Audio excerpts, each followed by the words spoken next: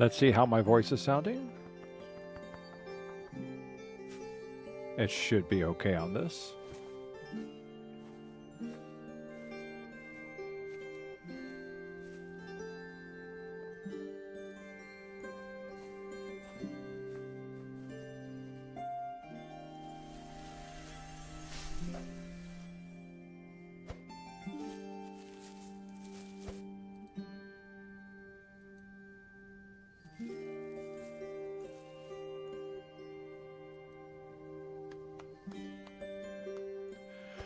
Hey, welcome to the stream. I am NoC. This is NoC is Gaming. We're going to be doing a reaction to the Welcome Moons. What's up, travelers? And welcome to the Genshin Impact version Luna 1 special program.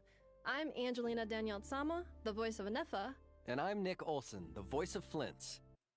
So, yes, this is the version 6.0 special review, as they just said. I'm a couple days late on this, but, you know, I have to work. No, I don't want to stop the stream. Why is it saying, no, I don't want to stop the stream? Hi. What is going on? So, anyhow, no, I'm not stopping the stream. I don't know why that message was up. But here we go. Reaction stream. We'll see if we can figure it out. There's my new, some of my favorite meta plot character, Anefa, but I still think that she's just future bionic Noelle. You know, bionic maid from the future come to clean up the past. But we'll see what comes out about her. So let's get back into checking this out. This is an hour and 43 minutes long.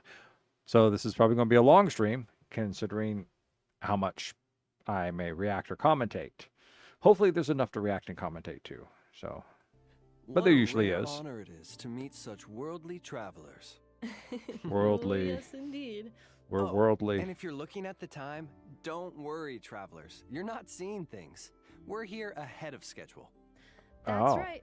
We're just here to kick things off with a little pre-show entertainment. The Genshin Impact dev team will be the ones in charge of introducing the official version content. Which means we're off the hook for today, right? Sort of. Part of the reason we're here is to keep travelers company before the show starts. But that's not all. The format of the special program is a little different this time. Okay. We'll actually be staying behind the scenes to watch it alongside all of you. Woo! So okay. Do we need to provide commentary at all, or just enjoy it? Commentary. Nope. To avoid impacting the viewing experience, we'll keep quiet while the official program is going on. Sweet. Once it ends, we'll summarize the new content awaiting us in version Luna 1. Gotcha. Then stay tuned for our summary, travelers. Okay. But we can chime in during the redemption code breaks. Got it. Oh, redemption codes. The whole reason to watch this. Looking forward to the most about today's special program is getting details about the new region, obviously. Yes. For sure. And getting more information on who we might encounter there. Like, our two characters, of course. Exactly. And Child. So, Child. While Will we Child have show some back time up? before the special program starts, let's look back on what we know about NoC so far. Yeah, let's do it. Whew. Yeah. Because I'm nowhere First time up to this level in the travelers came game. across the name NoC was from Lieben in version 5.1. That's I haven't met him yet, but I'm trying to I'm trying to absorb my impact on him as a character. The first thing that comes to mind is it's Elvis. It is Elvis. But, you know, hey, Jack. Hey. Oh, I mean, I got something up here from Ferret too. There we go. So, yeah, well, I don't know what's going to be the uninteresting chatting, Jack. That's the thing, because I haven't watched it yet. Maybe start off over here at, let's start with Nod Cry. So, I mean, maybe no one else knows any of this too. I don't know. So, but hey, you're welcome to comment along with me, Jack. And so is anyone else out there who wants to throw in their comments. So, and Ferret, if you happen to be paying attention, you know, pop on in if you want. Anyhow, So yeah, like I said, I don't know. I don't know where anywhere any of this is the interesting or uninteresting because it's all just pictures, man. It's all just pictures. It's all just pictures. So let's see what hippie Elvis is. What's so important about hippie Elvis here? Yeah, that's my impression. It's hippie Elvis. Right. Travelers also got the chance to hear more about NotCry in the version 5.3 event on the Trail of Behemoths. This early information revealed two main things. One, Nodcry is an autonomous region in the southern part of Snezhnaya. How? And two, it's a chaotic place controlled by a mix of influences from different nations. And Shesnaya has not just walked into this spinning soup mix and go mine. Either that or they're just using this chaotic mix as a buffer zone between their nation and the rest of the world. I mean, which could be possible because it's just like you can't see Shesnaya because of the mess in front of it. Right. And since then, the devs have been dropping lore bombs left and right. Like in the Song of the Welkin Moon web event. That was so cool. We learned that Teyvat used to have 3 moons. 2 of them were shattered under mysterious circumstances in the past, and the last one has fallen silent. A silent moon. It sounds so chilling. I know, right? And travelers even saw one of the shattered moons for themselves when Malika punched through the false sky. According to her, I keep missing all the this stuff. remains are called Ancient Moon's Remnants. Sweet. Oh, the web event also went over the 11 different factions present in Nodcry. They need to work. They need to work on their wording, their naming. I mean, there's nothing organic that sounds like. Let me drop it back here a few seconds. Ancient Moon's Remnants. That does not sound organic. You don't hear some old lady going, "Oh yes, young one, you must look up to the skies at Ancient Moon's Remnants for the answers you seek." No. You know.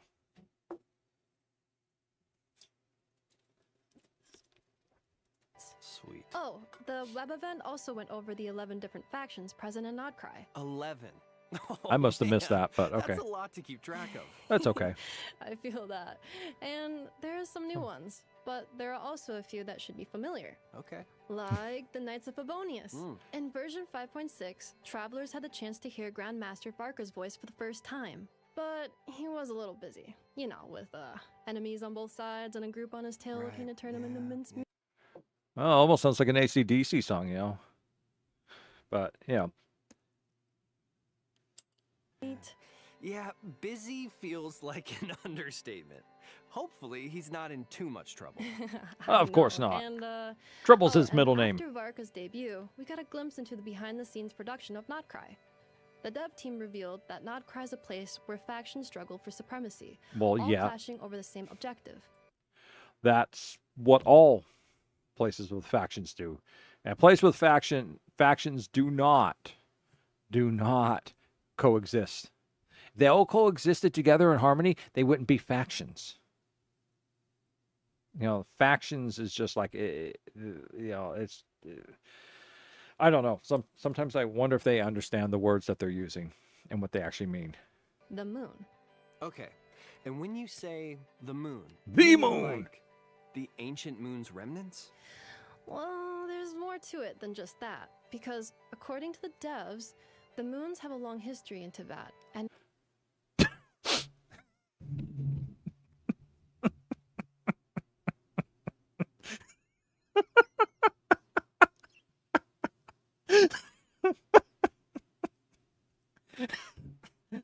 I'm sorry, the first thing that comes to mind is, well, duh.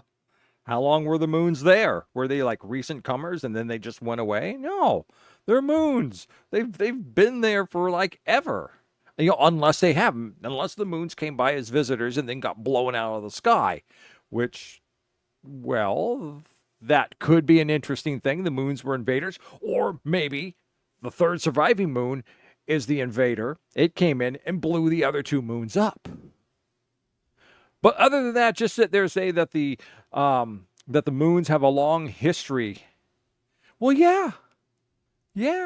Just like our moon has a long history. Just like our sun has a long history. Just like our Himalaya mountains have a long history.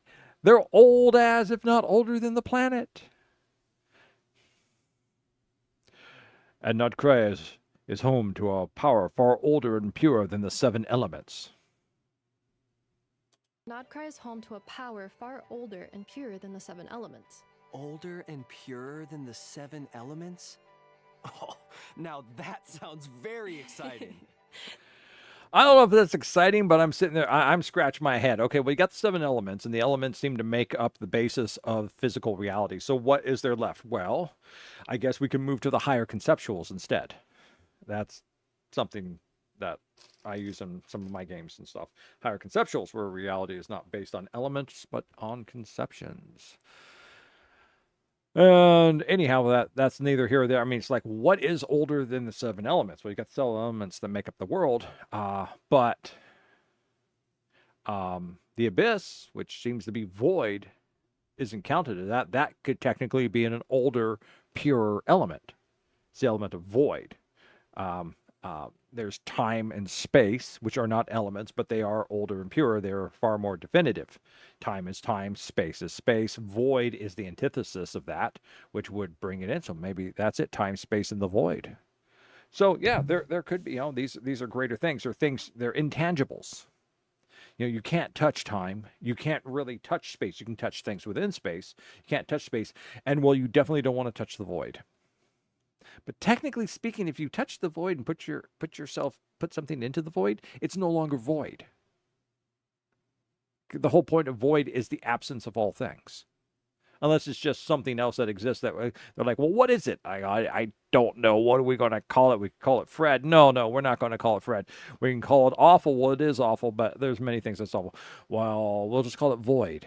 Yes, that's it. It's void. So time, space, void. But we'll see. We'll Definitely. see. Of course, at the end of the Song of the Welkin Moon prelude in version 5.8, Barca sent a letter inviting the traveler to meet him in NoC. And with that, NoC officially became the next destination on our adventure. Which means the factions better watch out because there's about to be a new face in town. That's right. There is going to be a new face in town. A very sexy face. The face of the anime protagonist. And he will be hero of your story too. You got that right. In addition, the devs dropped 3 NoC teasers over the recent promotions. That's right. The first was narrated by a certain mage who introduced us to some of the factions in NoC. I missed this. And the second one gave us a sneak peek at Lauma and the Frost Moon Scions. I missed that. Right. The Frost Moon Scions' home looks so serene and natural. Yeah. And that dude was just so cute. Oh, so serene and natural. And it's cute. It's a very pleasant place. Well, Mr. Fibily, it will be a pleasure to destroy it. Sorry, a little Doctor Who there for you. For real. And of course, in the third teaser, we got to learn about Flints, the Lightkeepers, and the Wild Hunt. Man, seeing Flints in action? Yeah. Now, that's sick. It really was. I have to agree with you. It was just so awesome. But mind you, once he becomes an available character, 99.9% of us players will never be able to get ourselves up to be as awesome as he is. But it'll be nice trying. All right, last but not least, it's time for the big ones. I doubt I even need to elaborate, so let's just jump right in. When the Yay! chapter interlude teaser, The God's Limits, dropped, I saw got to that. see the true faces of the shades of the heavenly principles. So, just an average Wednesday. Oh, yeah, nothing crazy about that. But seriously, that means we got to learn more about the sustainer of the heavenly principles, right? The unknown god who tore the twins apart at the beginning of the game? Exactly. In this video, though, we only got to see the rulers of life, death, and time as they gathered to hold a meeting. Oh, life, death, and time. Okay, all right. I did forget. I forgot what their principles were. So I remember there was time. Always a big fan of time. So, but life, death, and time, three pure intangible things. Life exists in all things, but you can't just reach out and grab life. Death is just death. So yeah, that would be 3. The shade from the beginning of the game, aka the ruler of space, was missing. Oh, there's Unknown space. God. Unknown no more. That's a huge reveal. Yeah, for sure. Plus, there were a couple of important takeaways. One, the ruler Let me see. They just decided to drop this on a random day. What, you mean this video right now, or the previous ones that I keep missing, Jack? of Space's whereabouts are unknown. 2, the heavenly principles are still asleep. And 3, the Jester has a complicated past with the gods and some very intriguing orders to carry out in Nodcry. So tell me, what is the price of killing a god? Well, if you act right now, the price will only be $19.99. But hey, if you order right away, we'll also include this set of 12 steak knives, which can cut through just about anything. Cut through your steak, cut through a fruit, cut through an aluminum can. But can they cut through a god? Only you will find out. Order now. Ah, that part just gave me chills. Killing a god. So that has to be a part of the Fatui's grand plan. Seems Yeah. like it. Based off what we saw in the video, we know one thing for sure. One of their goals in Nodcry is to retrieve the Damselet, another one of the Fatui Harbingers. The Damselet. Guessing that means she's gonna be a key character in the events to come. It's very possible. And speaking of key characters, the Moonlit Ballad of the Night trailer gave us a glimpse at some of the major characters travelers can look forward to meeting in Nodcry. And man, that was definitely a big one. It went Yeah. so hard. I feel like that trailer is something travelers look forward to every year. I have yet to reach an entire year in Genshin Impact, so I have nothing to look forward to yet. Nothing whatsoever. I don't. But yeah, there were a lot of characters in there, and I was trying to piece a lot of things together when I was watching this video. That one, I was just like, okay, wait, how are they related? Who is this? What's that? Okay. Oh, for sure. I mean, Barca, Alice, Marionette, Flint's, Lauma. It was so cool to see how all these different factions are converging. Right? It definitely keeps things exciting. For sure. Well, with that refresher, you should have all the information you need to experience the upcoming special program to the fullest, travelers. And if we built up your excitement even further, well, that's a win-win. And with that, it's about time for the two of us to take a break. Coming up next, the official Genshin Impact version Luna 1 special program. Stay tuned, travelers! Yay! Okay, that's an interesting sword-like object. Somebody stabbed the moon with it.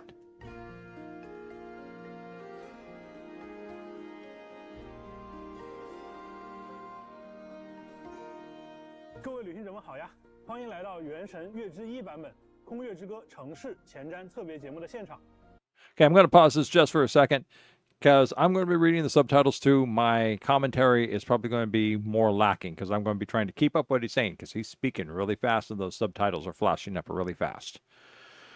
So let's just, we're going to continue on. I may backtrack if he says anything that draws my note.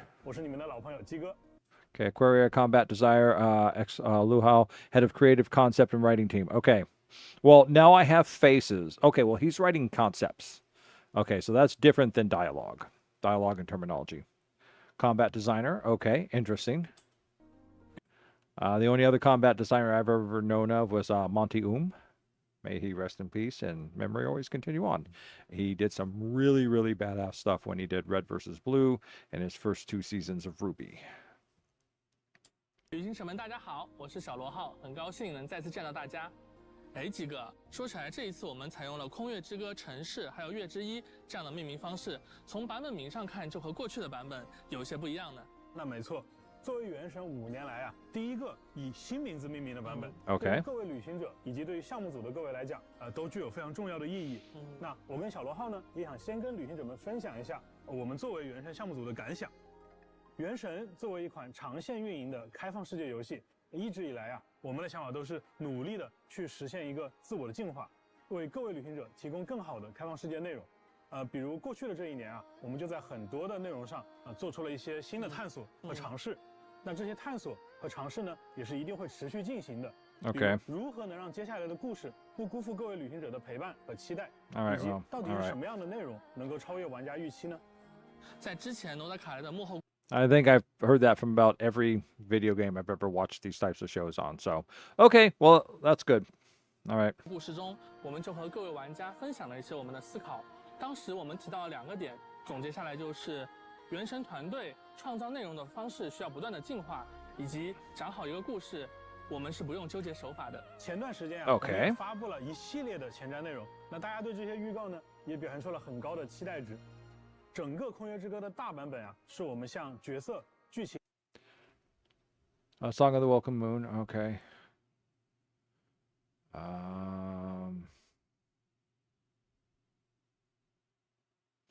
I don't know if I watched all those. It was kind of hard to. It was hard. I think I kind of looked at some of it, and I was having difficulty figuring out what to do with it. So I think I just kind of let it slip from my 大世界 attention. 等多维内容进行高度融合的一次尝试。那在接下来的节目当中，我们也会一步步的向旅行者们揭示这些全新的内容形态。那么这些新的尝试和内容具体是哪些？我们将马上为大家揭晓。是的，千万不要走开哦。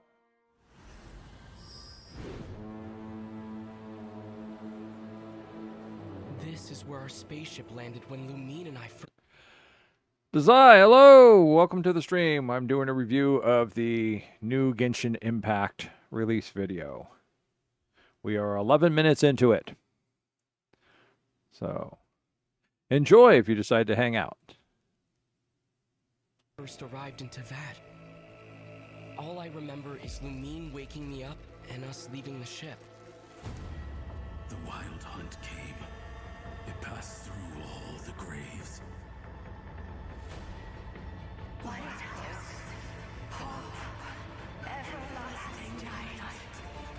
Oh, I gotta find this video and watch this.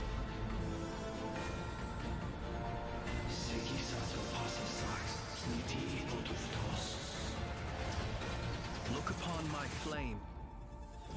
Return to your graves and forever rest in peace.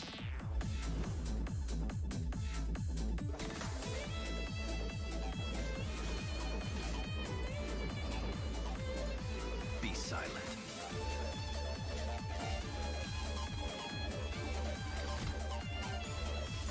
To dust.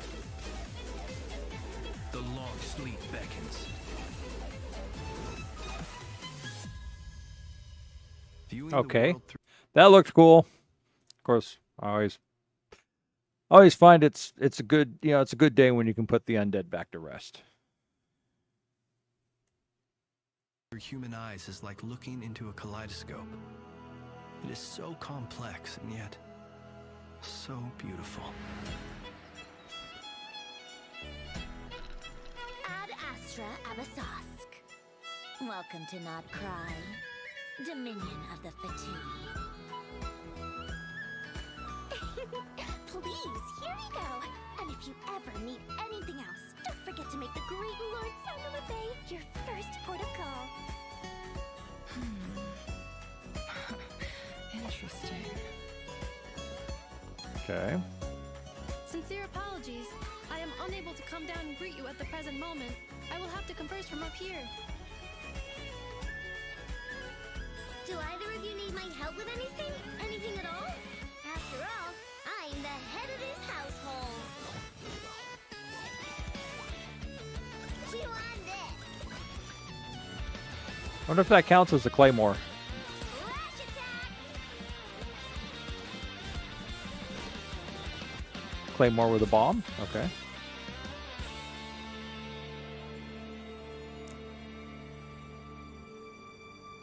Kuvaki. It is a unique elemental force found only in Notcry, or rather, a pure, primordial form of elemental energy. They say that each of their moon chanters has had access to an ancient relic that lets them see the true past. I am still trying to piece together the many fragments of our past. It is a story not only of the Frost Moon Scions, but also of the moons themselves. We Frost Moon Scions are the last descendants of the ancient golden realm of Hyperborea. Ooh, Follow me and bask in the soft light of the moon. Hyporia. Okay. Whenever you want to pull up something ancient in a semi-real world, semi-fantasy, you bring up Hyporia.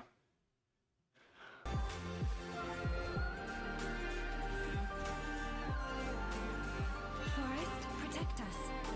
For the everlasting forest. It is also said that when the moons shattered, most of their fragments rained down upon this land like stardust. Yet, successive generations of Frost Moon Scions have always passed down a prophecy that one day the moon goddess would return. That prophecy did indeed come to pass, though not quite.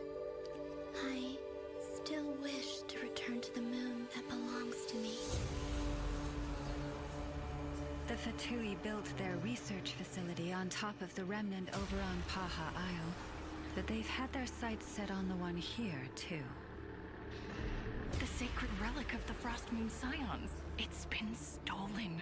Today's encounter is merely a courtesy call, a friendly warning, if you will. I strongly advise you not to stand in the Fatui's way.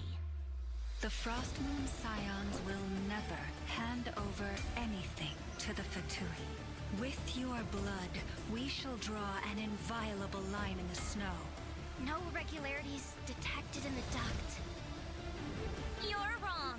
Just because Not Cry lacks a ruler at present, that does not mean it should not be ruled. We Fatui are simply establishing a new order. Kuvaki ammunition fully loaded. Assessing risk level maximum. The Curatorium of Secrets has always striven to abide by a policy of strict neutrality. We do not take sides with any faction in Not Cry. Oh, Moon Goddess, please save us! I suspect your spaceship has been intentionally hidden away. Are you wondering if your sister might be in cahoots with the Fatui? Was she already in cahoots with the Abyss? Just don't try and stop me. Take care. The moon can be treacherous. Okay, well, if that was something from before, I missed seeing that too, unless this is the new preview. Well, here we go. You have not caught them already. Here are your favorite passwords. Luna I 0910. Okay. And it's now creeping on to the 31st. I don't have much time to use these. They really did not give a lot of life to these.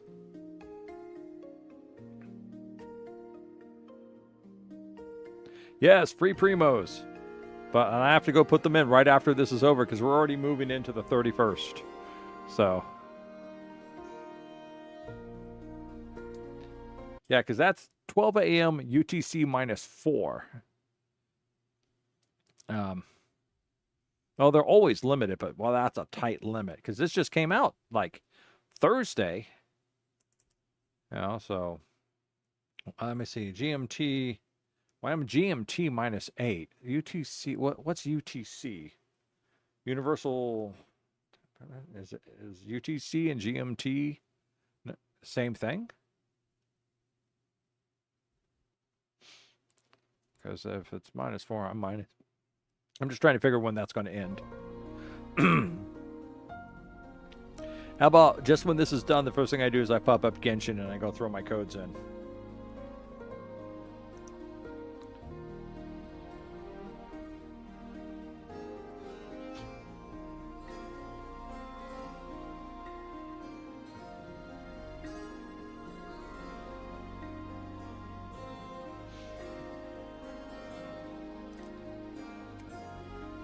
Well, let's see. So, where are we at? Let's use the mouse. He might be cool to play. I don't know. My team are up with Noel. I have a maid team. 那看完这个版本 PV 啊，我感觉各位旅行者已经有一肚子的问题想要问我们了。首先啊，大家能感觉到这个 PV 里啊，那个月亮的含量非常高。这也是之前我们在节目里提到的罗德凯莱的一个很核心的意象。月亮向来给人一种神秘缥缈的印象，而提瓦特的月亮呢，更是蕴藏着久远的故事。罗德凯莱这片土地笼罩在月亮的光芒之下，对于外界来说，确实会有种朦胧的距离感吧。是啊，在探寻月亮秘密的旅途开端呢，旅行者们将从纳塔启程，由海路前往罗德凯莱，到达这里的第一个目的地纳夏镇。那与往年一样啊，我们在这里也设置了魔神任务的快速开启功能，帮助大家能够快速抵达罗德。Oh, that went by really fast. Let's take a look at that. Damn. 我们在这里也设置了魔神任务的快速开启功能。 There we go. Okay. Dance of Snowy Tribes and Hoarfrost Groves. Yeah, that's popped up, I believe. 帮助大家能够快速抵达罗德卡莱。从我们之前发布的信息之中呢，旅行者们或多或少也了解到了一些关于罗德卡莱的情报。不同于我们以往抵达的各个国家，作为至东边疆的自治区域，罗德卡莱曾是一片繁荣的乐园。但是由于深渊灾害的爆发呀，它逐渐沦为了一片废土。随着前来罗德卡莱冒险的人越来越多，一些商人在废墟上建立起了如今的纳夏镇。那看起来如今的纳夏镇啊，好像确实已经重新焕发活力了。在旅行者们抵达罗德卡莱后不久，还会偶遇一只非常特别的小生物，它会像导游一样呢，指引着我们前往纳夏镇。这个小生物感觉功能上跟我们之前见过的 those things 倒也不错。它们是罗德卡莱的特殊物种月灵。借助月灵的力量呢，旅行者们不仅能够完成某些特殊的挑战，还能提升平常探索和跑图的效率。可以说这个小家伙也是大家的好帮手了。在这里呢，还要向大家引入一个基本概念，和燃素还有原始胎海的概念类似，在罗德卡莱地区存在一种力量形式，它被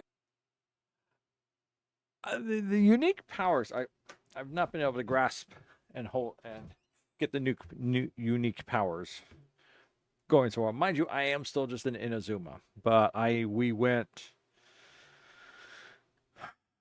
a couple times to Natland and I tried the Natland characters and I couldn't figure out how to get. I did the Natland fighting test and I could not figure out how to actually amp up her power and stuff. So I don't know. I have to figure it out more. It just all happened so fast. You have to be built up a certain level for it to be good too. So, it's just like, I don't know. We'll see how I'm sure for the people who can master these things, and probably most players, especially younger players who have a much sharper mind than mine, can get a better grasp on it so quickly. So. 被称为月举力，本质上呢是一种最古老的原始元素能量。那正如一束光可以被分成7种颜色，那月举力它也可以被解析为不同的元素力。没错，它的本质上就是光界力。月举力就像那束光在被分散之前的原始状态。月举力它作为一种强大的自然能量，在罗德卡莱呢，居民们也会把它用在生产生活的方方面面。没错，我们刚才提到了纳夏镇啊。Are we? Hello, Bacon. Oh, not that I'm aware of. Unless you know something different. I don't think they give any characters away from free unless they're like really old characters and they put them in something like the Spiral Abyss and stuff, and they're not, high-end characters either. So, because I think that's how I picked up 2 of my characters. One from the Abyss, and maybe they're both from the Abyss. I don't know. But no, I don't know. I don't know if we're getting any special ones for free. Other than, of course, the Traveler himself at the beginning of the game. 在纳夏镇里就随处可见各种月举力的装置，甚至还有一些开在这里的店铺，连招牌和店内的设施都使用了月举力比如这里的罗素姆工坊，在罗素姆工坊中呢，旅行者们还可以兑换到5把罗德卡莱风格的锻造武器图纸。Travelers can exchange for 5 not quite possible.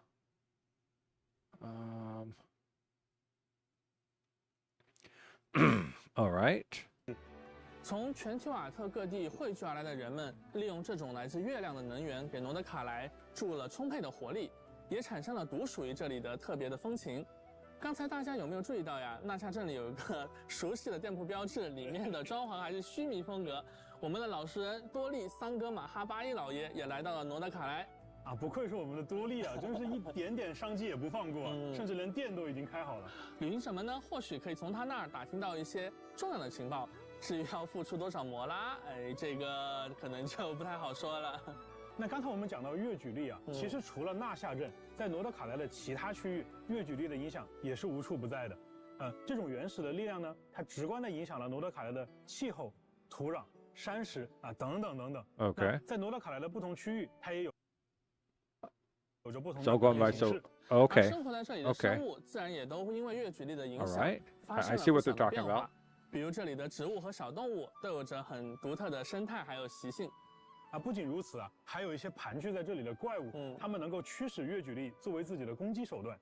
啊，当然了，我们的旅行者来到诺德卡莱之后呢，也能掌握和使用月举力的方法，在大世界中完成解密还有挑战。OK。既然月举力是元素力的原初形态啊，那这个是否也可以有那种使用类似于神之眼的外置魔力器官来引导月举力呢？哎，那这里我们就要说一个在之前版本里的秘密了，对吧 ？All right。在 5.8 版本当中啊，大家本来会发现伊涅弗它原本应该显示为神之眼的字体，那文字被隐藏了。其实啊，它使用的是诺德卡莱的部分角色会拥有的一个神秘装置，叫做月之轮。哦 ，OK。月之轮的力量啊，来源于3月。它的持有者呢，也获得了驱使月举力的能力。因为力量来源跟神之眼有差异，导致他们在具备元素力的同时啊，元素反应的规则也发生了相应的异化。Okay, wait a minute. Wait, what? The rules for elemental reactions. 具备元素力的同时啊，元素反应的规则也发生了相应的异化。那这部分被异化的反应呢，我们就叫它月曜反应。Okay. 月曜反应就是我们在玩法体系层面在反应上做的新的尝试。在未来的版本当中啊，包括刚才提到的月感电在内，我们将对多个不同的传统反应体系进行革新。那对于大家已经接触过的月感电呢，在这个版本也将有一位全新的角色，会加入到我们的体系当中。那我们也会在后面给大家介绍。没错，还有一位，So I wonder if that means it's going to be retroactive and through the entire beginning of the game, or if it's just going to kick in for the area of Nod Cry. Bacon. Okay, so I'm currently a new player now. So if I get to choose from standard banner 5-star characters, so which would I pick for DPS? Jack, if you're there, do you have any suggestions as you've been playing much longer than I have? So hopefully Jack's around. Jack's got much more play experience than me. I've only been playing since January. So, and I'm playing on the I'll take whoever I can get and I'll make it work. So I'm probably the worst person to ask that question, but there we go. Thank you, Jack. Thank you very much.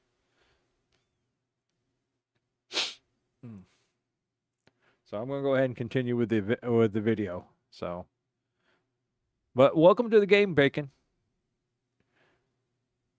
So I hope you enjoy it and have lots of fun. 除此之外啊，月之1版本还会加入一个全新的反应规则——月绽放反应。哎，小罗浩，从设计师的角度来讲啊，我觉得再造2个简单粗暴的、直接提供伤害输出的反应，我觉得显然是不会让玩家产生尝试的意愿的。有道理。对，所以每一个新的体系啊，我们都尝试从队伍层面先定义它的概念。OK，几个要不要你展开说说 ？OK， 那比如说月感电。它的本质呢，其实是一个通过自洽的规则，将各个角色在元素层面的一些直接贡献，转化为一个统一的、表达更明显的形态。啊，原来如此，所以月感电反应造成的伤害是和所有参与反应的角色相关的。没错。那对于月绽放反应呢，它更像是将队伍中的角色进行了一次重新分工。比如哪些角色是负责积累资源的，那哪些又是负责转化资源的。所以月绽放体系呢，在 All right. Okay. Well, you got to hand it. They always find a way to make it complex. But if that adds into it, I mean, if you can figure it out. If I can figure it out. There we go. If I can figure it out. There's thousands upon thousands of people playing this who have figured it out. So it's not if. Can I figure it out? Can this old man figure all this stuff out? So far, not doing too well. But I found my one figure out. Water and electricity plus ice. Yes. Or subbing in what was it? Water and ice plus fire? Yeah, water and ice plus fire. So yeah, that's my figuring things out. But of course that's because I don't really have all the elements. I don't have all 7. I've got a Dendro, but she's an archer, so that usually doesn't work out as well. 原本的绽放体系当中新增了一条规则，也就是当队伍产生原绽放反应的时候，将积累一种名为草鹿的公共资源。Okay, so we're talking about this right in here. Okay. 而具备越绽放反应能力的角色，他们一方面是允许队伍积累草路，一方面呢又能对草路进行不同形式的利用。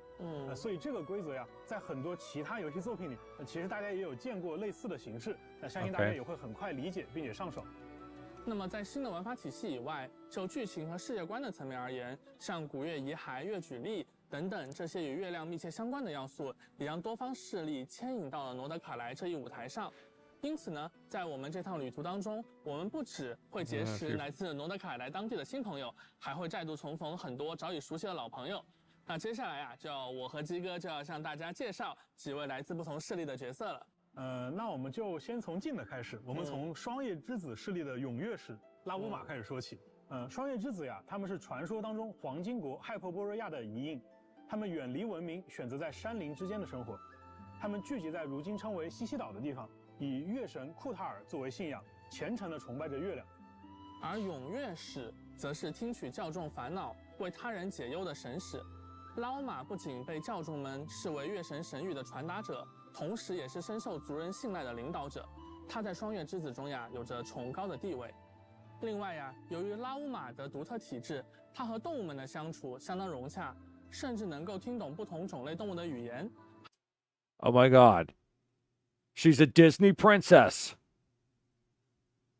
Does she sing? If she sings, she's a total Disney princess. 还能短暂的变身成半人半鹿的特殊形态，进行快速的移动。这里就要提到我们之前说到的新的内容呈现形式。Okay, hold on. What? 比如啊，他在他的营地当中行走的时候，那双月之子的成员呢就会对他行礼来表达尊敬。而对于西西岛受到了月举律影响的各种小动物，由于拉乌玛自己的特殊体质啊，他对这些小动物呢有比较特殊的。That's something I've always been saying while I've been playing. It's just like, well, of course, one of it is like, well, if you're walking around, if you manage to get Raiden Shogun in Inazuma before, everything happens, well, people think you're Raiden Shogun. Shouldn't the NPCs go, oh, it's Raiden Shogun. It's the Shogun. And properly bow and things. If you're going to allow someone to get her and play her during the Inazuma thing, then that would be something I've always kind of joked. Just like, wouldn't they think that's Raiden? Can I just play Raiden Shogun, and do that? But no, this is good. This is good. I like this. He's right. And story and world building, start having the native environments of the characters, especially ones they have a deep tie to, should have more reactions to that character. So like D-Luke should be able to walk into his bar and get free drinks, for example. And trying to think of who else is out there. Who is that? I don't have that many characters to pick and choose from who have that much of a significance. But yeah, things like that. 对，比如说啊，这个野外的菱角鹿，它就会帮忙为队伍中的角色提供治疗。对，那还有的小动物呢，会给拉乌玛分享他们储藏的食物，甚至还会帮助我们去采集矿石。我们认为啊，就是一个开放世界，它的真实感，是呈现在角色的身份、能力以及他所处的环境之间的交互能力上。那比起只有大段定式的演出而言，我们认为这种融入在日常游玩行为当中的设计啊 ，Yeah, I totally agree. I totally agree that I'm all for this. This is great.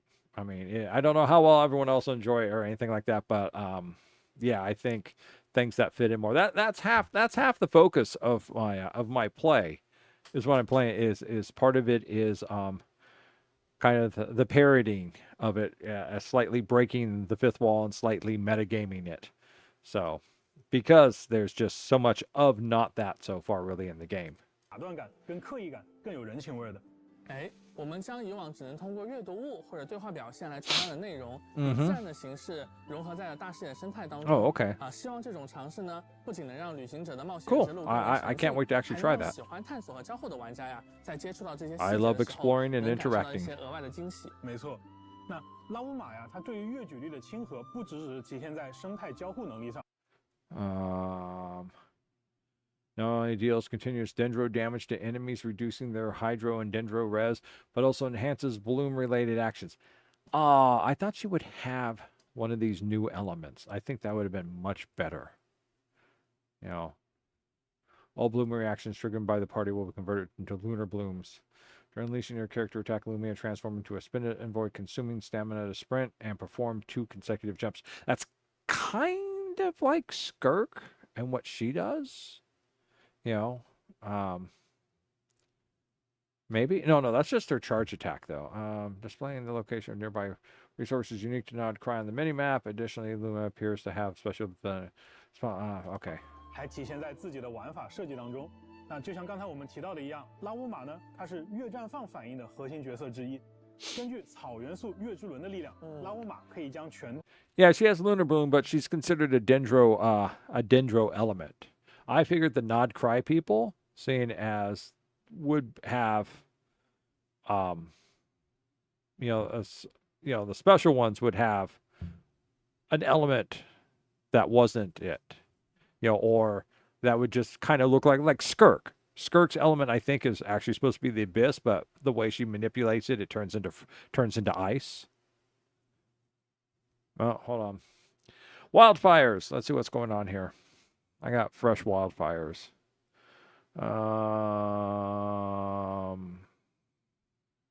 Where's it at? 21 miles away. Okay. That's not that far. Let's see what it's doing. Let me see what it's doing real quick.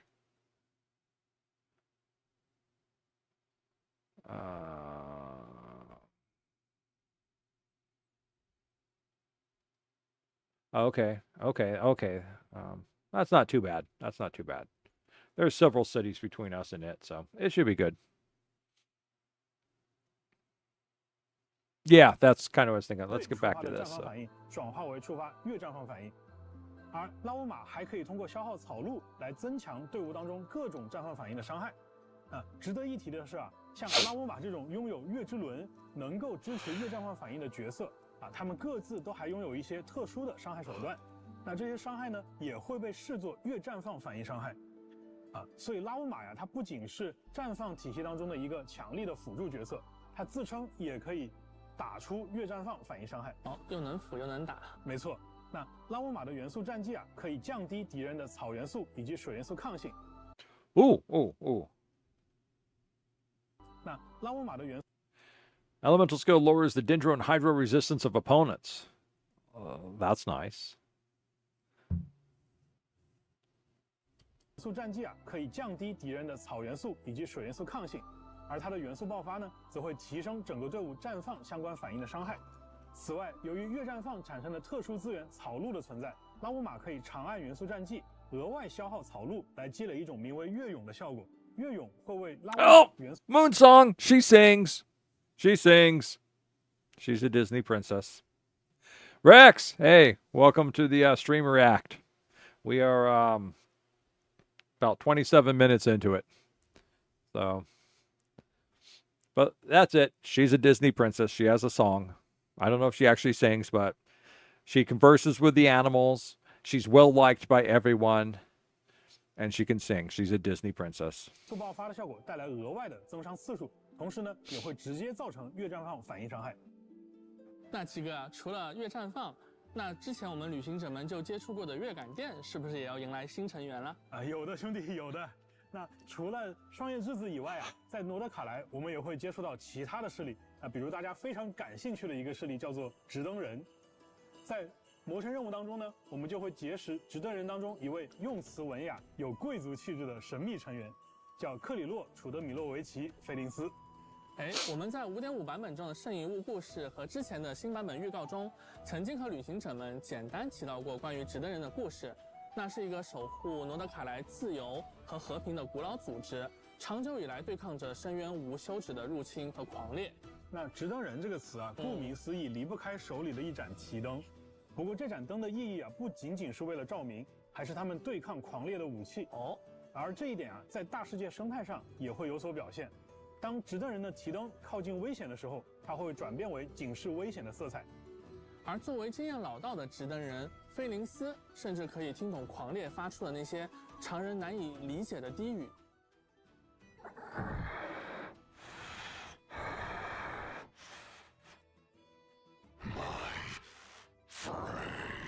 呢，在战斗层面当中啊 Nice, nice, nice. Yes. Cool. All right, that's cool. That is cool. I like that. Of course, yeah.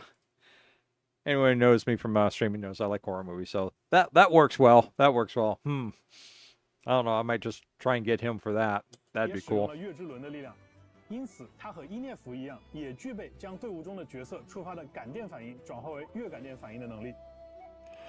菲林斯通过自身的元素战技，可以唤出灯中的力量，将自己的普通攻击和重击转化为无法被覆盖的雷元素伤害。而他的元素爆发呢，既可以在元素战技期间作为派生技能打出，也可以单独释放，并且元素爆发造成的部分伤害啊，将会视作月感电反应伤害。目前，菲林斯在中夜长营独自居住，他守望着同伴们的坟冢，也监视着狂烈的动向。旅行者在这里探索的时候，说不定会有一些奇特的遭遇。哎，那刚才啊，我们为各位旅行者介绍了2个相对神秘且古老的势力。那接下来出场的这个势力啊，听名字就很轻松活泼啊，甚至可能有点稚气。All right, I need to grab something to drink really quick, so I'll be right back. Right back, really.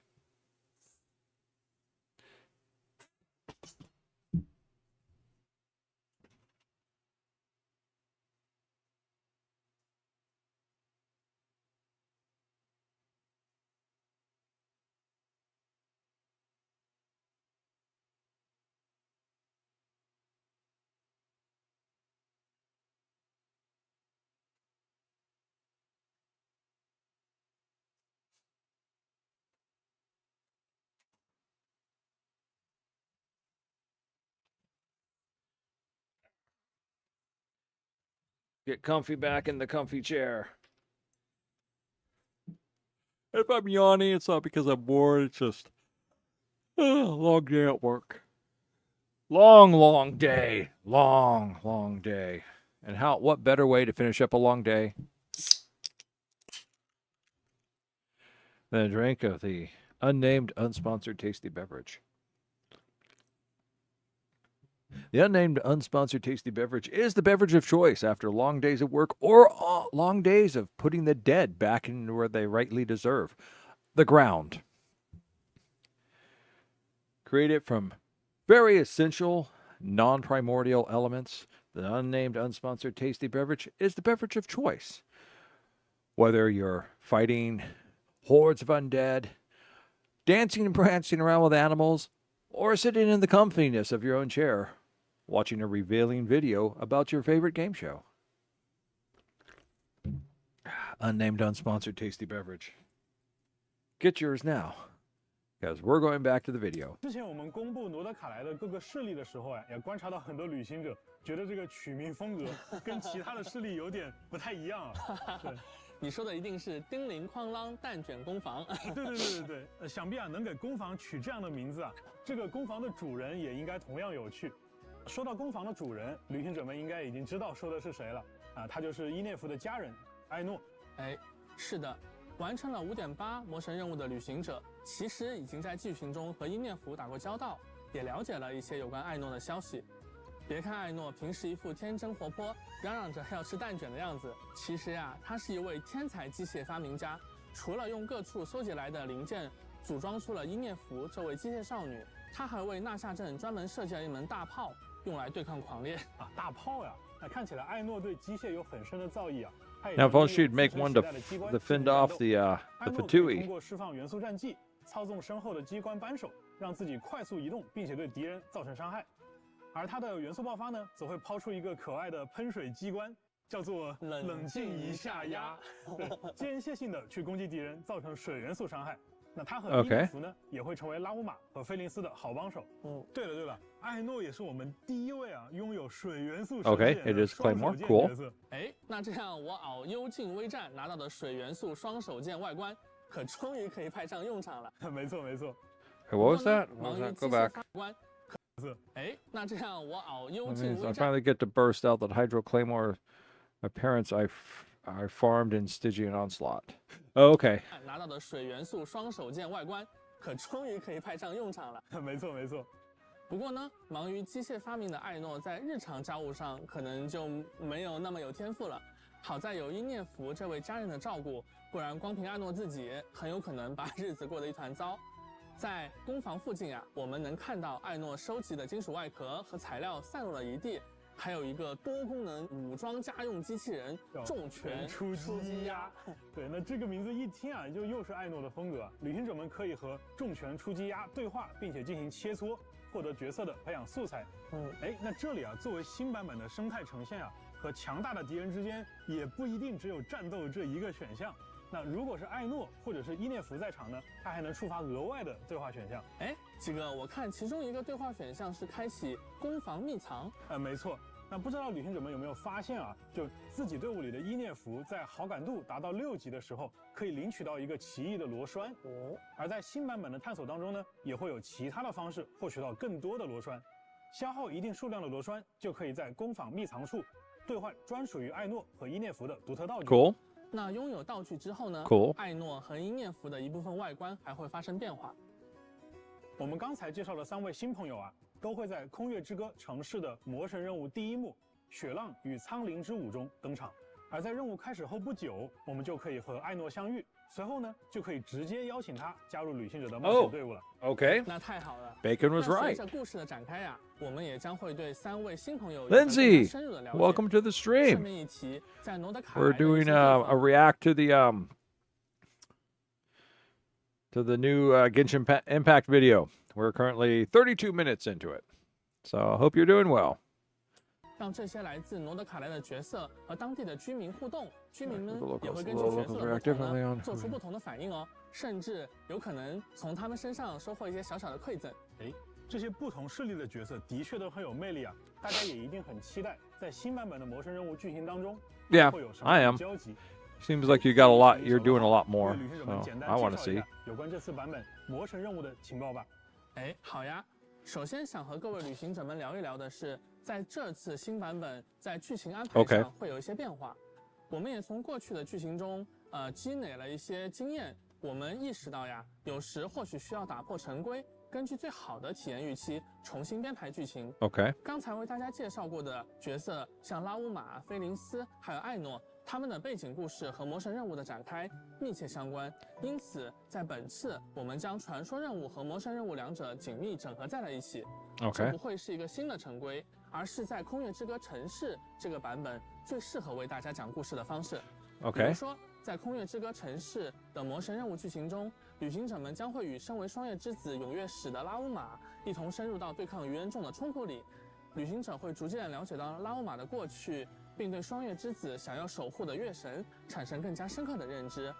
而在直登人菲林斯，在和他相处的过程当中，我们还会直面狂烈的威胁，在旅途中感受到直登人誓死守卫罗德卡莱的那份坚持。而《空月之歌》TV 中出场的其他角色，包括愚人众的执行官木偶、月之少女哥伦比亚，以及密文馆的老板奈弗尔和他的合作伙伴雅科达等等，也同样将在《空月之歌》城市版本中和各位旅行者见面。当然啊，我们熟悉的老朋友西风骑士团大团长法尔加，他似乎也在纳夏镇为旅行者们留下了一些线索。你刚才说到了少女哥伦比亚，那她作为从东野鱼系就露过面的角色，在新版本啊，她的称呼也从愚人众的执行官变成了月之少女。那小罗号今天是不是可以跟旅行者们再多透露一下其中的一些缘由 Yes, yes. Give me 当 spoilers. 然可以啊。那我们就要从久远的过去，夜空中曾挂着3轮明月的时候说起。对，我觉得也没有必要那么久，对不对？那碍于篇幅限制啊，那我们今天还是简要一些。从之前已经释出的信息中，旅行者们或许已经推测出少女和月亮之间有着紧密的联系。当新版本大家前往纳夏镇、西西岛这些地方的时候，还能见到罗德卡莱特有的 Okay 星月神像，上面 Wait a minute. What? What? So fast. Here's a Nosh Town in the new version. 西西岛这些地方的时候，还能 You'll even spot Nodcry's unique statue of the new moon. 见到 Okay. 罗德卡莱特有的星月神像，上面雕刻着的呢就是曾经的少女。罗德卡莱其实是少女的故乡，是她诞生的地方。啊，你刚才说到曾经的少女，那也就是说呢，少女被当作神明来崇拜，已经是她加入愚人众之前的事情了。哎，没错，目前呀，少女出于某些原因离开了愚人众，暂时长生在西西岛附近。那既然罗德卡莱的不同势力啊都是为了月亮聚集于此，那么少女呢也必然会跟各个势力之间都产生一些关系。那关于新版本的魔神任务的更多内容呢，就请旅行者们亲自前往游戏内探索了。哎，对了。虽然在这个版本啊，传说任务跟魔神任务进行了整合，那我相信大家肯定很关心啊，那我们该有的奖励会不会被落下，对吧？那我在这里我在这里告诉大家，就是对应的角色培养材料和原始奖励将会跟随魔神任务完成的500原始奖励一同送出，所以旅行者们在完成任务之后啊，不要忘记领取哦。那么在剧情方面，除了上述的变化之外呢，我们还会推出一个全新的内容模块，叫做剧所。为旅行者们展现角色在 Okay. Meeting points. Okay. Backtrack. We also introduced brand new content features called the meeting points, designed to showcase snippets and moments from the characters' everyday lives in Tibet. 角色在吉瓦特生活的种种剪影和片段，正如之前的幕后节目中和大家说过的那样。原本一些祖宗之法不可变的传说任务、邀约任务的内容，我们会尝试用更加润物细无声的方式，自然融入到这个世界的探索和交互当中，让原本的内容呀跳出传统的任务模块，用一种新的方式呈现给各位旅行者。既然是剧所啊，那顾名思义，也就是旅行者跟小伙伴们相聚的场所了。是的，在剧所里，旅行者们不仅能够随时和伙伴们聊聊天，也能够推进和他们有关的大大小小的特殊事件，体会他们所经历的生活。在完成这些事件的过程中，逐步了解到他们所属势力的更多信息。在月之一版本，旅行者们可以和菲林斯、拉乌玛、艾诺3位角色共同建设各处的居所，比如前往叮铃哐啷蛋卷工坊，观察伊涅弗和艾诺的温馨日常，到双月之子的双月之房坐一坐，和拉乌玛一起阅读流传在双月之子里的各类传说与故事，或者去前往菲林斯所在的住所，听他讲述值得人的悠久传说。旅行者们在居所内消耗。Damn, they're talking fast. All right, I just got to take a breather catching up on the subtitles here. 冒险中获得的月之印还能够提升居所的共建等级， The construction level, which in turn unlocks plenty of rewards. 这里 Okay. 需要特别说明的是，在诺德卡莱，少女也拥有一片独特的区域，那是新生之月驻刺的圣所，被称为银月之庭。那在这个银月之庭当中啊，其实少女会向你提出一些小小的请求，或许是哼歌，或许是谈心，对吧？或许是和你一同在月光下漫步。那当你在回应这些请求后呢，少女还将答谢你的好意，为旅行者在诺德卡莱的冒险提供强大的帮助。鸡哥啊，聊完了新角色和新剧情，我们是不是可以揭晓旅行者们很关心的这次新版本活动期？ Here we go, Jack. Of course, you probably already saw these. 肯定是要和新伙伴一同冒险的。在月之一版本的上半期，拉乌玛和纳西达将会迎来概率 UP。不仅如此，新的极路祈愿也将在上半期开启。那看到纳西达的旅行者应该能猜到啊，这次的极路祈愿有大量的须弥角色出场。那各位关注草元素策略体系的旅行者们不要错过。5星法器仿叶天境也将在上半期武器活动起源当中出现。而在下半期，菲林斯和叶兰将会加入活动祈愿，4星角色艾诺的获取概率也将大幅提升。But you get it for free, 全 don't 新5 you? 星长柄武器血染荒城也将会出现在下半期武器活动起源当中。除了全新武器外，月之一版本更新后啊，还会增加2套全新的圣遗物：穷尽视线之夜和访月的夜歌。All right. 旅行者们可以通过挑战全新的助生秘境来获取它们。Fair enough. 介绍了这么多内容啊，我觉得可能也需要一些时间让大家消化消化。那不如我们来看一条有趣的短片，直观的了解一下诺德卡莱独特的自然环境吧。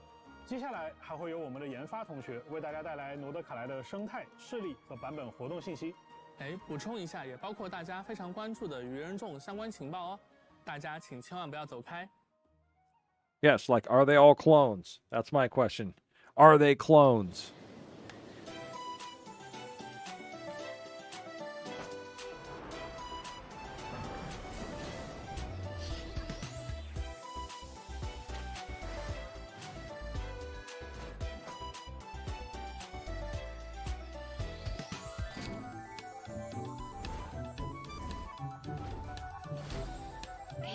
not cry.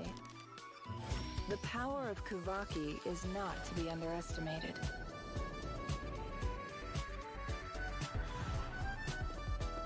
It sets machines in motion.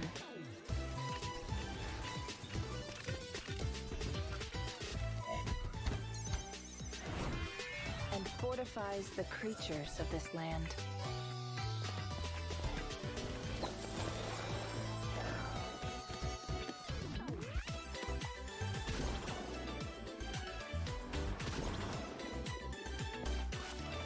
Kuvaki affects everything, even the weather. Interesting. It is the power to attract and repel.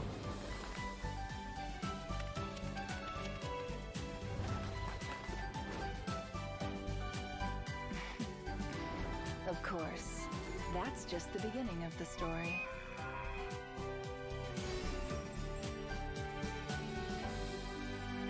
Itching for more info? Stop by the Curatorium of Secrets, and we can exchange stories. Hey, Angelina. What? Can we talk now? That's a big password.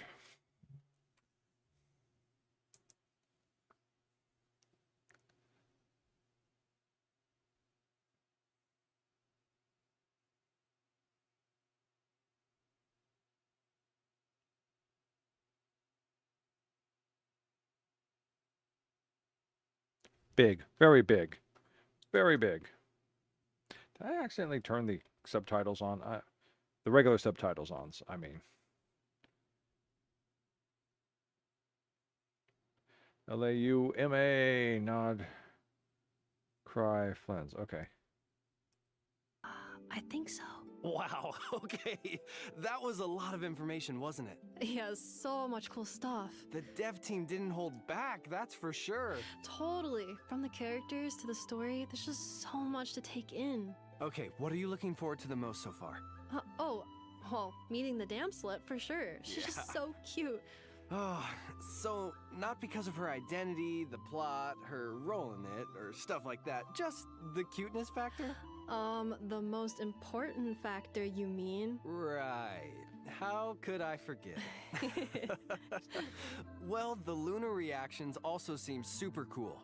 Anefa and Flint's can both convert electrocharged reactions into lunar-charged reactions, and Lauma can convert bloom reactions into lunar bloom. That's right. And since Aino is Hydro, she can help trigger both. Oh yeah, the team comp is really coming together. Definitely. Oh, wow, that was fast. Looks like it's time to hand things back over to the devs. Yep. More devs. 来了。旅行者们，大家好，我是原神的任务设计程少。初次见面，请多关照。旅行者们好，我是原神的关卡设计魔王。Oh, I guess I have to have the subtitles on. 原神的任务设计程少。初次见面，请多关照。Hold on. Go back. You're all talking too fast. 我是原神。I'm Orange, a quest designer for Genshin Impact. Okay. 初次见面，请多关照。旅行者们好，我是原神的关卡设计魔王。接下来的时间呢，就将由我们两位继续为大家带来更多关于罗德卡莱的情报。哎，程少，你看了刚才的短片没？里面其实介绍了很多关于罗德卡莱的有趣的生态环境的。的确，旅行的重要一环就是了解新区域的风土人情嘛。说到风土人情，我们也希望罗德卡莱能带给旅行者超越以往的、更新鲜、更有沉浸感的体验。不知道你还记不记得刚才鸡哥他们提到的一些势力，像是双月之子啊、直登人这些？哎，记得，感觉啊，他们跟旅行者比较友好。甚至我觉得应该能跟旅行者成为朋友吧。完成一些跟他们相关的任务，也可以获得丰富的奖励。比如说呢，在双月之子所在的西西岛，完成特别的世界任务，不仅可以了解到这片土地上尘封的秘密，还可以获取一把双月之子风格的单手剑。但是啊，魔王，我听说了，罗德卡莱啊，它是一个势力错综复杂的地方，肯定有势力对我们不那么友好吧？the Fatui 也提到了罗德卡莱并非一片我们以往所熟知的富有秩序的区域，那自然呢也存在着一些暗流涌动的地方。就拿大家非常熟悉的神像来说吧，在这里呢，因为对古月遗骸力量的争夺，不同区域的金月神像外观也都各不相同。有的神像呢，已经完全被金属装置所包裹了起来。而各种原因，就不得不提到诺德卡莱另一个非常重要的势力，也就是愚人众了。That was right. 哎，果然来了吗？让我们一起看看这个旅行者的老对手在诺德卡莱又整出了什么新花样吧。在刚才的内容中呢，大家已经看到，执行官木偶现在正活跃在诺德卡莱，而在他的带领下，愚人众迅速地在坠落的古月遗骸上建立起了一座巨型的要塞，就是我们身后的这座月举力试验设计局。听名字呢，大概就能理解了。月举力啊，是提瓦特大陆最古老的力量，而一直想要攫取众神权柄的愚人众，肯定不会放过这次机会。遵照最高指令，苍星盛世呢，从至东本土而来的大批愚人众精锐部队都已经汇聚在了诺德卡莱。他们在试验设计局利用周边的资源，生产了大量的以月举力为能源的战争兵器，在诺德卡莱呢，也形成了一股强大的军事力量。我感觉从蒙德的先遣队到枫丹的特务组织，这个愚人众的科技水平一直在进步啊！看起来是不是也变得更难对付了？有可能。不过这些兵器既然是用月举力开发的，我们是不是也有什么办法可以？Yes, always a good thing. Always a good thing. 有的，兄弟，有的。Well, at least the Vituirs are constantly evolving enemy. Not that I like that, of course. I like my enemies when they remain static and easily destroyed.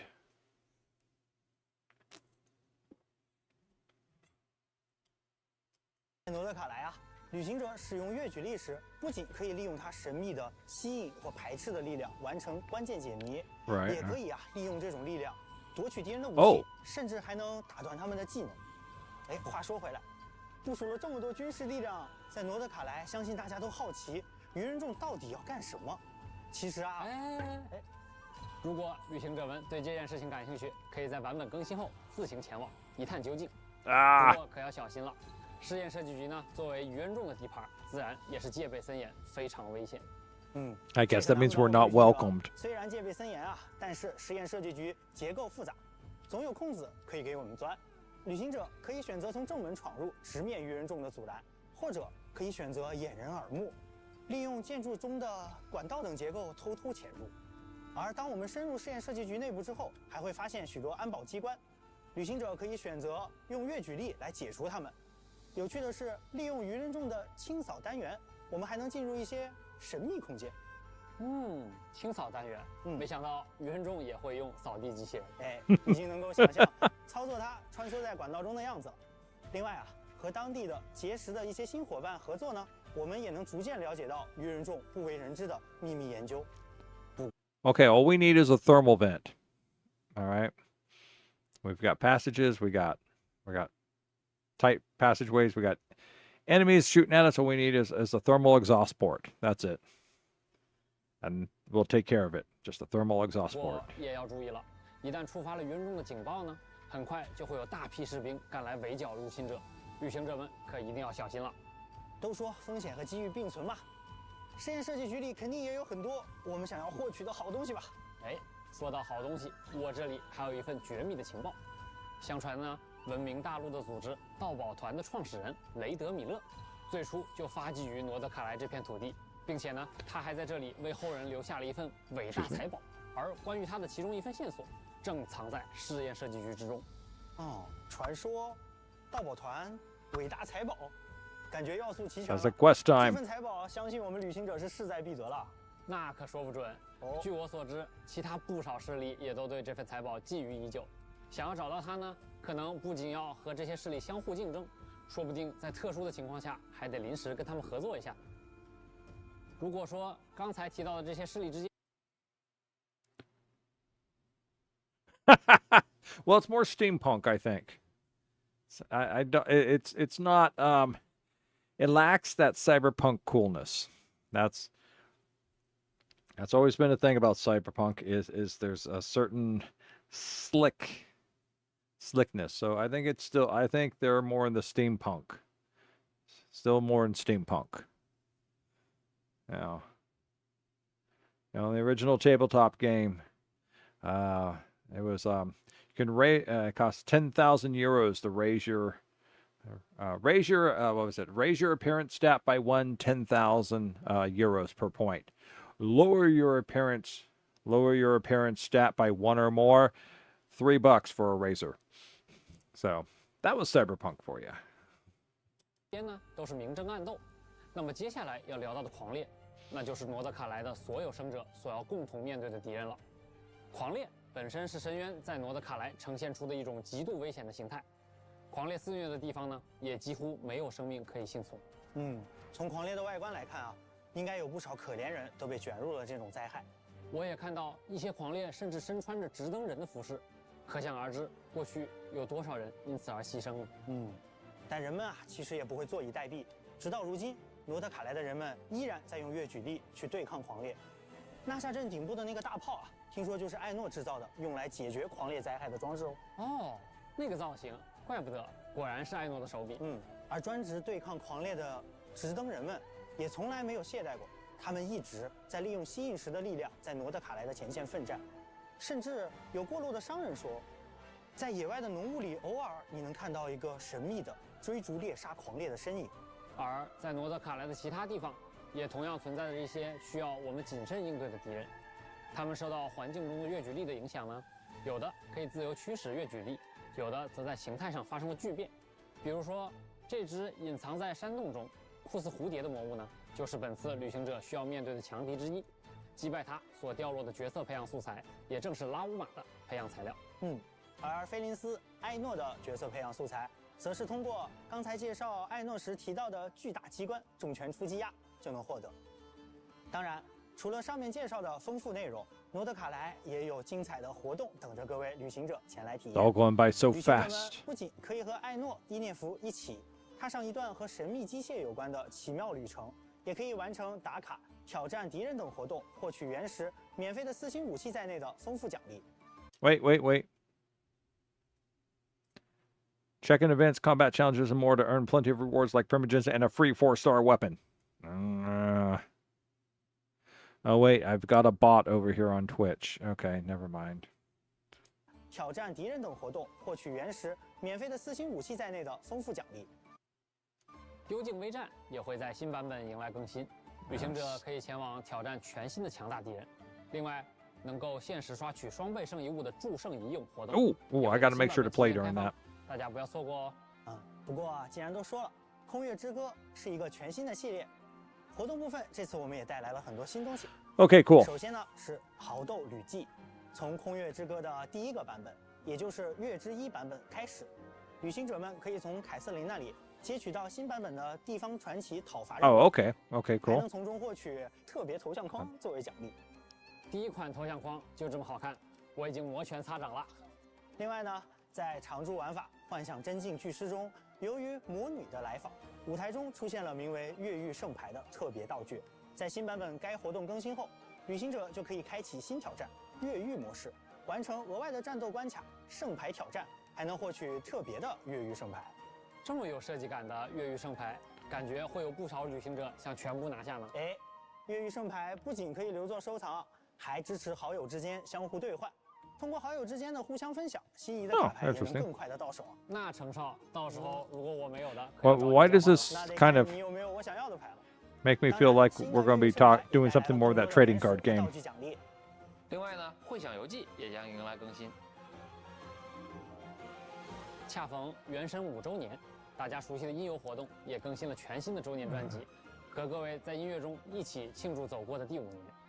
新的谱面主题呢也迎来了更新，希诺宁、神里灵华、迪卢克的谱面也都将上架。 I have no idea what this is. 那自然啊，也少不了我们的老朋友。Oh, there it is! 我们也准备了 Get CG 牌面和内容。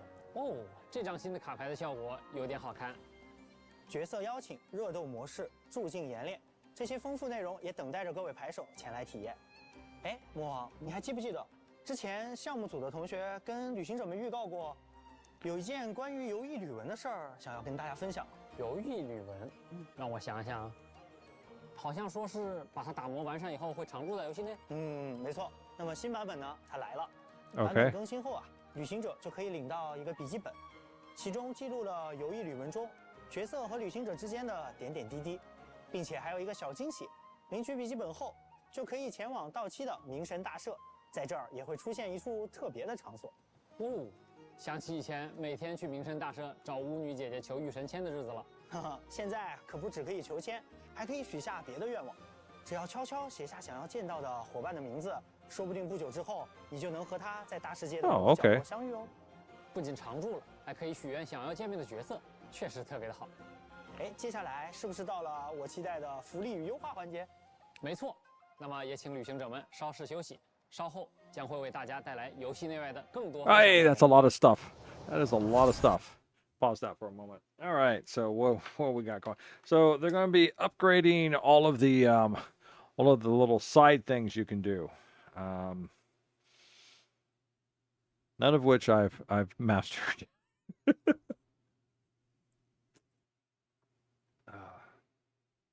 Why am I over there when I should be over here? Okay, keep that one up so I can have a better look on it. I don't play Git CG. I'm not very strong in the Imaginarium Theater. I did the Traveler Tales, the last one that came out. I did that. I got as much as I could, though it kind of frustrated me because the last people I needed to speak with were all down in Inazuma. And I hadn't reached there yet. And it was just like a clustering of them. They all just clustered there. I was like, are you kidding me? I went up into Sumir and I went over into Fontaine and, I went over and talked to all sorts of people, everyone else. But no, the other one's down in Inazuma because it's so hard to get down there. There's like 3 or 4 of them. It's annoying. So having the wish thing, that might be interesting. So might be useful.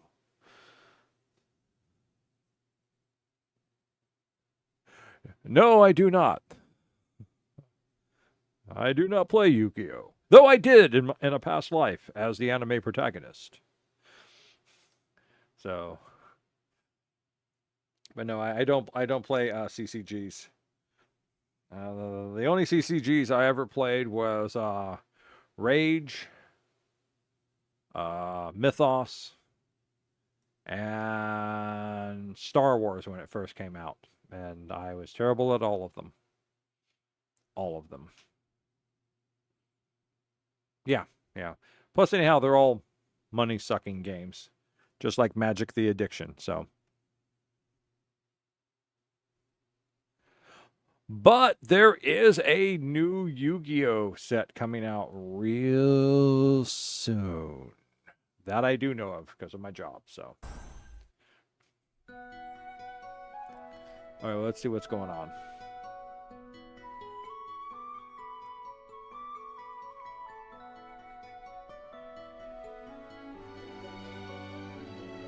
Disney. Looks like Disney.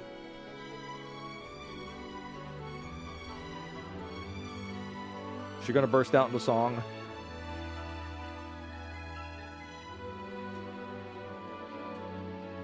She's gonna burst out into song.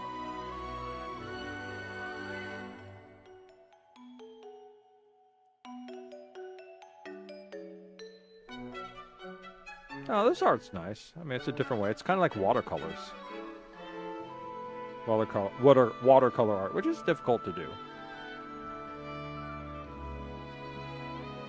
I wonder how Genshin would be if it all looked like that instead. I wonder if people would still be into Genshin if the art style was this style.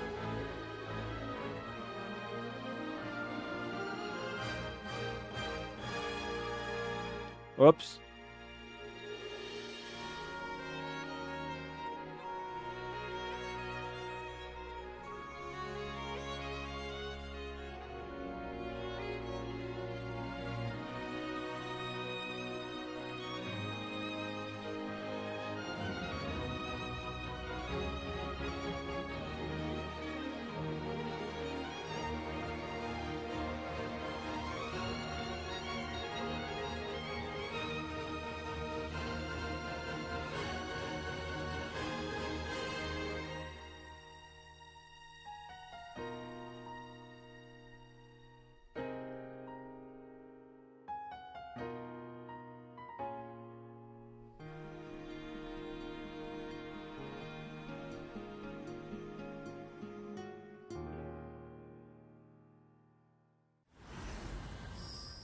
Cool.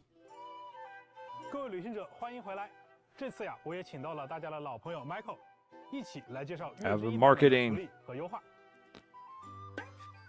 哎，咋了，Michael？你这个眼神，你这个动作是有什么心事啊？你问我，这不该我问你吗，鸡哥？啊？5.0前瞻你都把我耍成表情包了。那行，那你来说，这次咱们怎么介绍？这段时间我收集了旅行者们从萌新到大佬的心路历程，以及他们反馈的一些痛点。待会啊，我就来考考你。哎，那我还是很有自信的呀。不管是客服的反馈啊，还是平时刷到的视频，我都还是记在心里的。哼，记在心里不等于立刻有办法。导演，咱们直接开始。行，那咱们看看。这回大家都知道的事，我就抢先回答了啊。好呀。首先是每年周年庆都有的福利，旅行者们通过周年签到活动可以获得10枚纠缠之源以及启圣之城。啊，没错呀。另外，我们也会通过邮件为大家发放1600原石及各种奖励。这其中还包含2个罗德卡莱风格的有趣小道具。其中的旋翼浮空气踏还可以支持旅行者和自己的好友共同乘坐。没错，手冲双倍也将在版本更新后重置。另外，大家期待的周年常驻5星自选活动也即将开启。今年还有一位新面孔，来自道期的梦见叶瑞希，也将加入可选范围。没错，你说的这些都对。今年呀，我们确实准备了这些内容。哼，怎么样？那么接下来我就要正式开始发难喽。哦，接下来才是正戏是吗？是的，我们直接来看问题吧。哇，你这是有备而来啊！你看我总结出这么多痛点，这些啊都是玩家在萌新阶段比较关注的。七哥，请问你又该如何应对呢？哦，留在这儿等着我呢。哎，不过呀，我觉得还是要请 Michael 跟大家都放心，毕竟啊，比这些还多得多的反馈，我们也都已经注意到了。相对应的呢，我们也准备了一批优化，也请导播之后加上来。Michael， 看看你的设备上现在多了些什么？好，让我看看。冒险阅历获取途径更多，那就是等。Oculai, Shrines of the Depths, and other content in version Luna 1 will provide adventure experience 提 points. 升更快了。对，这个游戏内的教学感觉确实是很直 Test run now features new basic tutorials and its reward requirements have been reduced. 观哦。这个且试身手门槛降低是什么意思？ That's a good question. 且试身手啊，是我们每次推出角色的时候都会有的一种教学关卡。那现在我们对它进行了一次优化，也就是当旅行者们已经拥有某位角色，并且在之前呀也通关了他的且试身手活动的时候呢，在新的且试身 Now 手 grab 活 the 动 rewards right away. 就可以 The 直接 two 领 cents. 取这个 Okay. OK， All 我 right. 懂了。那感觉 All right. 第3条也很方便呐，不错不错。 The Battle Pass now offers harvestable rewards, and the Stardust purchase limit in the shop has been increased. 哎，鸡哥，那最后这一条，多人游戏难度下调，这有什么说法吗？哎，这个我也必须解释一下啊，因为在原神当中啊，寻求多人游戏组队的旅行者，其实有很大一批，他并不一定能够单独挑战游戏中的强敌或者高级秘境。而我们默认设置的这个多人难度的调整规则呢，其实是以大家都有独立挑战的能力为前提的。那这就会导致他们在联机抱团取暖的时候啊，有时候会遭遇更艰难的战斗情境。因此，我们在新版本之后呢，下调了大世界以及部分材料产出秘境的联机难度。哎，确实啊，过去呢，我带同事过本的时候，偶尔也会小翻车一下。哦，原来你也有这种情况。是的，但现在的话，带同事过本就更有效率了。哎，等等等等，我好像被你带跑了，这才说到哪啊？继续继续。那接下来我就要为和我一样的老玩家。Okay, let's see what we got. Cumbersome resin consumption, not enough materials, low cap, complete collections, affixes, reduction to use, reluctance to use items, exploration, heavy burden, artifact optimization, character leveling, burden reduction, crafting bench optimization, not enough inventory space, hard to find all chests. 大家说说话了。好呀，其实我们玩了好几年原神，期间也遭遇各种大大小小的问题。 What does heavy burden 相 mean? 信这些问题啊，我不说，你心里都应该有数。那对于我们这些老玩家，你又准备了哪些惊喜呢？哎，那对于老玩家而言啊，那我当然也等一下，我还没说完，我觉得。I ran into that problem with my artifacts, and I just started leveling artifacts up. That's about the, and same with weapons. If my weapons maxed out, I just chose a weapon, just started consuming all my 1 stars and 2 stars to level them up. Made lots of space. 还得单独再提2个事儿，还有单独要提的事。是的，很重要。第一个就是每日刷体力。虽然之前一直都有优化，比如5.8版本优化了一些，但是这么久了还只能用40点体力合成一次浓缩树脂，另外还要去抓金蝶，还得合成，真的很麻烦啊。第二个圣遗物，每年我都在提这个，今年我还得提，比如我刷了好多圣遗物胚子，看起来好像有用，但又不敢把它合成或扔掉，只能存着，生怕哪一天用上了没了，弄得我现在都爆仓了。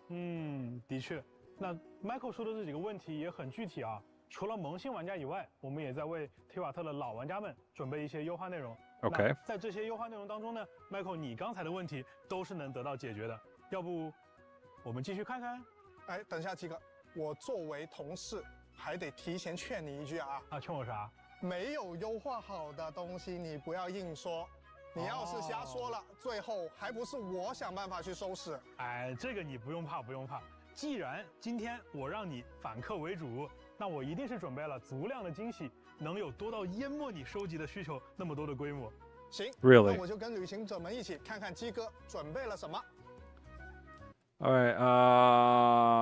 In the new version, you can upgrade the treasure compass through the joint meeting point construction gameplay and track oculi, treasure, and treasure clues in Nodcry. Okay. Open the lunar treasury to obtain Dust of Enlightenment. Okay, that's a... The 4th affix can now be previewed for 5-star artifacts with 3 initial minor affixes.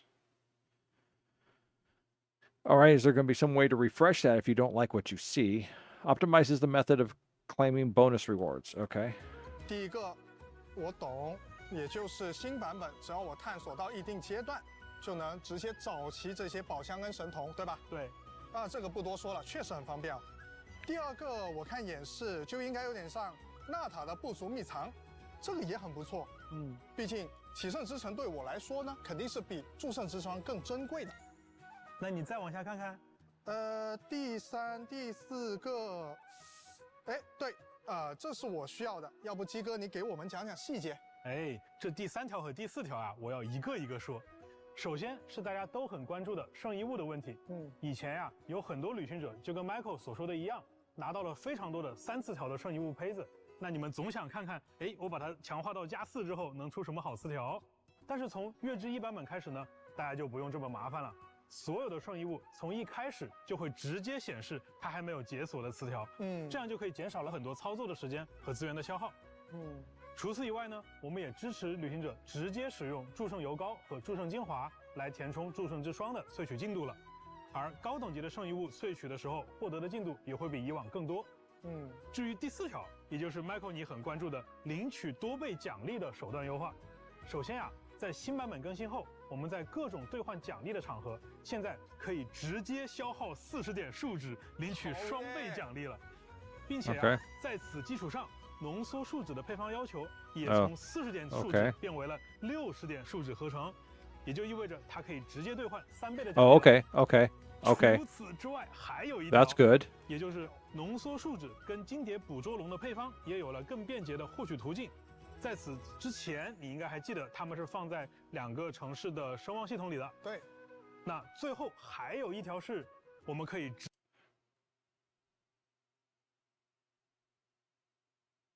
Well, you can now purchase resin with primogens on the settlement screen for triple rewards on the spot. Oh yeah, just what I want to spend my primogens on. 直接在奖励结算界面使用原石快速购买树脂来领取3倍奖励了。好啊，这样我以后就可以少很多麻烦，消耗树脂也变得更方便了。虽然这个优化很好，但我感觉你肯定还有大的没说。鸡哥，你别不说话呀！我没有不说话呀，我不是把你的问题都回答完了吗？不对。这一集我看过，你肯定马上就要从椅子上拿出一摞卡片让我挑了。这回真没有，Michael，我实话跟你讲，真没有。确实啊，我今天准备的东西啊，比你们想象的要多。但是啊，今年我们不搞小卡片，我们换一个形式。那接下来呢，我就和旅行者们一起来看一看，在《空月之歌》版本，开发组的同学还给大家带来了哪些福利和优化吧。Okay, so the resin looks good. I mean, because you're spending more resin to make the other resin, but it takes 60 resin to make one of those, and it'll apply for 60 resin, triple rewards. But that means you can only make 3 of them now instead of 5. Because you still only hold 200 resin, so 6, 12, 18. That's it. You only get 3 of them. So some ways it's a good thing that you can make more, but other ways you're kind of losing your hold on. Depends on what if they keep the cap at 5, I think it is. You can hold up to 5 of them. So I don't know how good that is. Spending primogens, right? Yeah, no. Unless you're a whale. Unless you just pour money into primogens and stuff to do whatever you want, then yeah, I guess it's something to do with, it's like, oh, I just bought myself 1 million primogens. Whatever am I going to do with them? Well, I'll turn them into resin. And then I'll have more resin than I can possibly shake a fist at. Yes, I will have resin. I will build an empire of resin, and I shall sweep over all of Teyvat, and I will become the resin emperor. I don't know, but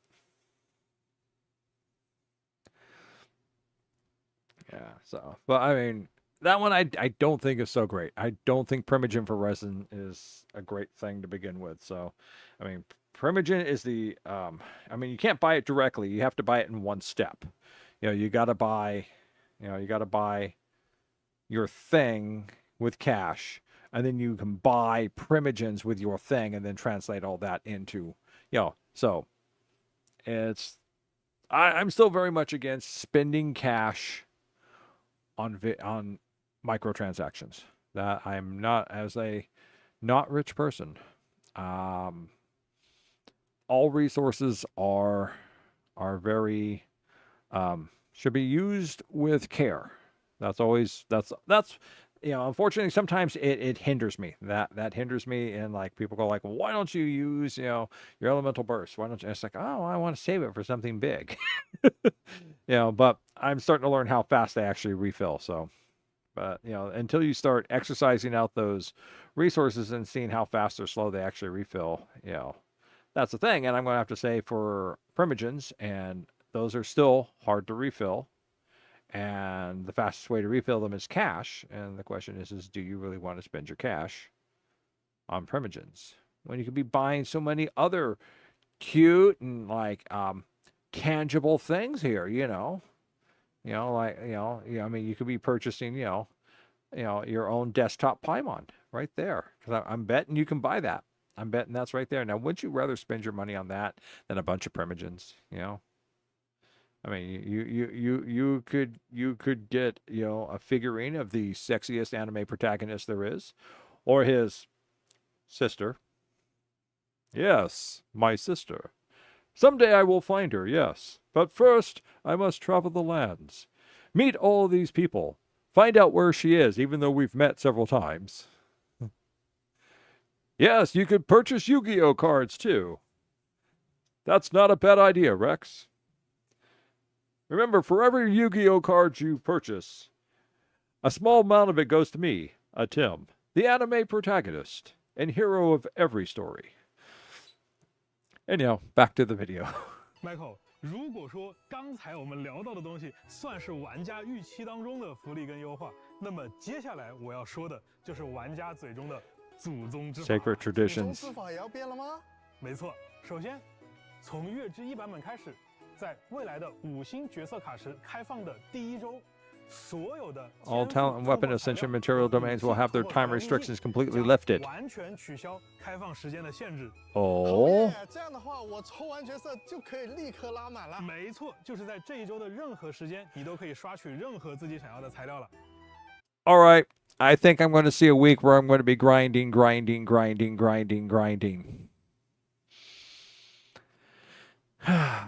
Grinding.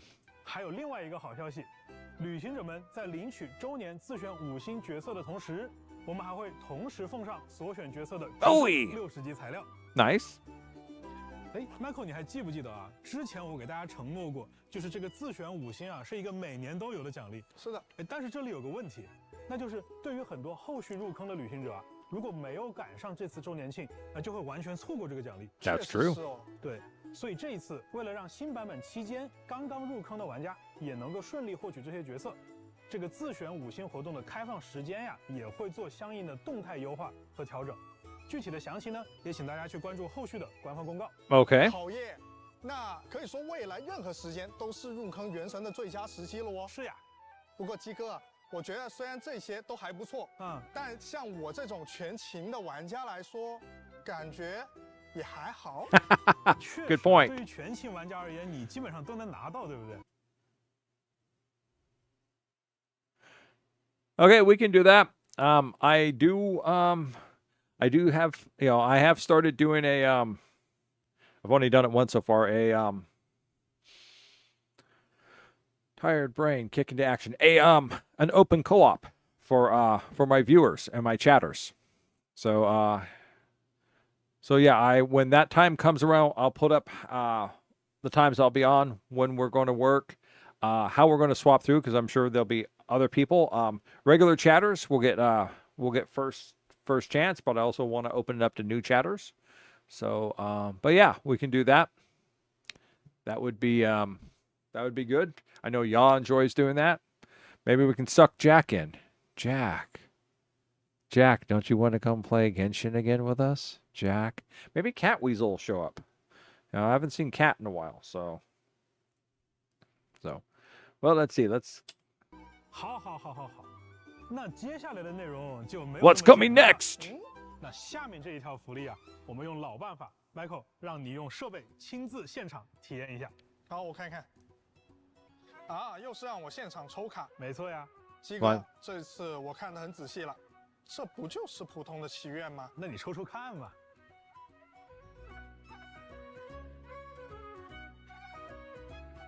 哎，我抽到了梦见月瑞希。哦。哎，不过这个角色我已经抽满了，这不是相当于5折抽卡吗？哎，别着急啊 ，Michael， 你仔细看看最后抽卡结算的那个界面里，除了常规的内容之外，还有啥？哎，等等，这个无主的命星是什么东西？我记得原本只有25星辉啊。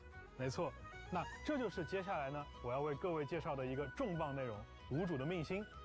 当玩家重复获取超过命制作需求上限的5星角色时，就会获得这个道具。哎，鸡哥，这个道具有什么用啊？哎，那这个道具的作用，就是提升你队伍当中任意角色的等级上限，最高可以直接提升至100级。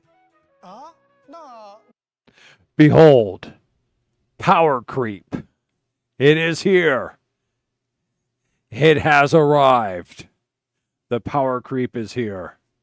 At long last. Well, there's probably a power creep before. I'm sure that it didn't start off going up to level 90s. It probably went up to level 60 or something like that, but it has returned. Power creep up to level 100.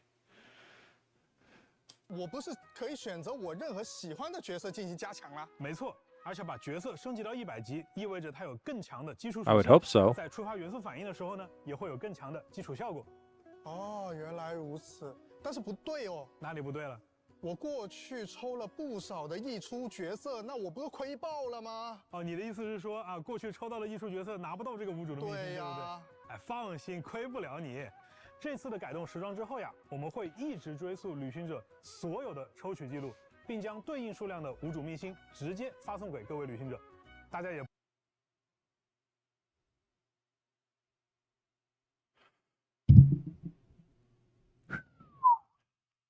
That's big for all the That is big for all of you, for all the whales and all the ancient whales. That is big.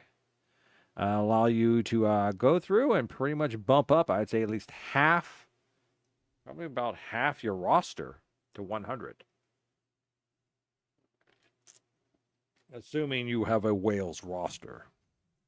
I'm sure Smeezy, if Smeezy's seen this yet, I'm sure he's in there right now going, oh, I need to bump all my characters up to 90. I need to get them all up to 90 right now. I need to do this. Boom, boom, boom, boom, boom. I need to pull wishes so that way I can get more duplicates and get my things. Boom, boom, boom, boom.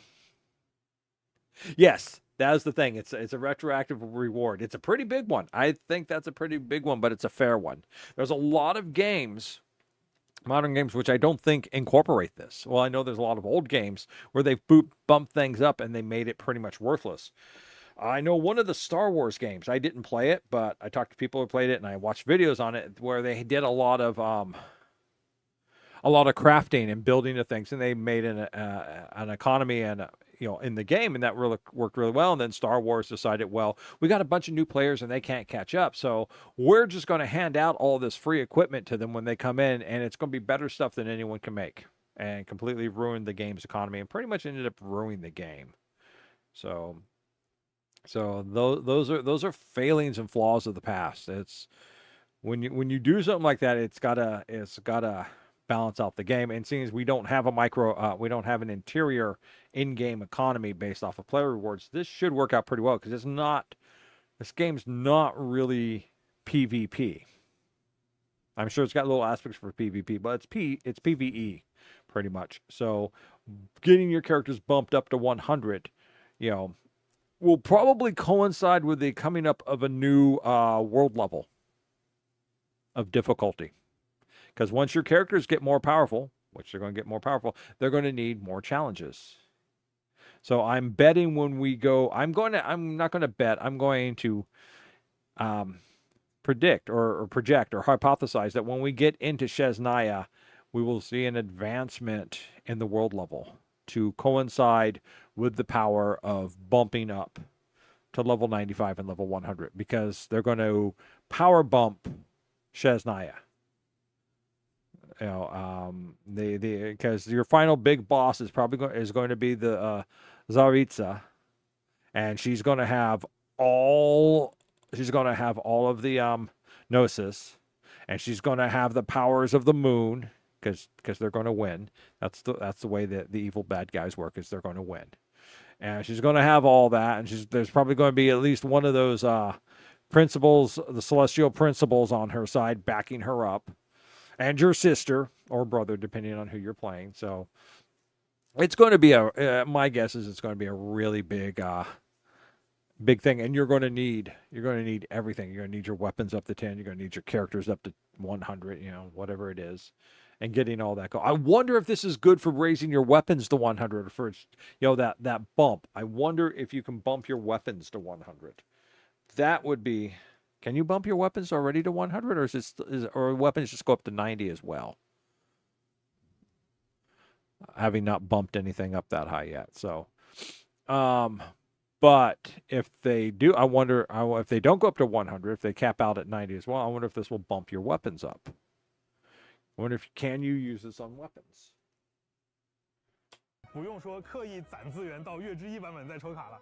等等，所有？没错，指的是从开服到现在的所有吗？ Thanks, Rex. 对，太好了，那我岂不是能拿到不少的命星去升级？以后啊，我可以拿到这些命星去拉一帮100级的角色出去炫耀了。我溢出的部分也终于有用了。不过我想啊。90级到100级，那按照以前的惯例，我岂不是要准备海量的经验树跟魔拉吗？这个呀，你也不用担心。喂，虽然说这项操作只能对已经90级的角色使用，但是相对应的角色的当前等级和最大等级是会同步提升的，也就是说不需要准备额外的。Oh, okay.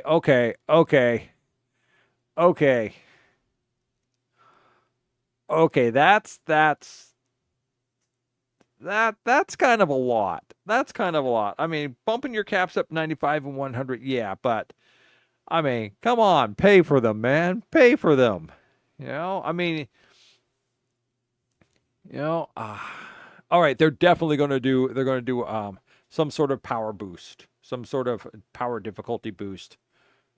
Up. That's going to counteract this. Yes, they're letting you do all this, but there's got to be a power. There's going to be something come up where it's going to become even more difficult, which is kind of a shame because because it sounds like they're getting into power creep, and power creep usually only means grinding.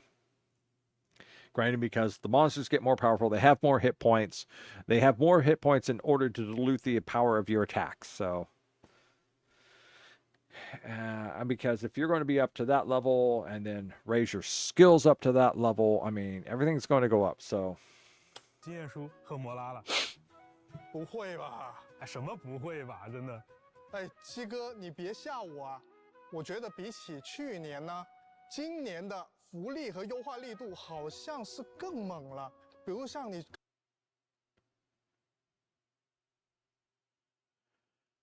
Well, there's going to be one already. So we'll have to see who the second one is. Well, there's one already during the anniversary events, and then there's one that you get to pick when you go to Not Cry. There's not her. You're when you go to Not Cry and you complete one of the quests, you get her. So you're going to get her for free. They already said that that's a thing. So you're going to get her for free, and you're going to get I think it's the psychiatrist from Inazuma. No, she's not a psychiatrist, but I think it's an Inazuma character. So you're going to get her, and you're going to the psychiatrist from Inazuma, and you're going to get her. So there's your two right there. But you have to complete the Not Cry quest. I have a feeling they will give away at least 2 PCs using the mail. Oh, you think they're going to give away a couple of those in the mail? Enough to do 2 PCs, so 4 of those stellar things. Maybe, but I don't think so because they're supposed to be specially reserved. They shouldn't and they wouldn't because they're specifically reserved for anyone who already has a maxed out character and has done pulls and gotten more on them for that. So they shouldn't be sending out any of those super stellar thingamabob doohickeys, because that is a specific reward for anyone who's pulled more than what they've needed on a character. So, I mean, because if you do that, then you're rewarding people who haven't hit that plateau yet, hit that dead end of worthlessness. So, at least that's my opinion on it. And if they're doing this right, they wouldn't send any of those out for free. They would definitely go through and look at all your characters and go, okay, you've maxed out this character and you've pulled this one. You've pulled this, 3 more. You've pulled 3 more on them past their constellation bonus. So we're going to give you 3 of those things to use. And here's your other character over here, and you've maxed this one out and you've pulled them 2 more times. So we're going to send you 2 more of those. But they're not going to look to me and go, oh, hey, as part of the anniversary, you get a couple of these things, because, that's not part of the reward. And if they're going to bump it up, eventually open it up to 95 and 100, everyone else is going to have to work their characters up through 95 and 100. But if you have another character after this happens, of course, and you got like one that's finishes up their constellation bonus and then gets another one, then you're going to get one of those things for free and bump them up. You can bump them up to 95 if they're at, bump something from 90 to 95, because you can use them on any character. That's my understanding. So I don't think they're going to mail some of those out. It'd kind of be self-defeating if they did. I think instead they're just going to after a while they're going to open it up for everyone to get up to 100, but you're going to have for all those who don't have that thing, you're going to have to do it the old-fashioned way. Grind and grind and grind. 刚刚说的这个无主的命星从 Stella Fortuna 开始追溯，这些决定真的没问题吗？哎，这样说吧，我经常听到一个说法，我相信 Michael 和旅行者们也经常听到啊，叫做元神不想赚钱，对吧？但是倒也不至于这么不想啊。陪了我们们走了这么久的旅行者应该都能知道，这么多年下来，《原神》的生产成本已经远远超出一个常规游戏的规模了。Oh, I believe it. 《原神》这个作品的价值和呈现，更多的其实是体现在 IP 和玩法上，也就是角色、故事和乐趣本身。所以，借由这样的一个想法，接下来我们还有一项福利。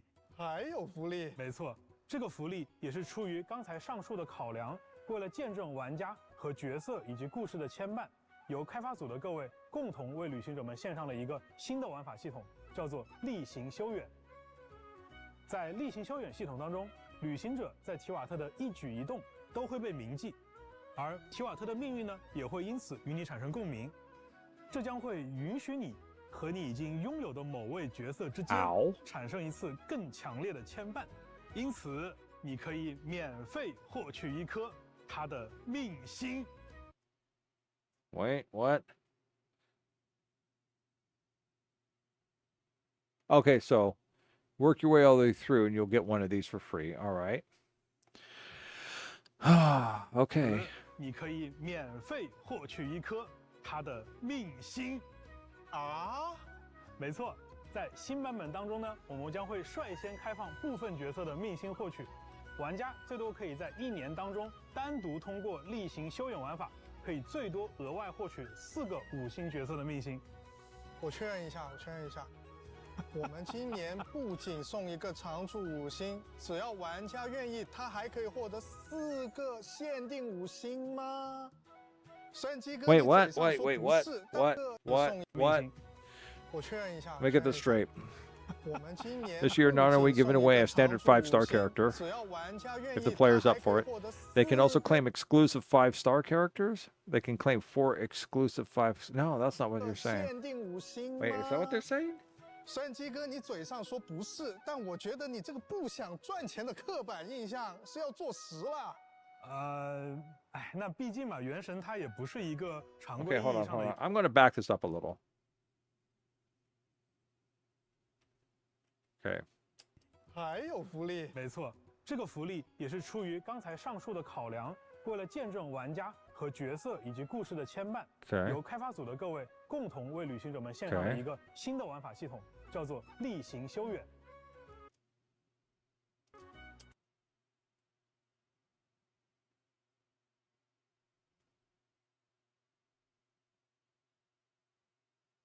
Okay, complete adventure encounters to reach daily training goals.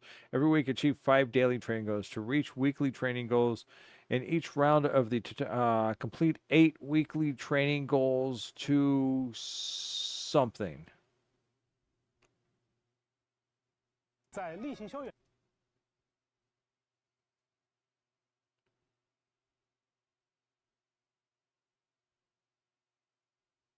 系统当中，旅行者 Travelers every action event will be remembered. 在提瓦特的一举一动都会被铭记，而提瓦特的命运呢，也会因此与你产生共鸣。这将 What is it? Sanctify and 会 lecture. Okay. 允许你 Okay.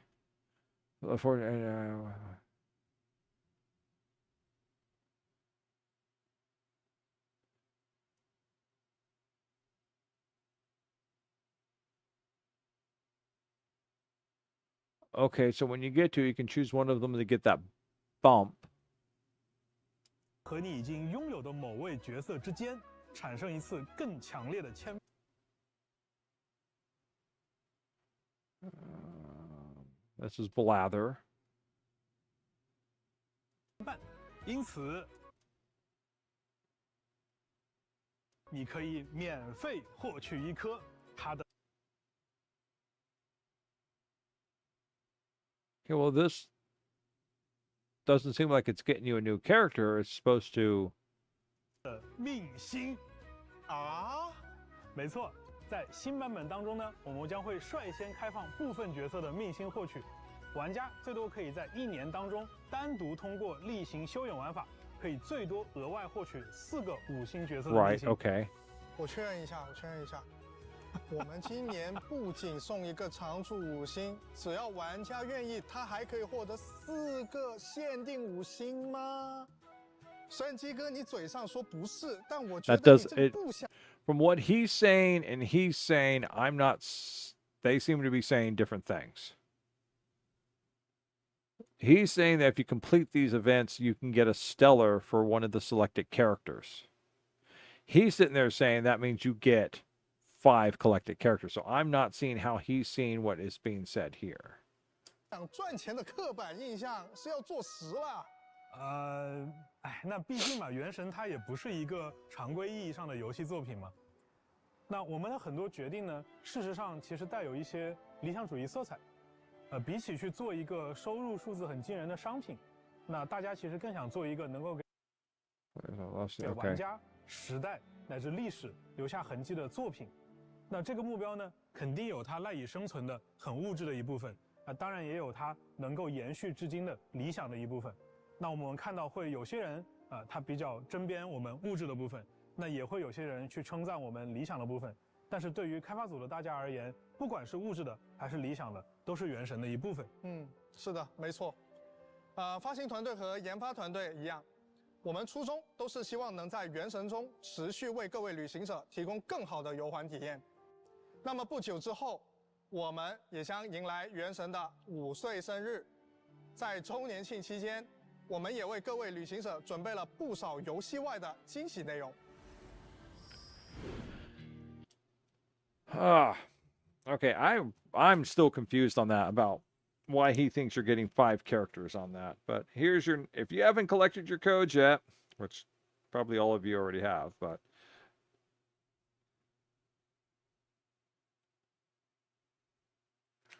all right.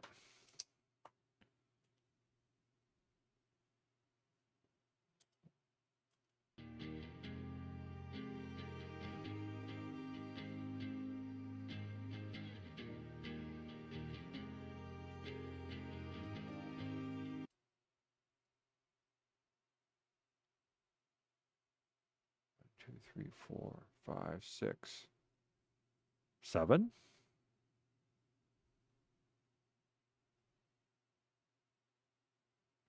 She going to be the Frost Archon? Okay. Oh, so are they saying that then that the Stellar Fortuna will, if you're not already maxed out with your constellations, will just give you a free constellation boost then? You know, will fulfill one of your constellations. Is that what you feel it's saying?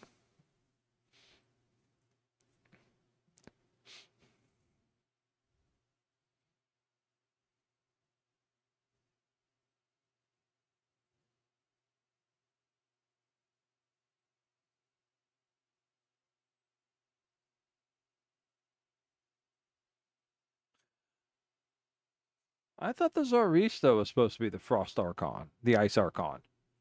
Because here's your 6th and there's your 7th Archon, and that's what's her name, the new one. Isn't that her back there? Because that's not the Tsaritsa. I'm guessing, unless they're one and the same with different names.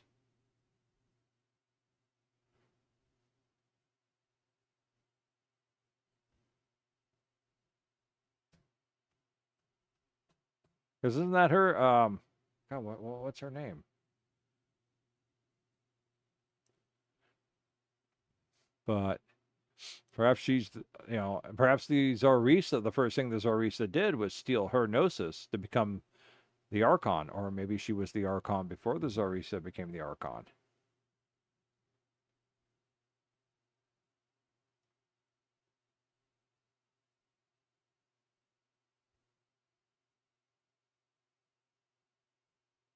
Huh. Okay, well, that's just me trying to figure things out. Back to the video. All right, we're back. Yep. Has it really been 5 years already? Yeah, next month, right? Wow, man. 5 years is a long time. But still, the devs have never stopped looking for ways to keep things fresh. Definitely. But for a newbie like me, it all feels pretty new. That's fair. Oh, and speaking of, Genshin Impact's anniversary celebration is going to look a little different this year. It's not going to be a segment of the special program. That's right. The Genshin Impact 5th anniversary celebration is getting its own video this time. So tune in on September 28th to check it out. September 28th. That's Mark that down. Slash 28, 25, 5th anniversary video. Let's see what day of the week that is. It's probably going to be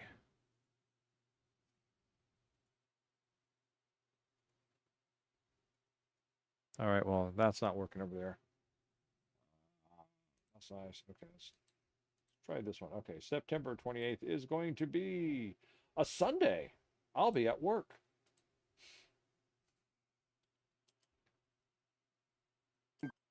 Congratulations, Genshin Impact, on an amazing 5 years. Yes. Now, back to the devs. Okay. That makes some sense. It still doesn't make sense what he's saying though. The marketing guy. It still doesn't line up with what the other developer was saying though, because the marketing guy, wait a minute, what's this? You get 4 or 5-star characters. It's just like, I don't know. It just didn't sound right or didn't read right.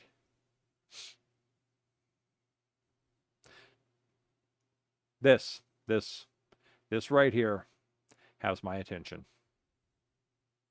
This right here has my attention.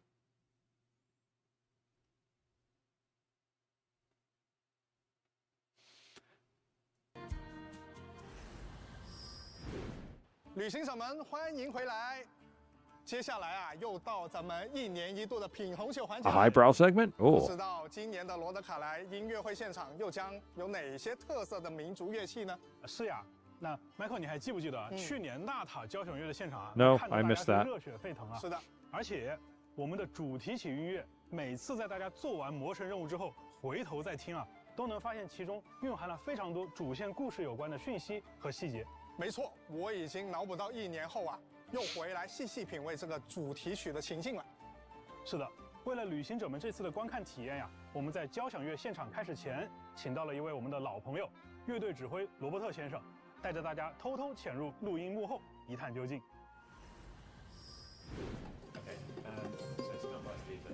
Great, so Liz, we can have a listen to the track.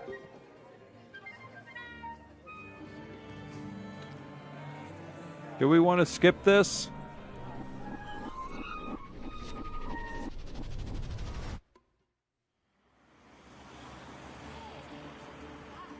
Or do we want to watch this?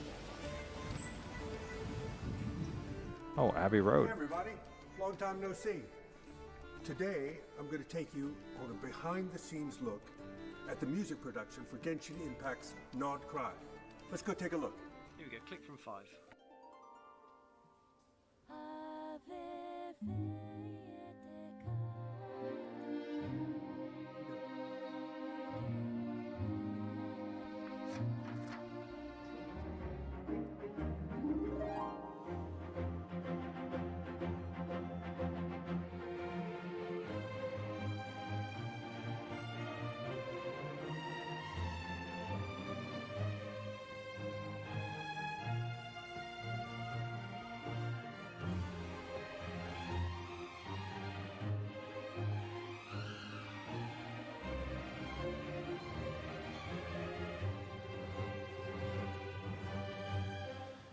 So it's really exciting for the LSO to be back recording some of Genshin's music. I can hear in the headphones there's a lot of kind of Celtic instruments. We have some different kinds of rhythms. I'm sort of imagining very, very different kind of landscape. And I think it's going to be very, very exciting for the viewer to, you know, play around with different things and just in a completely different sound world.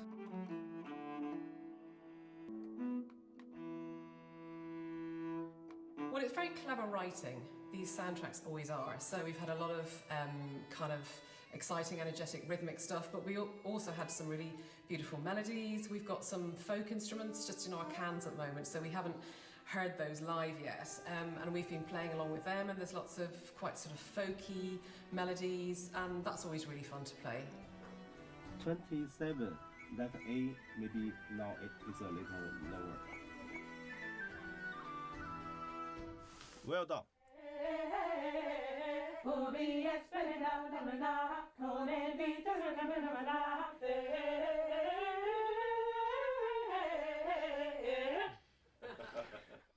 Okay, yeah.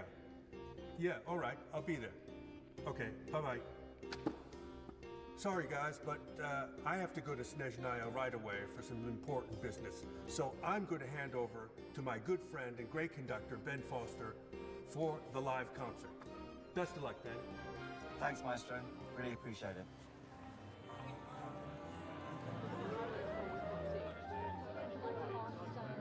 Thank you, Liz. 5, 4, 3, 2, 1.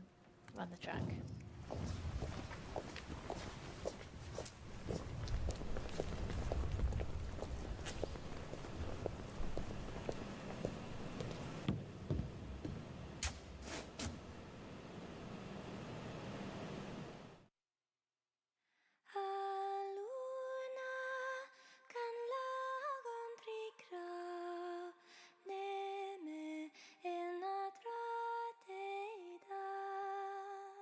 And I guess we're watching.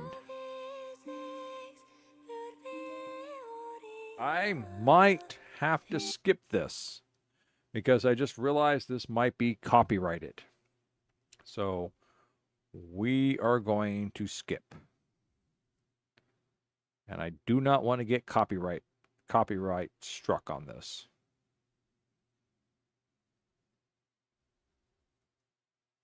So just came to my mind saying, oh, this might be copyright strike, because other people have done things and gotten copyright struck for it.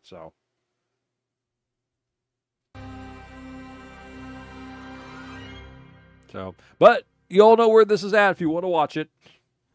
I'll watch it later on my own. 感谢我们的 Hoya Max 同学以及现场各位音乐家们的演出。罗德卡莱的音乐确实非常有史诗感啊，感觉跟着音乐一下子就被带到罗德卡莱这片土地当中了。是的，那等到旅行者们体验完罗德卡莱的人文地貌和魔神任务，再回来看一看我们的音乐会现场，或许又有一些不一样的感受。哎，鸡哥啊，记得5.3前瞻你跟大家有预告过啊，原神接下来会有一个全新的玩法模块啊，对，现在有什么情报可以给大家更新的吗？啊，有的，那让我们跟随一段场外的短片来了解一下这个玩法的进展吧。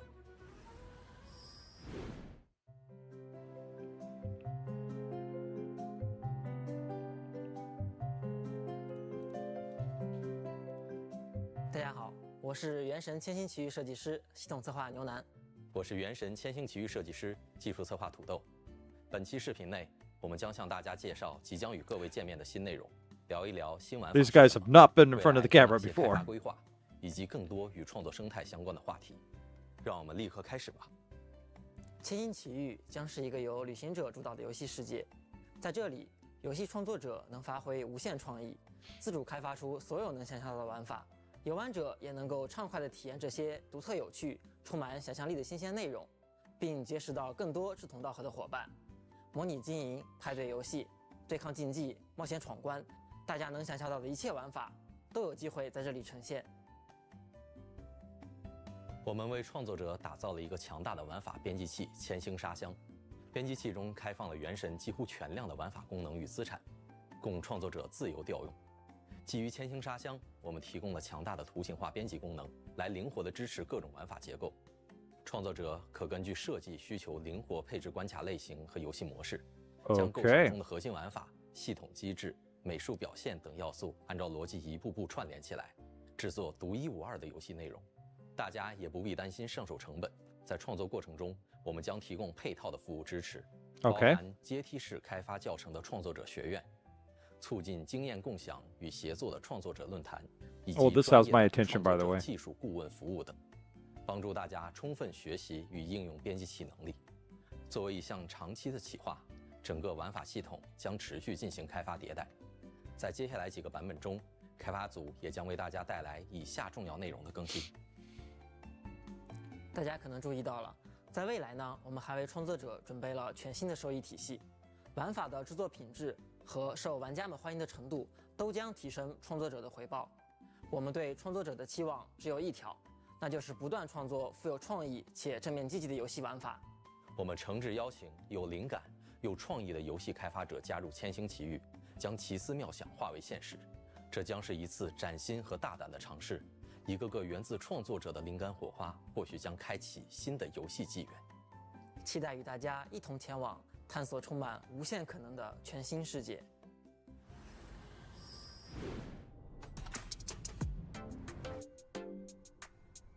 All right.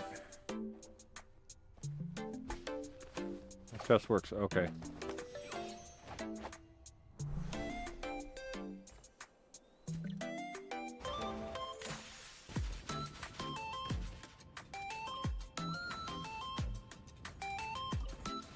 I think somebody's gonna want to start trying to compete with Roblox.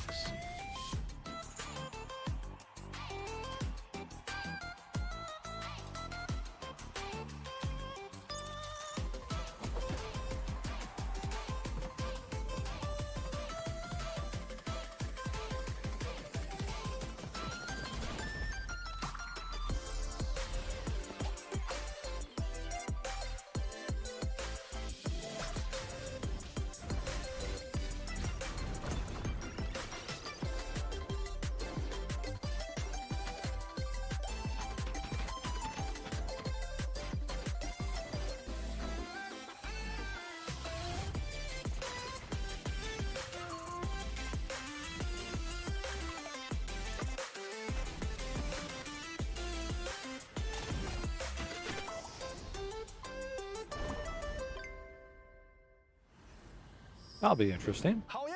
我现在就要玩《原神千星奇遇》，快点登上来。好的，那么关于《原神千星奇遇》的更多内容呢，我们也会将在未来为大家带来更详细的介绍。无论你是有奇思妙想的创作者，还是想和亲朋好友尽情玩耍的旅行者，都请期待我们的后续情报。这一次真的一口气给大家分享了好多内容，不过我还是想问一下鸡哥，这应该也是很多旅行者也都非常好奇的。我知道我们原神的团队是一直在进化的，那其实每年鸡哥你也会跟旅行者们分享一些未来的一些想法或规划。那作为今年原神变化非常大的一年，不知道鸡哥有什么感受是要跟旅行者们聊聊的？今年想聊的可能跟以往不太一样啊。那去年我是站在产品研发的角度去给大家提到了进化这个词，但是今年呢，我更想站在 IP 运营的角度跟大家简单来说一下团队坚持的一些想法。那原神是一个致力于创作长线内容的游戏，那我们希望呢把这个 IP 运营10年、20年甚至更久。I wonder 但是 that's 这要 gonna 求 be 我们 interesting. 首先就要保持持续不断的创作热情。那这份热情除了来自我们团队同学自己的信念以外，也离不开一代一代的旅行者们长期的支持。其次，也要求我们在创作的时候时刻保持独创性。那么，对于我们的团队同学而言，独立自主的创作和完整闭环的设定，才是维持这个品牌前进的核心。就像我们米哈游的众多系列产品一样，我们大家都是保持着这种相互尊重的心态，独立发展，才能持续不断的拓宽精彩内容的疆域。那原神的团队也会一直秉持这样的理念，一直走下去。的确，作为一款长线运营的游戏，我代表全体原神的发行团队，也希望能够在更长的时间尺度上陪伴各位旅行者。其实到了第5年回头看，我们团队和我们的玩家共同经受和承担了许多起伏和坎坷。但无论经历怎样的困难，我们一直都相信，克服困难唯有一条正确的道路，那就是坚持初心，创作优秀的内容。也要感谢每一位陪伴着我们的旅行者，你们的热情、鼓励和支持是我们持续创作的原动力。我们也会更加用心去深耕属于原神的美好世界。那么最后，《原神：空月之歌》城市将在2025年9月10日迎来版 September 本更 10th. 新。 All right. 让我们在罗德卡莱这一片洒满月光的神秘土地上再会吧，旅行者们，我们罗德卡莱见。We're still got another 10, 15 minutes left on this. Welcome Oh, back. these guys. We made it. Now, I forgot about them. That does mark the end of the special program, but we know that was a lot of information. It feels kind of impossible to take it all in at once, and I doubt I'm alone in feeling a bit overwhelmed. Yeah, the special program team thought that might be the case. Okay, let's pause this for a second. So let's go back a little. Let's go back. No, not to that. Not to that. Not to this. Okay. This looks interesting. This looks like it has possibilities. This looks like something I'd like to try and do. Hopefully, others will try and do this too. It depends on the things that can be done here are going to depend on how they allow you to work with the spatial mechanics. I know there's certain things I'd like to try and do with it, but if it doesn't allow it, then it's going to be very limited. Right now, it all looks like a kind of a lot of different versions of games that are already out there. Mostly in the like the Mario verse and things like that. I'm hoping that they will allow us to do much more expansive and alternative viewpoints. Like, we played Dark last month for anyone that was here for that, and Dark showed a real thing for that. It's a side scroller, but you can change orientation within the game of what walls can become floors, things like that. You can crawl on ceilings. You can move what would be towards the screen to access another quarter that you can't see from that thing. So there's certain setups like that. So there's changes. So if this game allows for much more three-dimensional challenges and movement in the game, then there could be a whole lot of different types of challenges, of games, of trials, of obstacles to put in. So that would be interesting if they can break it out of the mold of the standard 2D, 3D gameplay system of flat, ground-based, that sort of thing. Maybe jumping and leaping, but nothing beyond that. Then it won't. I mean, it'd be like a fun thing, but I don't know how well it would take off until they can really expand, and you can like take and use the assets of the game in order to produce truly unique, systems and setups and entertainments. Roller coaster building would be one right there. Roller coaster building. That's always a big thing as people want to build roller coasters, so depends what we can do. So we're looking at open beta. Don't know when that's coming out.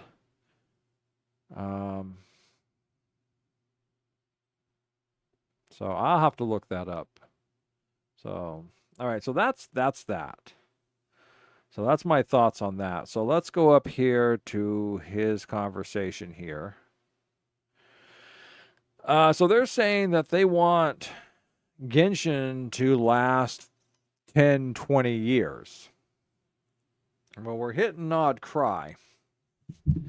And that's the prelude to Shesnaya, and Shesnaya is going to be the last element.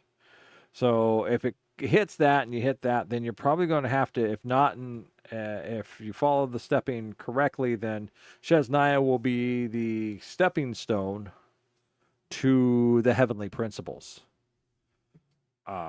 If you follow the steps, of each of the challenges that you're laying out. So you got the 3 heavenly principles at least shown up. There's 4 or 5, well, one, I don't know, one's been consumed. 20 years. Yeah, that's what they say. I don't know of any game that's managed to last 20 years. I'm sure there's one scratching at the back of my head going, this, but I can't pull it forward. I mean, Diablo has been around, but it's been around in different iterations. I played Diablo when it first came out. I played Diablo 2. I then stopped playing Diablo after that, and it's up to Diablo 4 now, and that's been 20 years, but that's not the same thing as an MMO or something like this lasting 20 years. A lot of them usually end up dying out by that point because, well, imagine this game continues in 20 years, and it doesn't continue as a dead thing, that it continues to evolve and carry on with its storyline, and it's 10 years down the line, and you decide you want to get into this, are you really going to want to start all the way back at the beginning?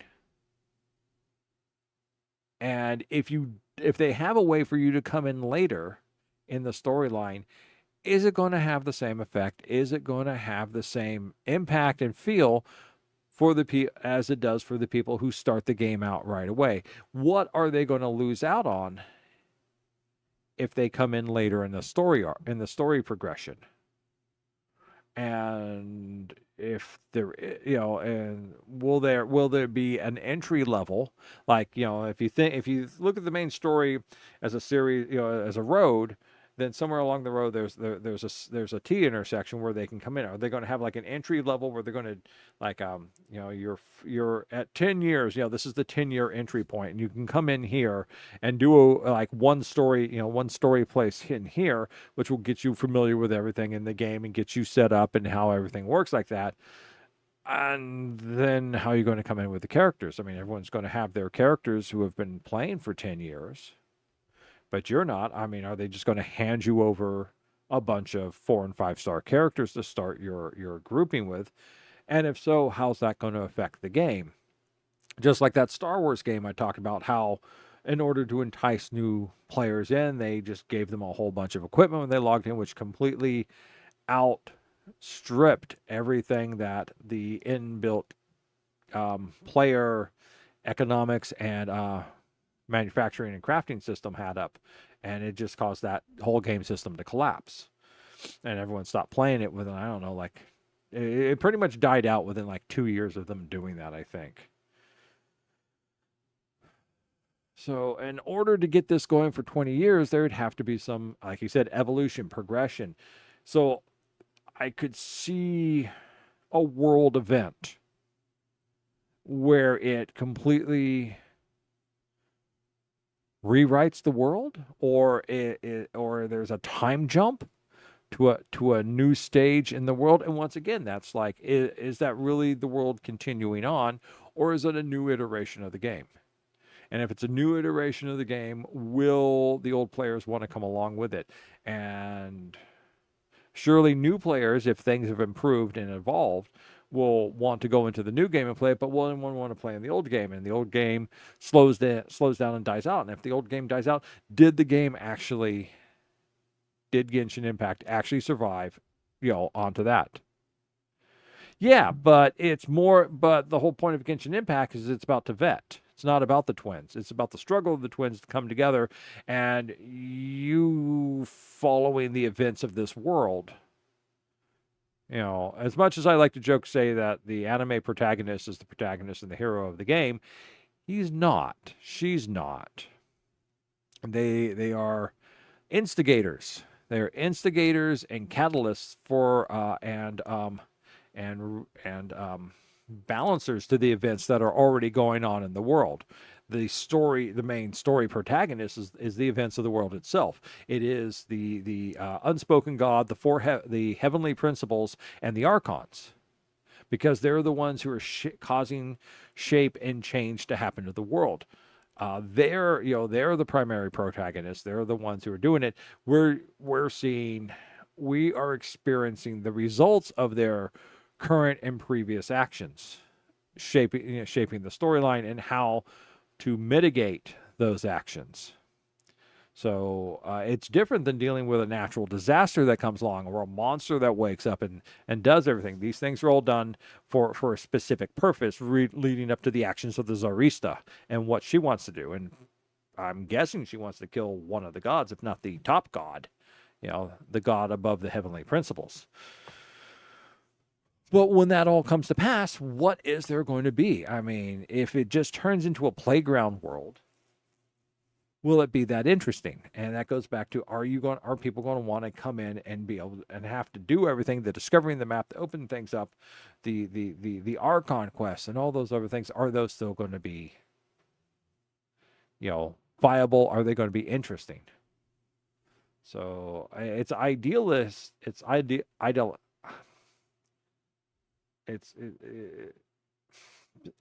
I can't say the word. It's ideal. idealistic. Yeah, but to hope that your game will continue on for 20 years. But with the attention span and interest retention of game players, it's hard to say. I mean, there's already a lot of, not a lot, but I've seen people on YouTube and their channels talking about is Genshin Impact, done with? Is it over with? Is it reaching already too much into the power creep? Is it already becoming too complex and cumbersome to go over? So, there are negative detractors already to the game. The question is are they just the annoying voice out there to gain views and clicks? Or are they the voice of a large faction of Genshin Impact players? Is this game going to make it to 10 years? Is it going to make it to 7 years? Will it make it through to the projection of the end of the storyline? Hopefully they've got a storyline of where things are going to go, and so that way they can continue working on it and they have an end. I like a story that has an end. I don't like episodic stories. A good example is between Star Trek and Babylon 5. Michael J. Straczynski said, I have a story that's going to last 5 years, 5 seasons. I have a start.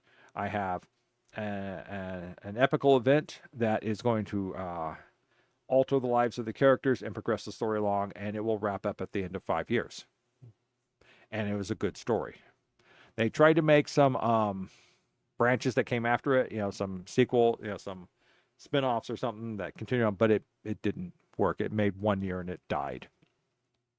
Star Trek, on the other hand, is episodic. It rarely ever, what happens in 1 or 2 episodes rarely affects anything else in the season, unless it's a specific episode planted in there to reach, a pinnacle event at the end of the season. And then once the next season comes up, everything that pretty much happened in the previous season doesn't really have much impact. You might see faces or races or something pop up, but it's its own little thing, and then it goes away again. And that's episodic because it's just there. Each episode is a little vignette, it's a little thing, and it's just self-contained. Genshin is working so far on what seems like the story path, like I said, because they've got each of these points. We're going here, and things from previous things are coming up to effect, and they're working that really well. But how far can you take it?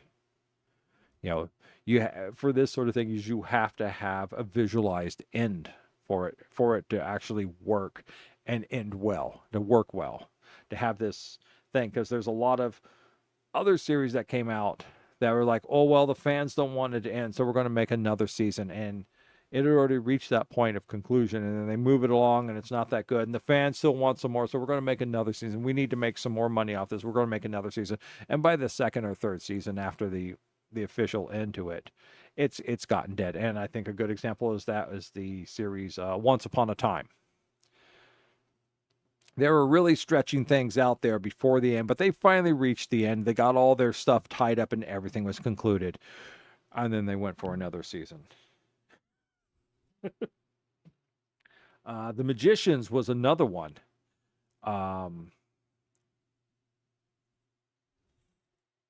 They pushed through.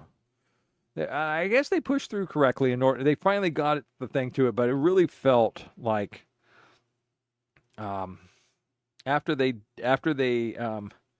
Quentin met his fate while defeating the twin gods and stuff. That really did feel like the end of the season. Of course, you lost Quentin. Quentin was a main character and stuff, and he was the only main character to pass on. But then they pushed it out for another season, and it was good, but it just wasn't good enough. But they used that last season to kind of wrap everything up.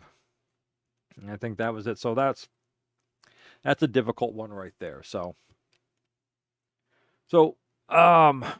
and as a writer, an amateur writer, because I've not published yet, but having focused my degree in creative writing, this is an important aspect of development. And this is good because I like this because they have a developed storyline here. And I appreciate that. And I see what they're talking about when they're talking about when, he's talking about the story, the storyline and the progress and the chapters. You got to think of each Archon as a chapter. Or sometimes it's a whole book. It's a whole book. And you really don't see... Yeah, I'd have to say each one's a whole book. Of course, Mondstadt was kind of a small book. Leeway was kind of a big book because there are so many twists and turns. We're in Inazuma now. I've already completed the first half of the book, which is ending the Vision Decree, and then we got to deal with the second half of the book, which is setting the commissions back into order. I have no idea what Sumir is going to have. I have no information or forward knowledge in Sumir, so that's going to be interesting and fun to deal with. And then from Sumir, then we go to Fontaine. And Fontaine's got a lot of stuff going on in it because we've done a lot of other Fontaine stuff in there. And then we'll head down to Tevet. Right? No, Tevet's the world.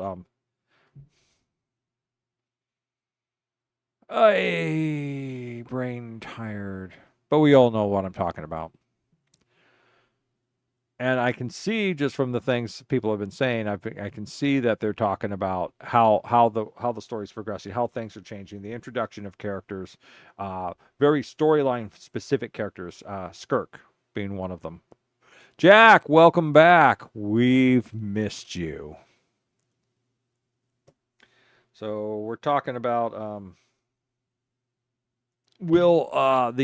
talking about I'm pausing it here, talking about the Genshin, about their thoughts of Genshin Impact stretching out for 20 years, even 10 years. And I'm really doubtful that it'll do that just because of story design, how hard it is. The story design, player attention retention. What did I say? Player attention retention. Okay. Satisfying players, keeping it new, keeping it fresh, keeping it people wanting to come in a large enough number to keep the game up and going. It's not about money. I mean, it's just in general, it's a storyline. So,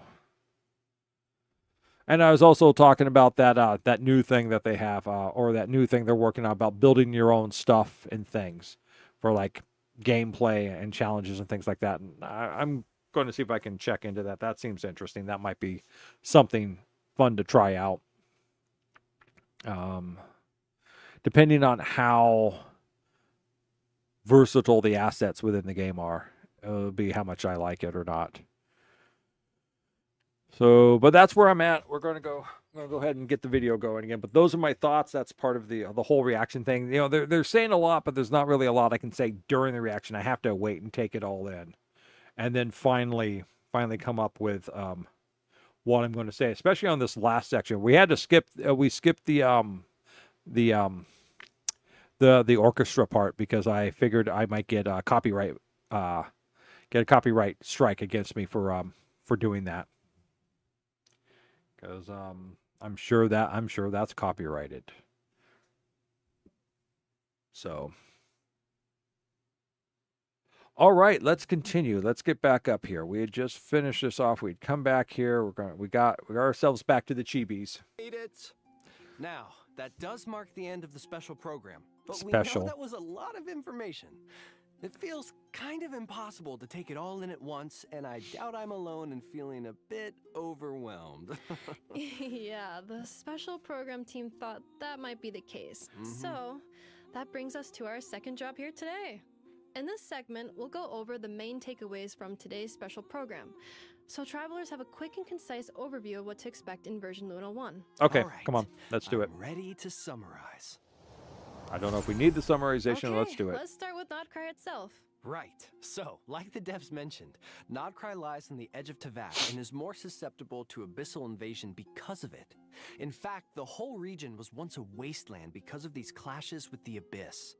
But the merchants of NoC chose to rebuild from the ruins, and that is how Nasha Town came to be, which should be the first place travelers end up after venturing into NoC. And just like we talked about at the beginning of the program, the moon is a major aspect of the Song of the Welkin Moon as a whole. Under the influence of the moonlight, Nodcry is filled with an ancient kind of elemental energy known as Kuvaki. Yeah, and it looks like this power is indispensable to almost every facet of life in Nodcry. That's right, and some people can even wield Kuvaki for themselves. These characters have moon wheels, which are different from Vision's because their power comes from Tevat's 3 moons. Pretty cool. And, with the power of Kuvaki, certain Nodcry characters can trigger unique lunar reactions. Exactly. Enefa introduced Lunar Charged in version 5.8, and Lauma will introduce another new reaction, Lunar Bloom. That's right. Lauma is the moon chanter of the Frost Moon Scions, which does make her a very important figure in the tribe. She's the one her people How much look review to for is there? leadership and guidance. As for her abilities, she can communicate with animals and transform into a deer. Plus, in combat, her Dendro Moon Wheel allows her to convert bloom reactions into lunar bloom reactions. Her elemental skill can About increase 7 more enemies' minutes? Dendro Okay. and Hydro resistance. Holding her skill consumes Verdant Dew, which is created when team members trigger lunar bloom reactions, and grants her stacks of Moonsong. Then, with her elemental burst, Lauma consumes her stacks of Moonsong to increase bloom reaction damage. Sounds like she's a great support for Lunar Bloom teams. Next, let's take a quick look at Flint's. In terms of first impressions, Flint's comes off as a polite, dignified Lightkeeper with an almost aristocratic air to him. Of course, as a member of the Lightkeepers, Flint's fights for the safety of Nodcry, using the ancient power of his lantern to fend off the wild hunt. In battle, Flint's elemental skill infuses his normal attacks with electro damage that cannot be overridden. Casting his skill again will trigger a special elemental burst that deals lunar charge damage. Cannot be overridden. Does that mean you can't have any resistance to it? Or does that mean it can't be stopped if he gets stunned? Something to figure out. To enemies, and without needing to satisfy any conditions, his normal elemental burst can directly deal lunar charge damage to opponents. Which does make him a strong addition to lunar charged teams. Let's go. Alright, let's move on to the last character coming in the new version. I know, from the Clink Clank Krumkaki craft shop, right? Yep, Aino is Anefa's creator and the owner of the workshop. She's also a genius inventor. The massive cannon in Nasha Town used to fend off the wild hunt is her creation. Cool. But even geniuses have things they're not so good at. And for Aino, well, that's housework. So Anefa takes care of that for her. That's nice. In battle, Aino's elemental skill allows her to use a gadget to launch forward, dealing AoE hydro damage to surrounding enemies. Then, with her elemental burst, Aino summons a water-spraying mechanism that periodically deals hydro damage to opponents. Whoa, whoa, whoa, you can't forget the most important thing. Alright. Near the beginning of the first act of the Archon quest, A Dance of Snowy Tides and Hoarfrost Groves, travelers will have the chance to meet Aino and invite her to their parties. In other words, travelers can get her for free. That's right. And speaking of, let's talk about how the dev team has revamped these quests, with the goal of adding richer character development into the core narrative. Cool. I'm looking forward to that. In the upcoming Archon quests, travelers can look forward to more interactions with the 3 characters we Her. just mentioned, and the ones we'll meet in the future, allowing us to get to know them on a much deeper level. Version Luna 1 is also bringing new content to the open world. Travelers will have the chance to help the new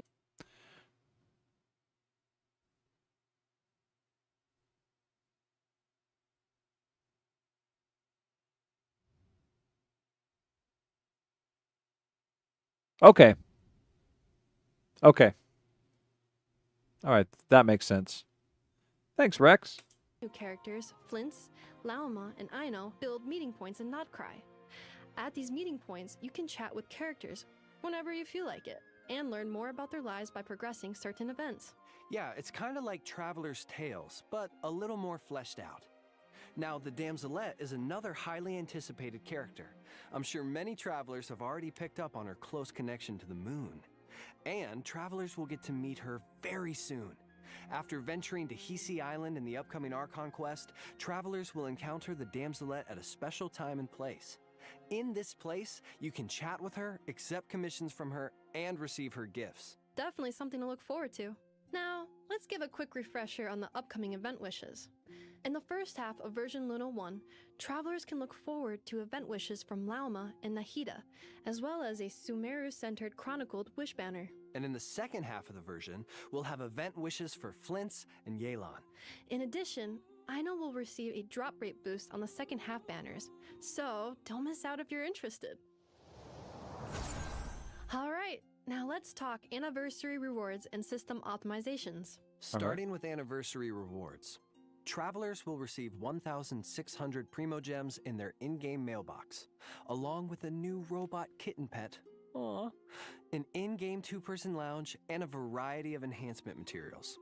There will also be a login event where travelers can earn a total of 10 intertwined fates, along with other rewards like resin and mora by logging in for 7 days in a row. And, of course, travelers will get to choose a standard 5-star character of their choice. Oh. And this year, Yume Mizuki will be available as one of the options. Oh, okay. There's also the free Aino obtainable through the Archon quest. So, that's 2 new characters travelers can add to their roster for free. And finally, initial top-up bonuses will be reset after the version update.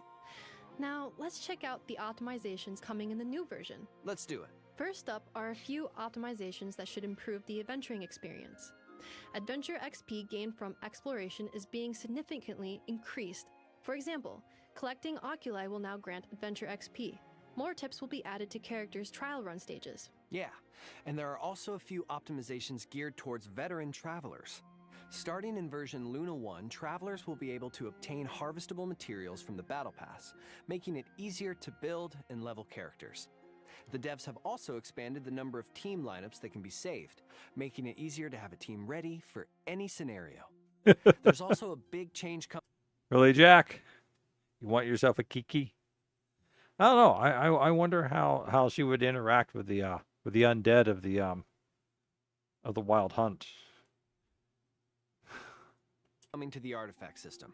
After obtaining a 3 substat artifact, travelers will be able to check the hidden 4th substat, which should make it a lot easier to decide if an artifact has raising potential.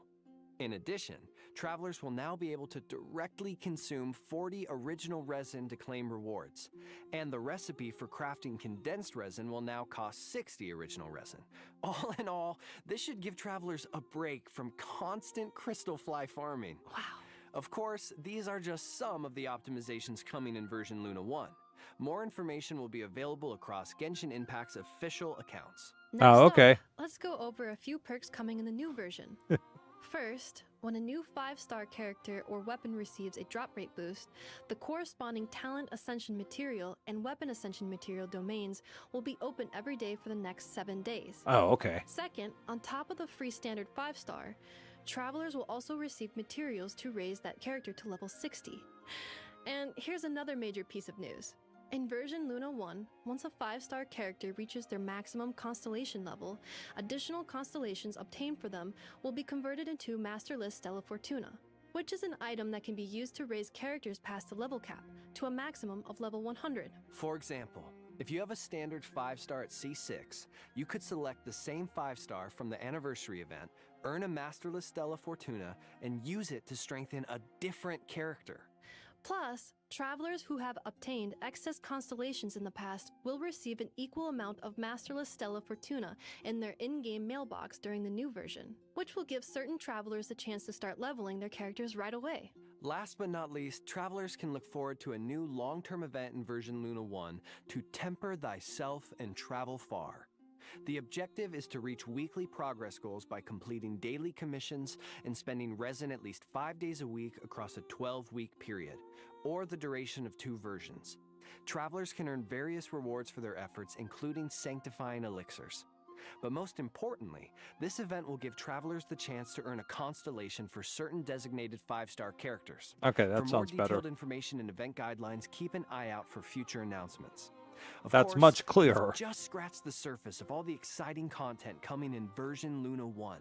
There's so much more to discover in-game, so be sure to check it out when the update goes live. September 10th. Well, that brings us to the end of our post-show summary. Anything you want to say before we go, Nick? Yes, it has been such an honor voicing Flint's. I'm so grateful to be joining the Genshin Impact team, and I'm so excited for you all to get to adventure with him. I look forward to seeing an army of Lightkeepers out in Nodcry. I'm really excited for you, Nick. And I also can't wait for Nappa to reunite with Aino. I mean, their dynamic is just so cute. They've been apart I too love long. it, and I'm excited for everybody to see that. Yes, I agree. And this was just a brief overview. We didn't even touch on Nodcry exploration or the Genshin Impact Miliastra mode coming in future versions. So all that to say is, this is just the beginning. Just the beginning. But it's definitely the end of today's special program. We promise. Thanks for sticking with us, travelers. Thanks, everyone, and happy adventuring in Nodcry. See you there. All right, and that will be our chat screen. All right, a lot happening. I mean, it's a version 6.0. Is the other way I saw it named, and it definitely is producing more than version 5.7, which I think is the first one I watched. There's a lot of mechanical updates going on here, so that looks like a good thing. Changes, but as I was talking about earlier, which you may have missed, Jack, is there also seems like the danger of power creep with kicking it up to level 100. If you weren't around for that conversation, I was talking about how if you're going up to level 100, you're getting more powerful. Things are not going to be as difficult. So somewhere along the line, they might introduce another world level of difficulty. My guess is that we're going to see that compensation for you getting more powerful when we reach Shesnaya. So that's a long-term thing, and that, talking about going back to seeing Genshin Impact last 10 years, is, power creep is not always a great thing.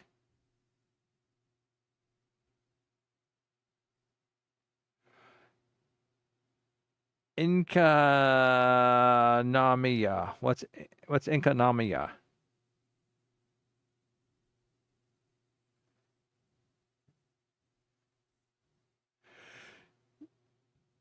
Yeah, I imagine it will be. The only way to deal with it is drop your world level down.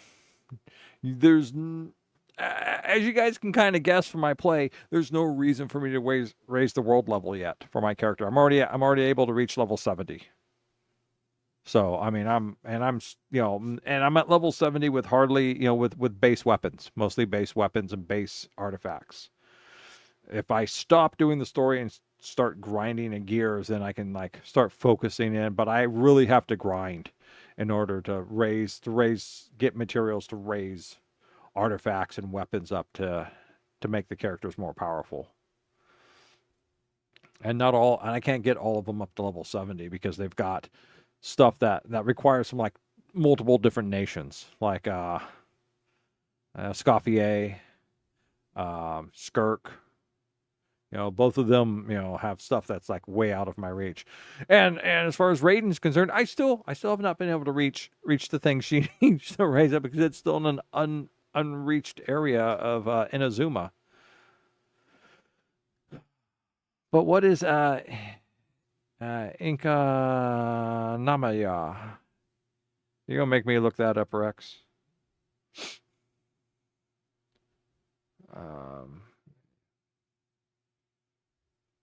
Namaya. Well, it's not locked. It's just, it's in an area that I haven't gone to for any of the story quest stuff and haven't touched a statue for revealing the area. So, but yeah. Raiden's materials, whatever those are. So, and I haven't really done any exploration. I haven't done really any exploration of Inazuma. I've just played the game mostly, and whenever I've gotten to an island, I've kind of gone around and activated my teleporters, just for fast travel. But that's as far as I've gotten, in Inazuma. Not like I've done Mondstadt, not like I've done Leeway. I've been kind of pushing myself through Inazuma. When I did Leeway, I kind of skipped around the Archon quest, did lots of other things first, but Inazuma is still going to require a lot of focus. Even when I finished, I'm going to start probably doing the other half of the Inazuma quest through the Adventurers Guild and seeing what I can do there, and then trying to get, wrap things up and get things going. Before I move on to Inkanamaya. Unless that's a part of Inazuma. I don't know. You're gonna make me look that up, aren't you, Rex? You're gonna make me look that up. How are we doing? It's 12:30. So, okay. Well, we've done this for almost 3 hours. That's not bad. I mean, we practically doubled the video length with commentary and pausing and talking about stuff, reaction. I don't know what we should do for the last couple hours, other than me taking a BRB, but we'll do that. We'll do that when we do that. I'll switch over to the BRB screen for that. I still have to make that other BRB screen. Maybe I'll work that out on Sunday and Monday when I'm not streaming. I've been thinking about it again. Yeah. And I have to work on my table some more. I have to do another sanding and another top coat on it, which will be like probably get home, sand, clean it off, and then before I go to bed, put another top coat, put that fresh top coat on and let it dry overnight. So much fun. So much fun there is to be when sanding my table.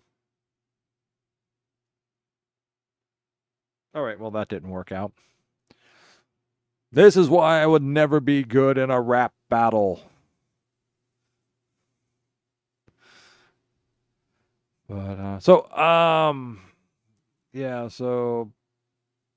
yeah, Jack, I'm catching up on what you're saying. Brain's clicking it on for,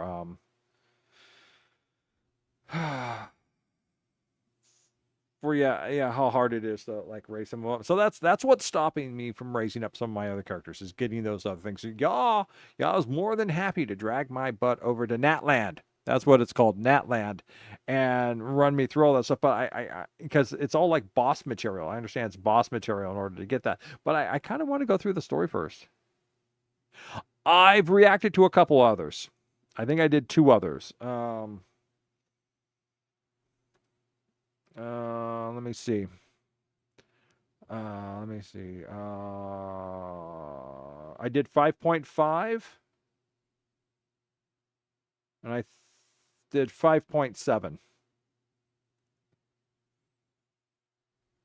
I missed 5.6 and 5.8. I watched it, but it didn't seem. I'm glad I didn't react to it because there really wasn't a lot in there for me to react to. I watched the principals video, and the Welkin Moon video, but I didn't react to that because I'd gotten to them late. I didn't even know they had come out. So. Oh, and don't forget about the. Oh. Yeah, and remember the celebration video dropping on September 28th. I'll be at work. Well, they usually drop at 8 in the morning. I will be asleep when this thing drops. And then I will be up 2 hours later, getting ready for work and then going to work. So the earliest I could do a reaction to that would be that night when I got home from work. And that's usually not a streaming night, but if that's something people would like to see an immediate stream on, then I could hop on and do a reaction on that.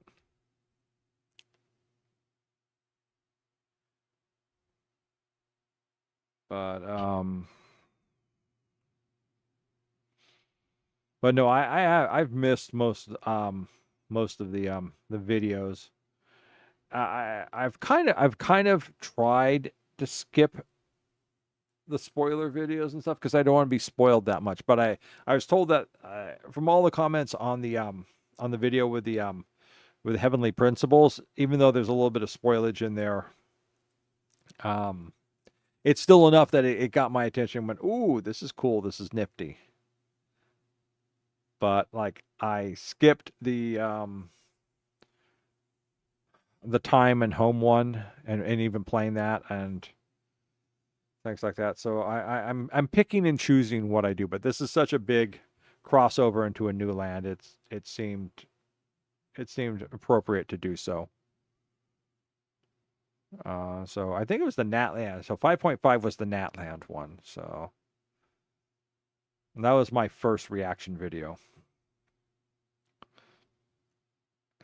I'm hoping my introspectives and my outlook on this is different from other people, because I don't get into huge fangasms over stuff, and I got an older view and an older thought based off of much more video game playing than a lot of people. Just I've been playing video games since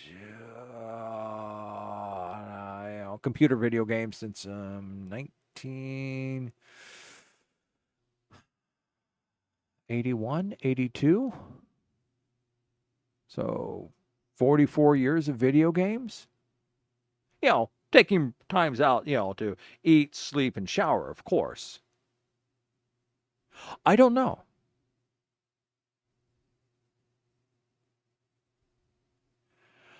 I will take a look at that. I finished the first part of Inazuma, and I watched Ferret finish the second part of Inazuma. So I might do that then. Yeah. And I'm still planning to play the second part of Inazuma. I don't know who I'm going to choose for a 5-star. It should be somebody useful. It should be somebody that, somebody that's,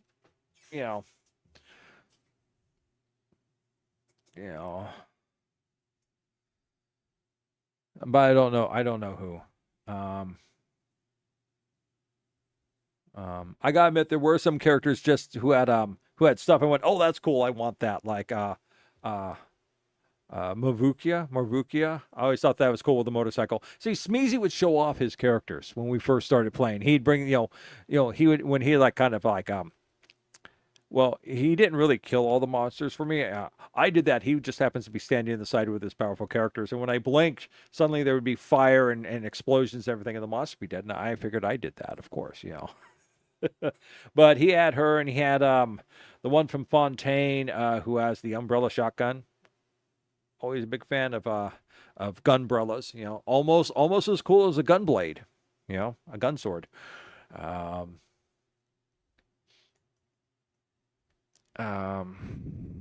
But I just kind of like her just because that's cool. I like that. I don't know. I don't delve into all the characters. It would, like I said, we look at, hey, oh, that sounds like I'm going to be, we're going to put this, I need to make a screen. I need to make a screen so that way I can have it up when I go to do stuff, and I don't have a screen for that. Because I'm going to have to, I need to switch over to something. So we're going to switch over to Silent Food Break, but I'm still going to be here. Because I'm going to close up YouTube. I'm going to close up YouTube. We are not breaking yet, so I'm just exit full screen. Default view. Okay, so we're going to close Genshin up. We'll give it a like. 78,000 people have liked this. 1,374,881 people have viewed this.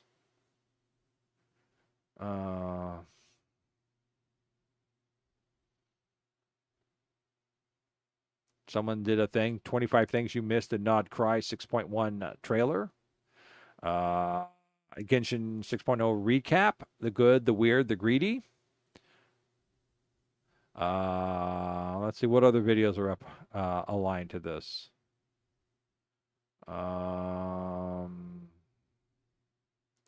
Tibet chapter interlude teaser, The God's Limits. Okay, I watched that. Level 100 Genshin Impact. Yeah, these people all did like really short ones, like little 10, 15. So they watched it, recorded it, and then I'm just seeing what other people video have put out. Is Lemur worth it? Full banner revealed. Sumir Chronicle Wish 6.0 first half. Okay. Nodcry is the best update ever. Okay, but that's not what I was going to do. I just want to get that. I'm going to close up YouTube now. I'm going to drop this down, and in order to answer questions, there's only one thing that I can do. I can pop that up, and then I'm going to have to pop that up, and then I'm going to have to pop that up. I'm going to have to hit OK on that.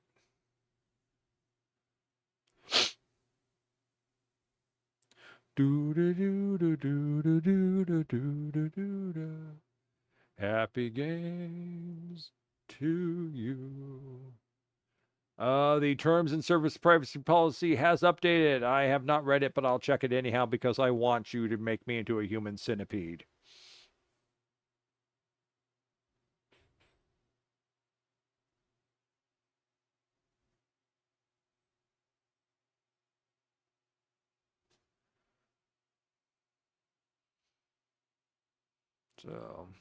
So anyone guess what I'm bringing up right now?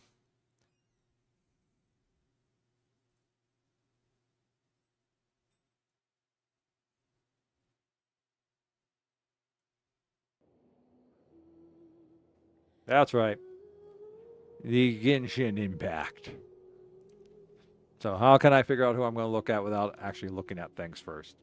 Hey, were there only three passwords? Only three things in the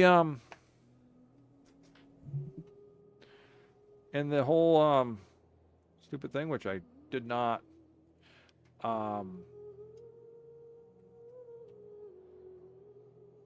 hold on. I'm being called away.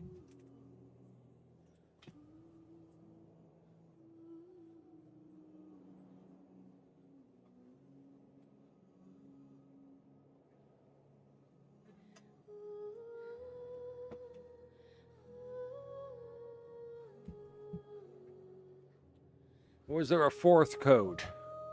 Now I need to go back and look at that darn thing. How many codes were there? Damn it. Genshin Impact YouTube. Genshin Impact YouTube.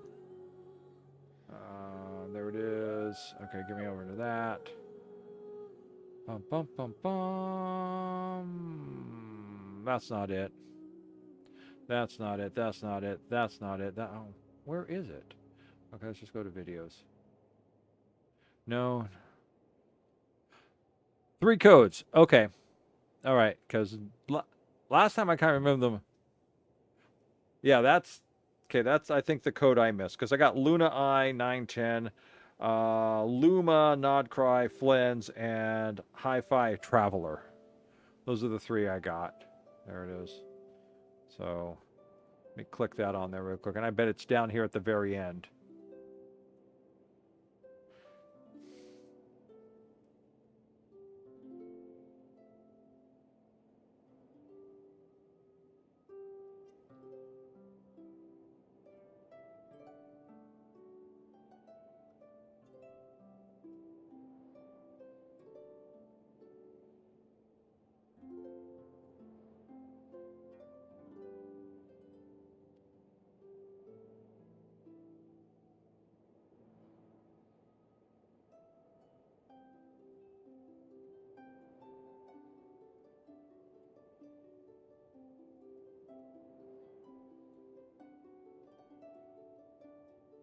Oh, okay. I don't know when it popped up. I didn't see it. It may have popped up during the I mean, thank you. Thank you for sharing it, Rex. Rex, let's get. Let's see. R4SC AU7 CR1 G9. Okay, cool. Okay, we are there. We are on. Okay, we are. Wait, where are we at? Here we are. Let's start. Let's get this going.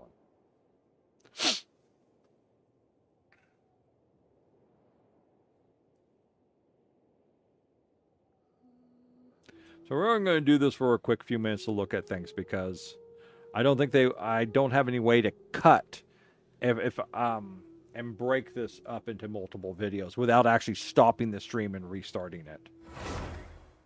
So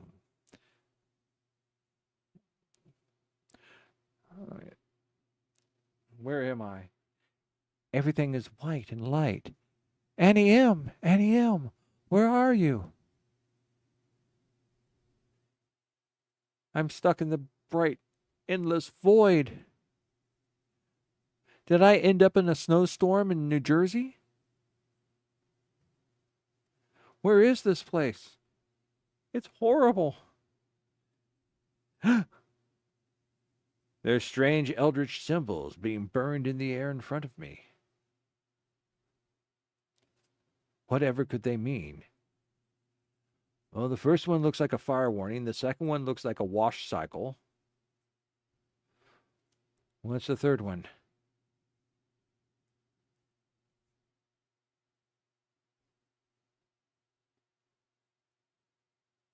Well, the third one looks like beware, there are birds. And because the beak's down, I think the birds will dive on you.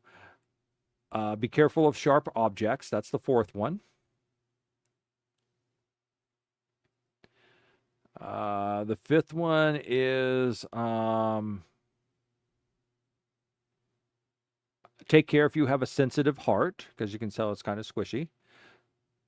The sixth one is that there's cold. And the seventh one looks like be careful of electrical damage.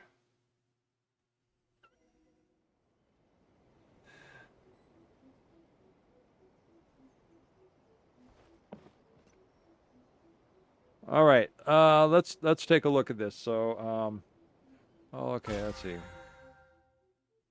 8 days still remaining on this. I have not gone anywhere. There we go. Give me 10 more points. All right. 1 day left in this one. Yeah, okay. What was that? I got a 3 in there. I completed 3 domain challenges. Yeah, okay. Like I said, I was not going to push through to work on this one. I got through as far as I wanted to. I did not want to become locked into the battle pass. I mean, it takes a lot to do the battle pass. All right. So let's take a look. Would you like some tea? Here. I'll brew you some. Guide. Ooh. Intertwined Feint. Okay. Nice. Okay. Do you take sugar? 1 cube or 2? I think I should go look at my mail. And indulging myself. Event. It started on Notcry now. Pre-registered order. Now on. What does that mean?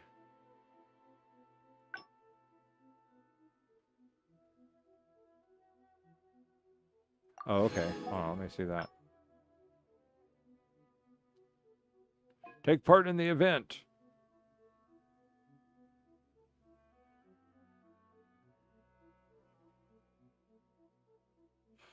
Oh, okay. This is a thing. Okay, I'm just gonna say okay. I want to just see.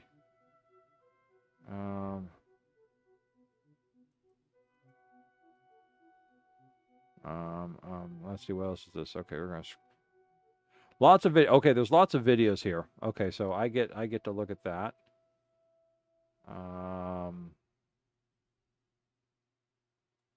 Turn the music off. Event rules, August 29th, yesterday.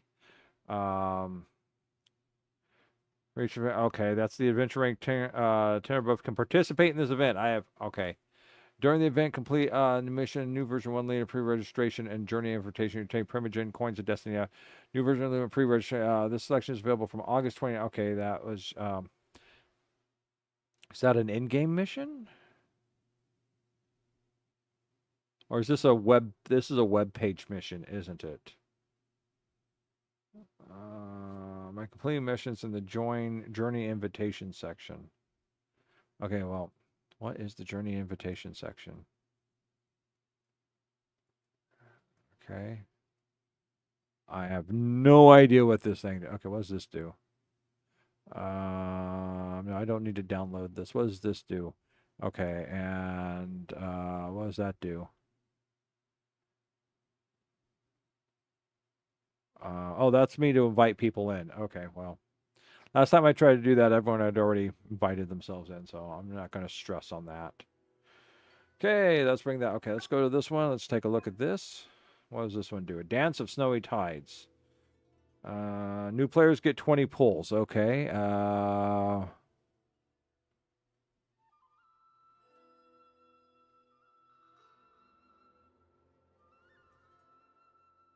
Okay, there we go.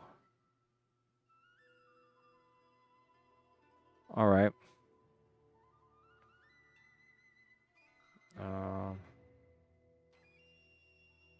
Okay, what's this? Log into the version update to claim.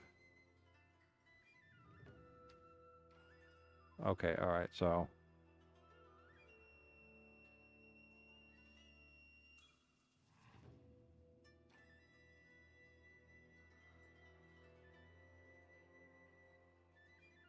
Okay, well, I don't get any of those. Okay.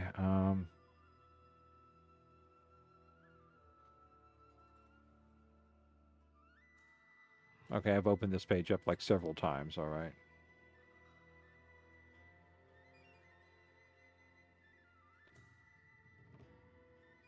I'm just scanning. I'm just quickly scanning through everything. Okay, so let's get back to the game. So, but I want to check out these two things. I got a lot of stuff down here I probably need to claim. Okay, claim. Claim. Claim.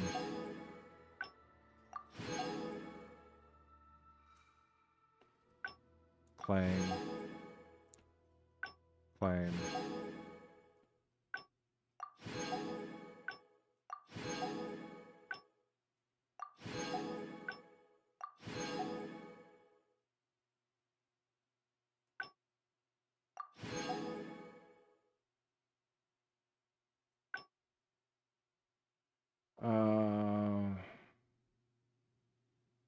Okay. There we go. I still need to read these two, so that's why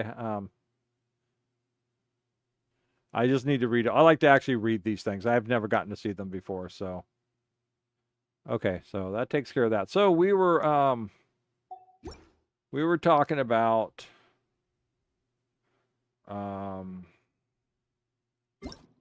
what characters I might take. So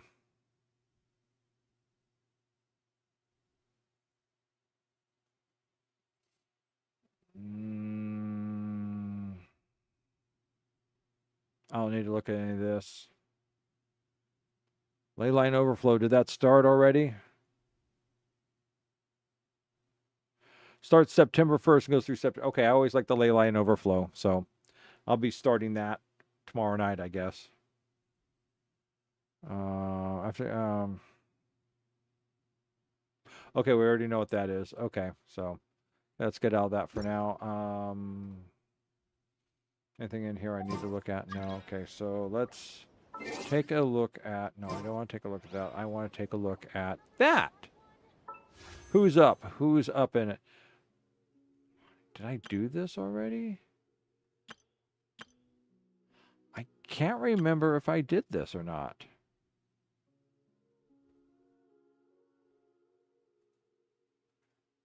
Did I do the training?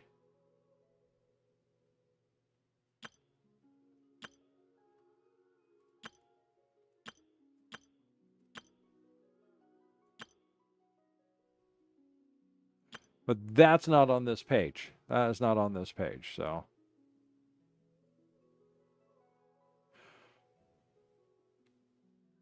History.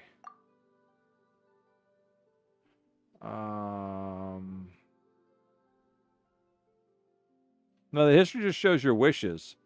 I'm trying to see if I did the training on that. Let's go back. Because that would be test run. There we go. Oh, I haven't done the test runs. I haven't done the Mulani and Chaska test runs yet. Or maybe, have I? No, I haven't. So I'll have to remember to do those. I've got 9 days left to do them. So, all right, that's what I wanted to check out. Whenever you meet me. Characters. All right, let's just take a look at my roster. So that's my roster right there. That is every character I have. Tanuki, welcome to the stream. We just wrapped up the video commentary. We're kind of the question was, what new character would I choose for? And I said it'd probably be best if I chose something that complemented it. And then we were also talking about character leveling. So the fine collection of characters that I'm having trouble leveling because I can't reach their stuff. I could probably do hers, and I can probably do hers. Can't do Skirk. I can do hers. See, 70 is about where I'm at right now. Can't get to hers. I can almost do hers. I just have to go back and beat up on the water naiad some more, I think. What do I need to do here? I need... Oh! I can raise her up. I can raise her up. Uppity, uppity, up. Something I've been wanting to do. Mushrooms. She needs mushrooms. Well, let's go ahead and do that because I've got everything else I need here. I wonder when I'll be as tall as my big sister, please. Yay. Okay, auto add. And let's level her up. Congratulations, you are now level 7. All right. But, let's see. In order to ascend, I need to get all this crap. So, and Skirk to ascend. I've got to get all this crap.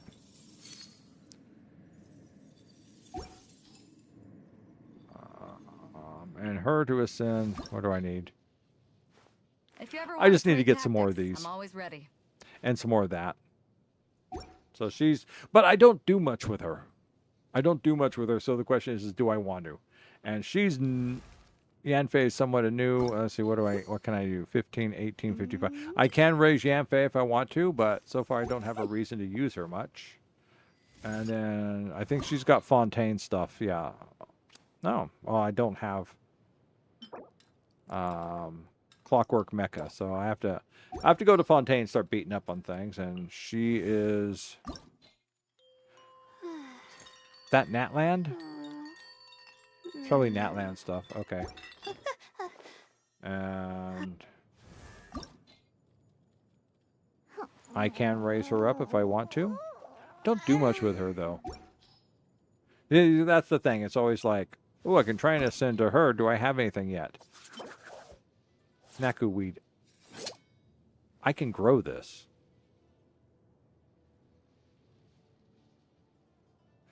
Luna Mizuki, hi, welcome.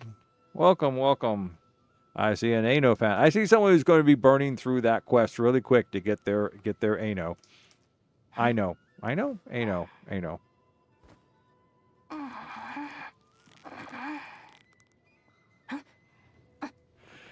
How did I... Well, they didn't need the Fontaine. They didn't...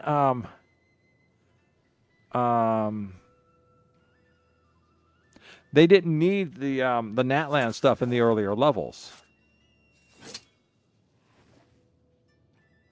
They didn't need it, so I was able to... they had a much more common gear to do their ascension. It's only when they got up to here. And, and some stuff you pick up from, like... from other things that you do. And I did do some Fontaine stuff because I went through and did a couple of the Fontaine special events, which then probably rewarded me this stuff right here. And I didn't need that before. Yeah, so... And that's pretty much, I think, where I got their stuff. So that's how I think I leveled them up. Who was the other one you were talking about? Scoot. Which one's Scoot? Which one is Scoot?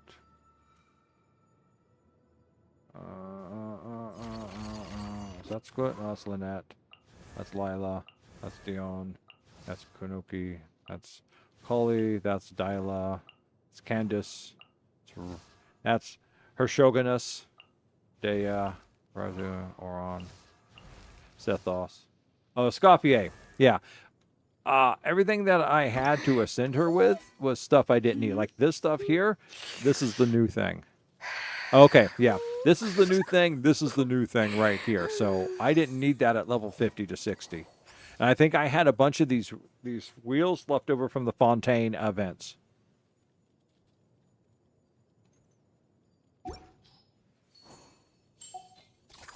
Because this was a special team set together to fight the Senora for the final quest.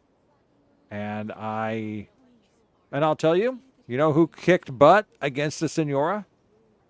This lady right here. This lady right here. Well, she didn't kick butt, but she basically held her ground. And the Senora couldn't do crap to her. 1 cube or 2. That's because she's a super maid.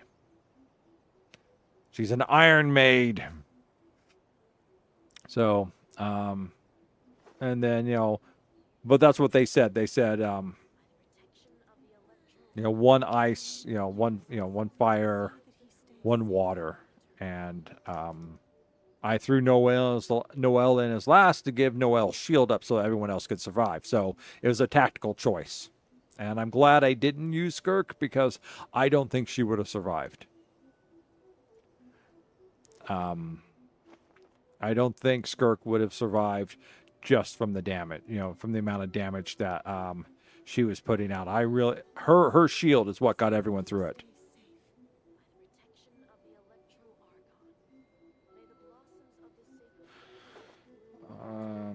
Isn't she just a 4-star?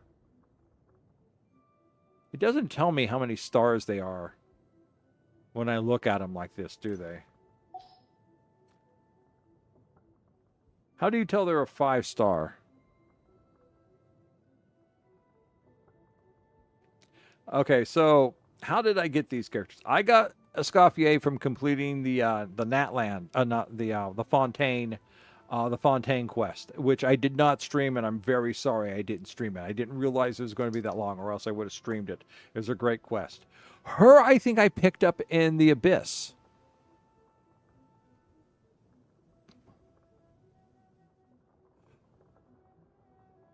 Okay, so how many 5-stars are I got 1. I got 2.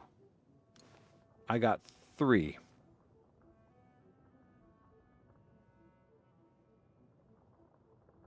No? Okay. Him,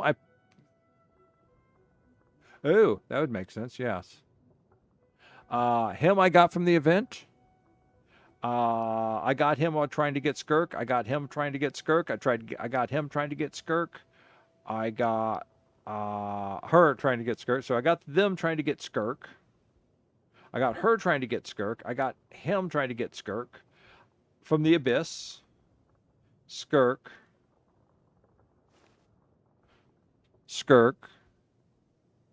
I don't know. It's just a lot of these I got Skirk. Some of them I got for trying Raiden. Raiden was really hard. And who did I get a lot of in Raiden? I think I got her from Raiden.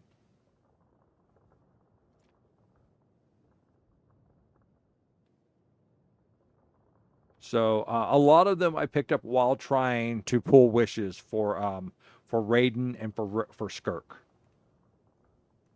I got Bennett and Noel from early pulls when I first started playing. So my original team was Traveler, Lisa, Bennett, and Noel, and Kaya. And okay, so this was my original team.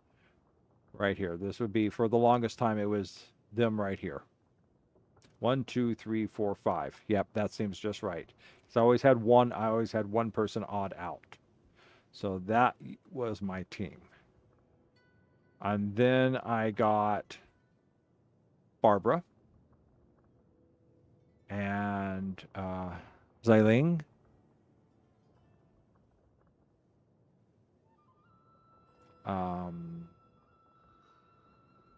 So that was them. And then I picked everyone else up as just kind of event. So he's an event. She's an event. And I think Xiling was an event.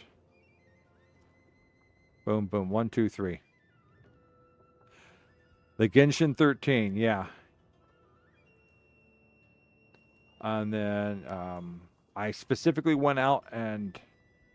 No, I didn't get her from event. I actually wished on her, and I got her early. I think that's the way it worked. One way or the other. That's how I either got her from the event or I picked her up from wishing. I can't remember which. But I got her, and I wished, and Raiden. So these are the three I worked at getting. I have Escoffier, Skirk, and Raiden. Where'd you go? Raiden. 1, 2, 3. So these three I actually I worked at getting. Everyone else I got was just me either side effect of trying to get them or just kind of got them. Yes. Well, what was it?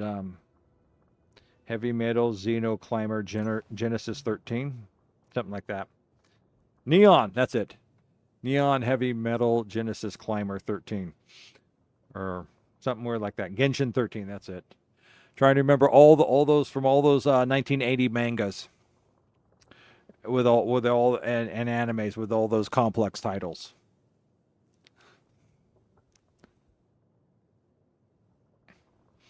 So I mean, there's character. The free character would be character for coolness, but really the character I should probably get is someone that's going to complement. Want to get Raiden up and see how well she does on replacing Lisa. I like Lisa. I mean, my base combat team became Lisa and Barbara, Hydro Electro combination. I started getting into Escoffier. You know, people have talked me into doing that, so they became the triple hit right there. And only later on did I get Skirk, but I still keep Skirk back because Skirk and Lisa are kind of the same, and they're both glass cannons. Skirk can do a lot of damage, but she also can't take a lot of damage. So, my normal team is 1, 2, 3, 4. I keep Escoffier in the reserve. So, wet them, freeze them, shock them. And then when electrical is not practical, then I think it's freeze them and burn them. I think that's the one I go for. Wet them, freeze them, burn them.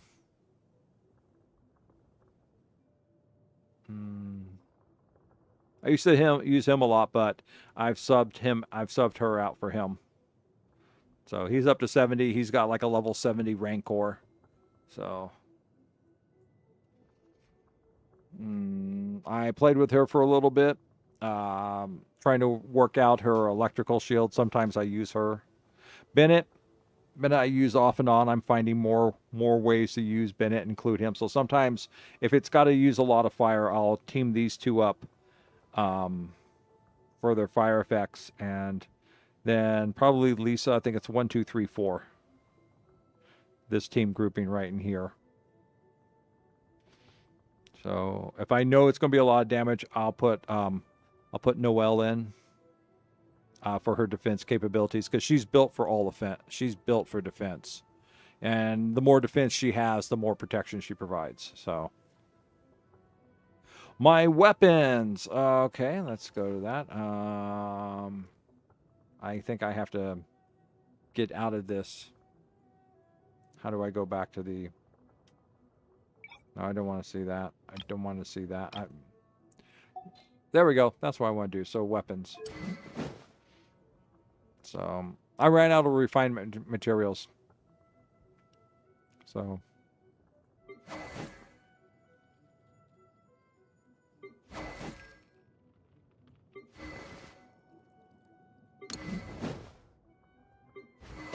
Yeah, I haven't raised his sword up in a long time. Level 50. Okay, he's got a level 50 Rancor.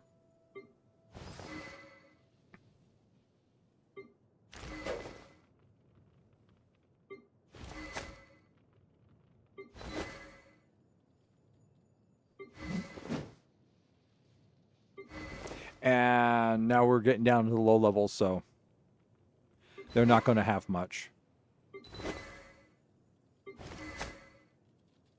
I had a ton of bows, so I was making a big refined bows for a while. You know, and big refined, you know, swords. Level 1, but, you know, I'm at a point where I can't play her yet. You know, I have to get her. She's brand new, so she doesn't have anything. He's brand new, he doesn't have anything. She's brand new, she doesn't have anything. You know.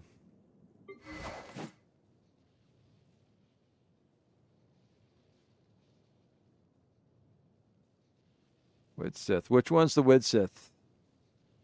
Let me finish those off. You know, brand new, brand new,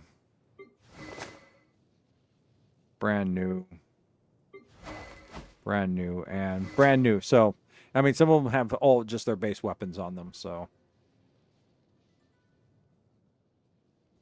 where's Wid Sith? Is that Yan Fei? Okay, let me go over there. Oh, the Catalyst book. Yeah, let me see. They will gain a random theme song for 10 seconds. That's I haven't played her enough to hear this yet, so but I kind of remember when I got it, I looked at it and said, "Oh, that looks cool." So, but once again, not a lot of refinement materials. Is that where I got to catch enough fish and I can go trade it into the fisher?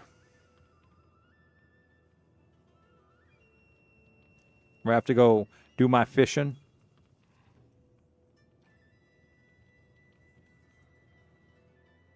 So, see, some people don't even have artifacts yet, so.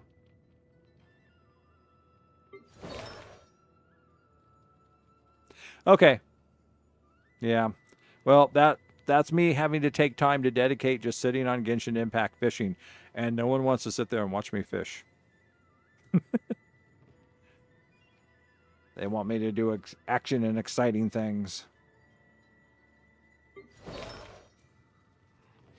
And this is me using up, spending a whole bunch of my my 1 and 2 star artifacts that I had maxed out my inventory on. It's like, okay, I need to raise something up. So, around 10 or 11, I think, is where I aimed to go for picking special things.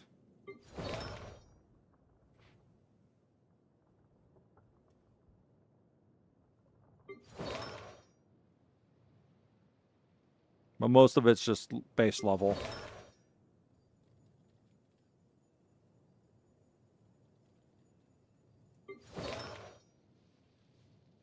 Choosing things that, would directly affect them.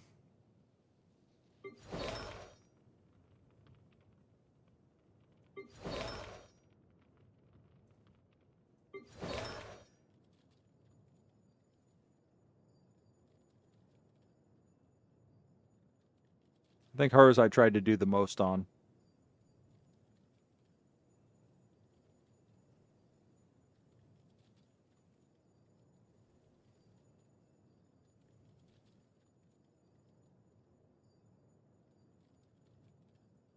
I don't think I have anyone else who I gave high level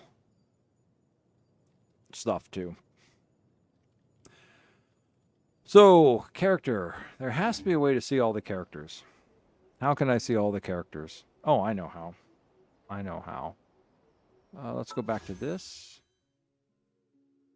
Let's go to details. I already have you. Yeah, no.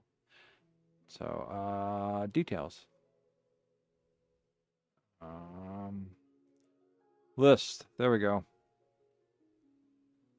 So let's take a look. Let us see. Who is there to Mulani, Daya, Kiki, Jean.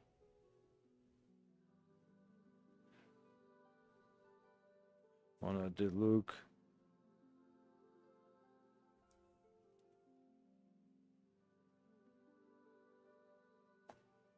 And it's a 5-star character, right? It's a free 5-star. So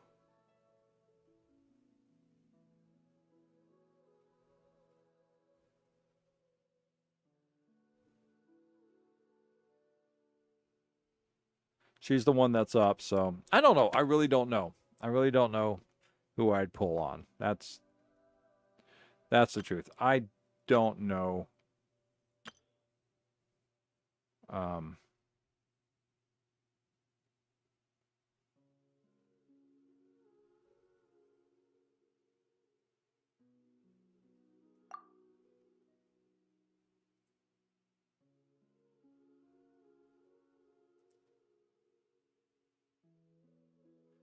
So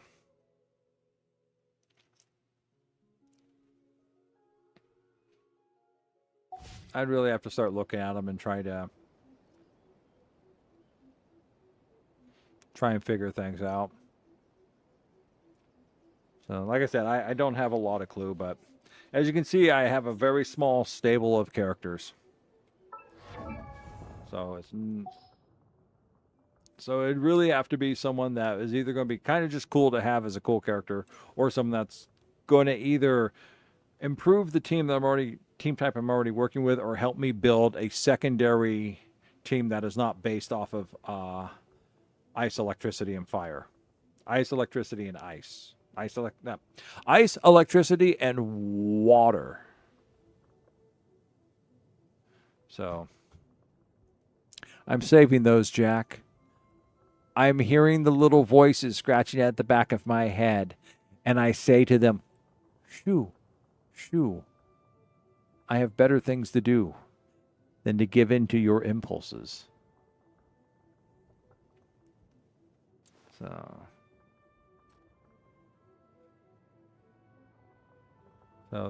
that's what it would take. It'd take me figuring out who, because there's thoughts and talk of replacing, like I said, Raiden with Lisa. I like Lisa. I've learned to use Lisa. So that's kind of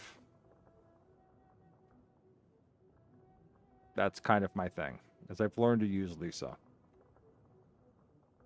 I'm not impressed so far with Auron. Of course, he's really down low, and it was really hard to test him. I took him back to Mondstadt, and I gave him only a weapon I could find, and I just couldn't really figure out what to do with him and how to work him. So, and I tried her, same thing. Only in your head, Jack. Only in your head.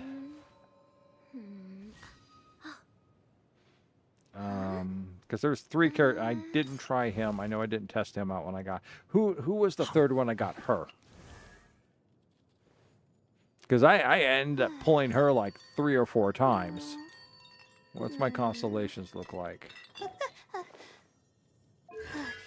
Yeah, there we go. I pulled her 4 times.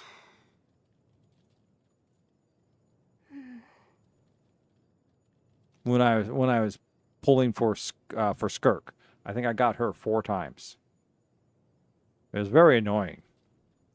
There were other characters that I wanted, and I ended up getting her like 4 times. I got Orion, and I just remember. Let's go back to the characters. Go back to that. I just remember it was her, him, and I think her. 1, 2, 3, 4. These were the 4 that I kept getting while trying to get Skirk, I think it was. No, it wasn't Skirk, because Skirk was my last one. Was it Scoffier then? No, I think it was Skirk. I think this. No, because you were Skirk, and because there's Raiden and Skirk. Her I got really easy, I think. So anyhow, I'd have to go back and look, but I remember I got them and said I should try them out, and there wasn't really any good way to try them out. So I think that's the one drawback to Genshin Impact is that when you got new characters and you want to test them out, you have to spend some time and drop your world level back down in order to practice and work with them so they don't get slaughtered. And so their attacks actually have some feasibility. So, though in the meantime, I do actually have to be right back. I do actually have to go do this. So I will be back as quick as I can.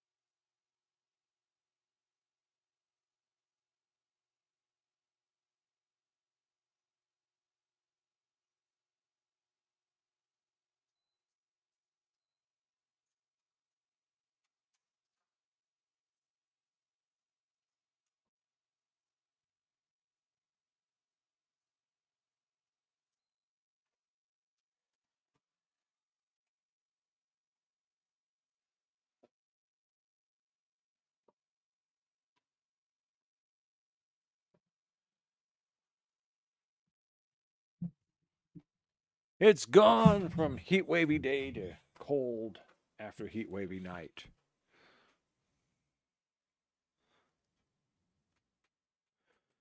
Who's a really good shielder, Jack?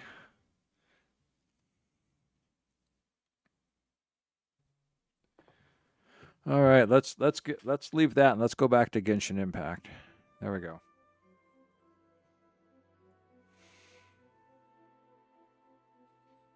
I got an achievement. I got a lot of achievements.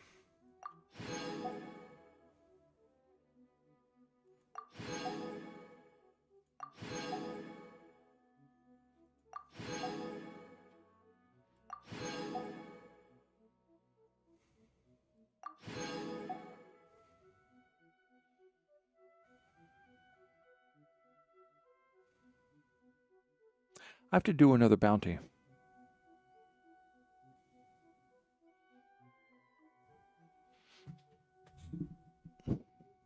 Well, that's because cats are people too. And they deserve lots of attention. Lots and lots of attention. I'm not ashamed, Rex. I am not ashamed. I'm just not a furry. I have no idea what a crimson lotus moth is, so I guess I did it.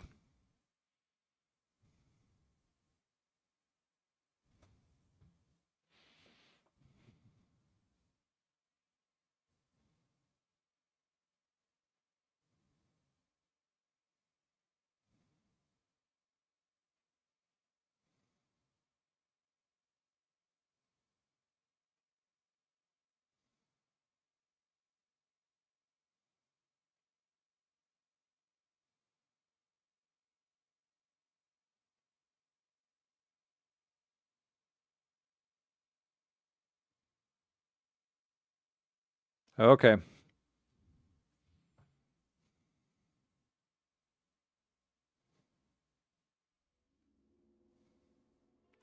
Interesting. Lots of things to do.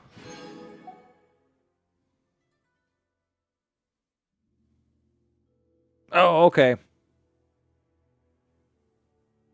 Oh, okay. I remember. Oh, those. I think I kept remembered swinging at them and missing and not doing any damage. Yeah, if they're talking about the flying butterfly things. Yeah. Okay. I have achieved. I have achieved much. I have achieved much.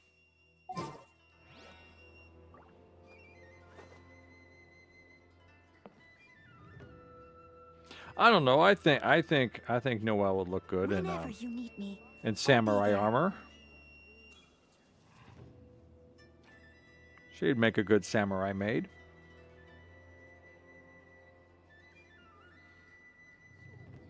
Look at that steely face. She's got that smile. It's like, yes, yes. And then she goes into that stern, stoic stare. So very samurai. There we go. This is why she got blasted to the future and turned into a bionic maid. And returned with the name of Benefa. I mean, look at that. She's already like checking out her arms as if they were cybernetic limbs. I mean, does she actually really have fleshy limbs? Has anyone ever seen her fingers?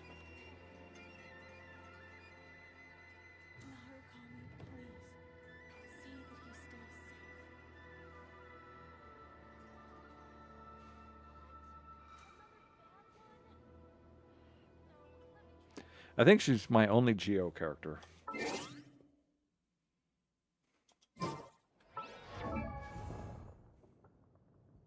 Let me see.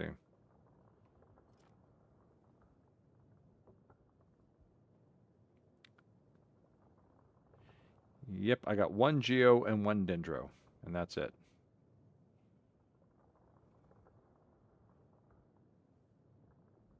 I got lots of fire, lots of ice. I finally have a second Hydro character. And I got a couple of Amio characters.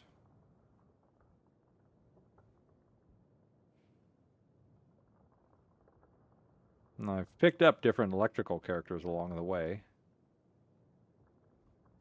What does it take to raise you up? What do I need? I need these. Spectral husks. Struck by specters. That's a specter? Okay. I thought a specter was something else. I'll have to go farm those. What's this one?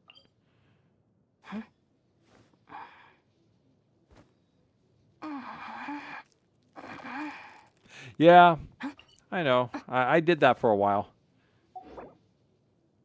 But I found that Geo Traveler really wasn't good for much.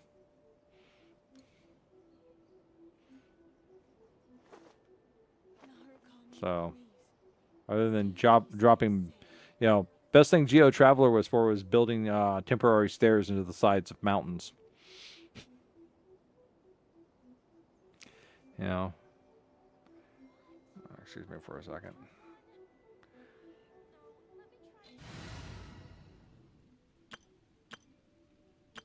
There we go.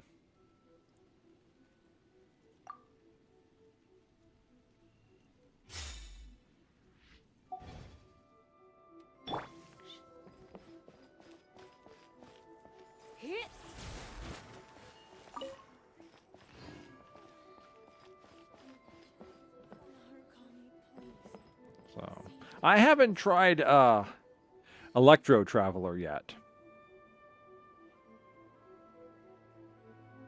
So maybe I should, just to see what he does. So.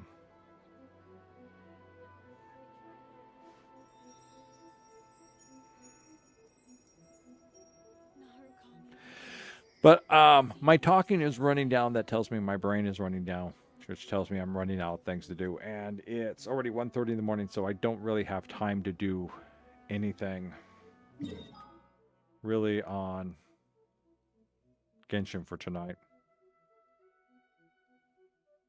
But where's it at? It's down in here some places where the stuff is to raise Raiden's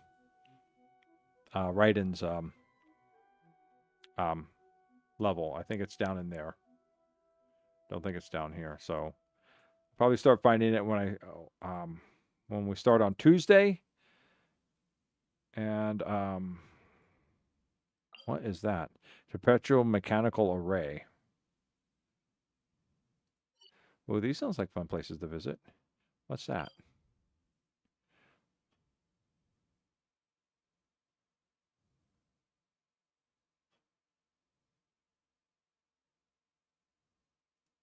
Ooh, that sounds like fun. But you know what I am going to do?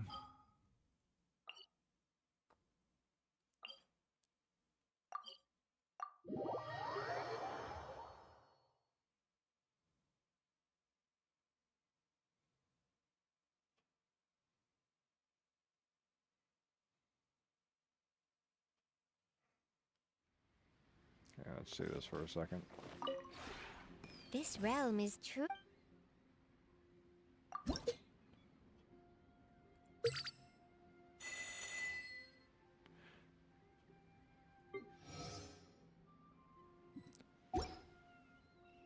Actually, Rum Depot. Not going to buy any more of these because I keep forgetting to use them and they keep expiring. So I'm just wasting my money on them at the moment.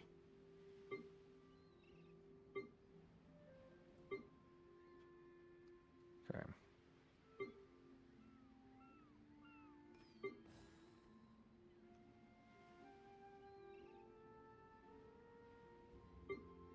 Okay, here we go. This is...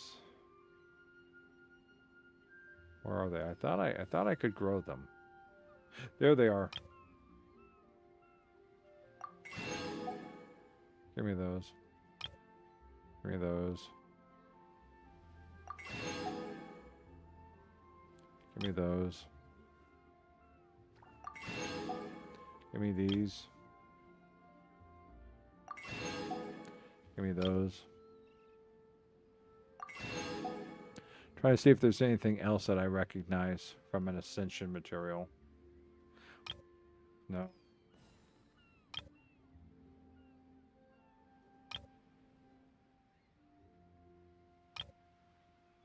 That looks... I think that's one of them, isn't it? Sky Split Gem Blossom Seed?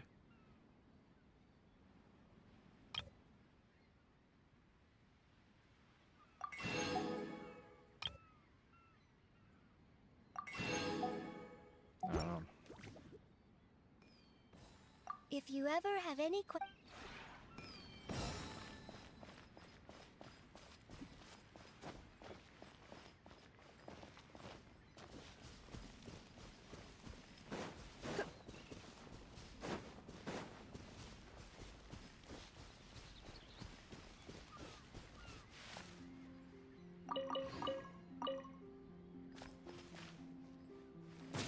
Alright.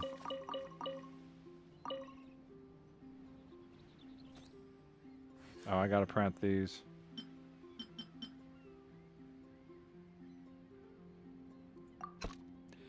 There's some way to get another one of these in Inazuma. I have to figure out what that is.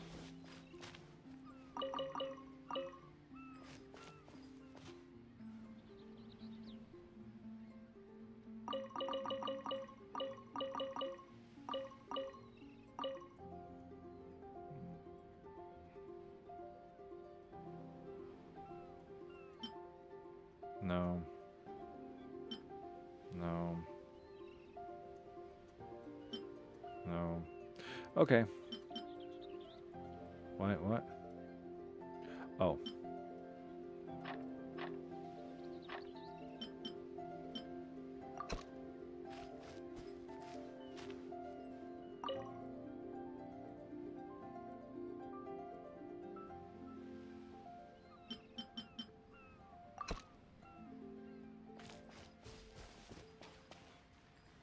It's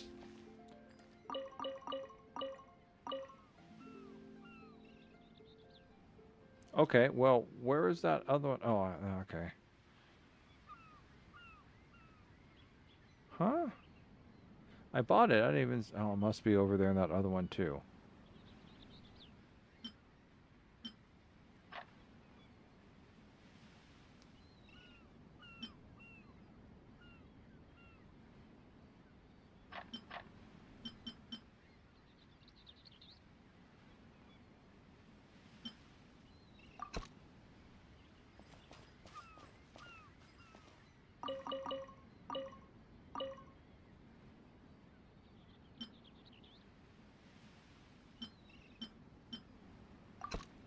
All right. Yeah, this is definitely the important garden to plant. I got to figure out how to get the other one of these. Some quest in Inazuma will reward this.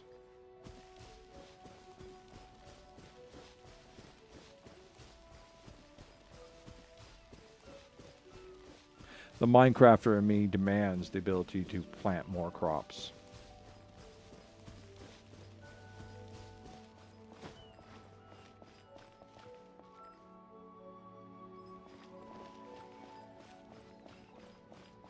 All right. That takes care of all that for now.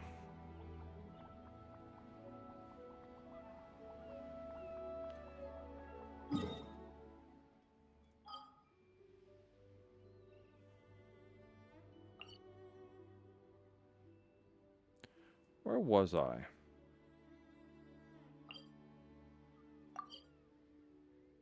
Oh, well.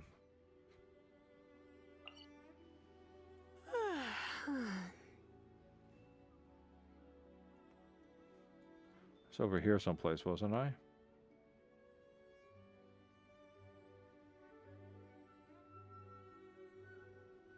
Today's no good for going out.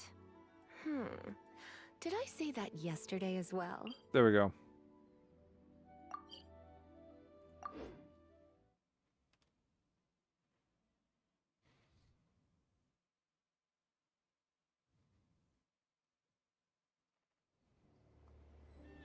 All right, that's not too bad.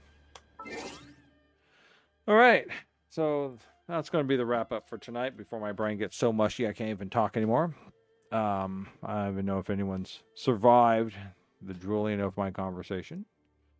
But thank you. Thank you for joining me and watching the Luna 1 introduction video and hanging through my reactions and sharing your comments with me on it and helping me interpret some of the things that are going on. So thank you, Rex. Thank you, Jack.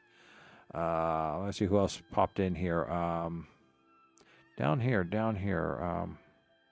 Too much scrolling. Luna, thank you for coming on in. Let's see. There was someone else up here too. There was someone else who popped in up here. Bacon, thanks for joining in. Yeah, so it was Bacon, Jack, Rex, and Lindsay. There we go. Lindsay stopped in too.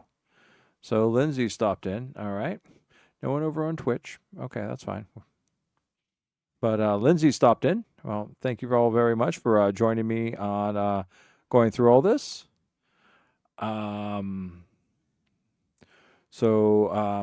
This is Saturday. This is a wrap-up time for me. I take tomorrow and Monday off. Tuesday we'll be back. We'll be doing Genshin Impact. The first thing I'll be doing is the trial runs to go through and get those taken care of, to get that out of the way. Then we'll probably, depends on if they've activated any of the special things like the bonuses or not. And if not, then we'll start off the Inazuma, second half of the Inazuma quest. And we'll keep working the Inazuma World Quest and try and get things done for that. Wednesday will be Minecraft. Unless the Genshin Impact stuff is started. We'll be continuing working on the Nether Hub and the Spider Spawner, Triple Spider Spawner. We'll be building it out some more, kind of fleshing it out so it doesn't just look so raw. Try and do some more artistic things. I think we're going to, for the Nether Hub gateway entrance, we're going to clear out that wall. We're probably going to do iron and glass for that setup.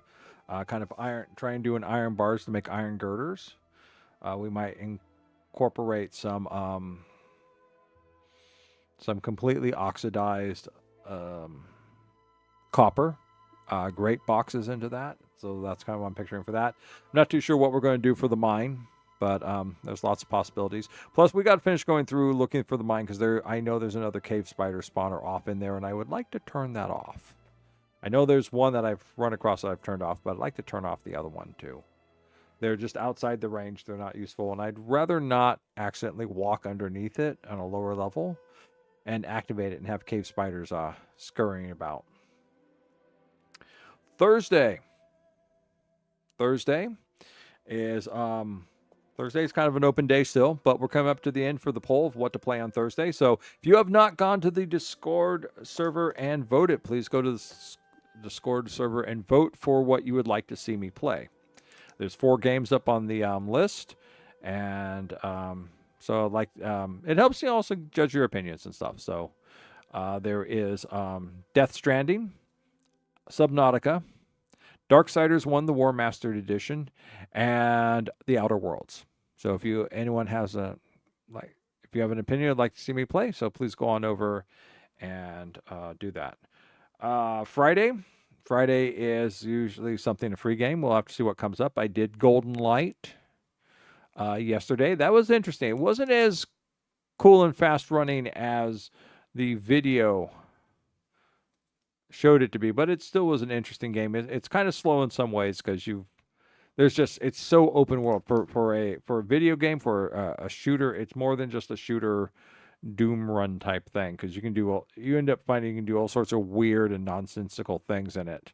But it's definitely a gore game. I don't know if I'd go back to play it some more, but I'm starting to get a feel for how to play it. So that's definitely one you have to kind of get a feel to play. It's an indie game, so that was it. And then Saturday, we'll figure out what we're going to do. Like this Saturday, we did this. So that's it. So that's kind of what we're looking for this upcoming week. Hopefully, if anyone's interested, you can come and hang out with me. Chat. We can talk about different things. You can always leave comments in the video. You can leave, if you're on the Discord server, there's a streaming ideas area. You can always give me ideas of things you'd like to see. Friday games, Saturday games are usually kind of open games. So if anyone wants me to try something, Kat did that for a couple of games, and I did that. So if there's something that I can get or that I have, I'll go ahead and try and stream it. I'm limited by funds, so I can't be buying the $60 and $80 games, unfortunately. Though there's a couple of those I'd like to play. So yeah, if you like the video, please hit a like. If you haven't subscribed and you'd like to, please subscribe. If you'd like to follow me over on Twitch, please go ahead and follow. I greatly appreciate everyone and all your time and your input and your feedback. So yes, if you have any comments, anything like that, go ahead and put them in the video. I do my best to respond. And so that'll be it for tonight. I'm just going to putz around for a little bit before I go to bed, but I'm going to finish off the stream here. So thank you very much. We're going to say goodnight to YouTube. Good night, everyone over there. You have a good day whenever you are, wherever you are. Be well and take care, and I will see you next time.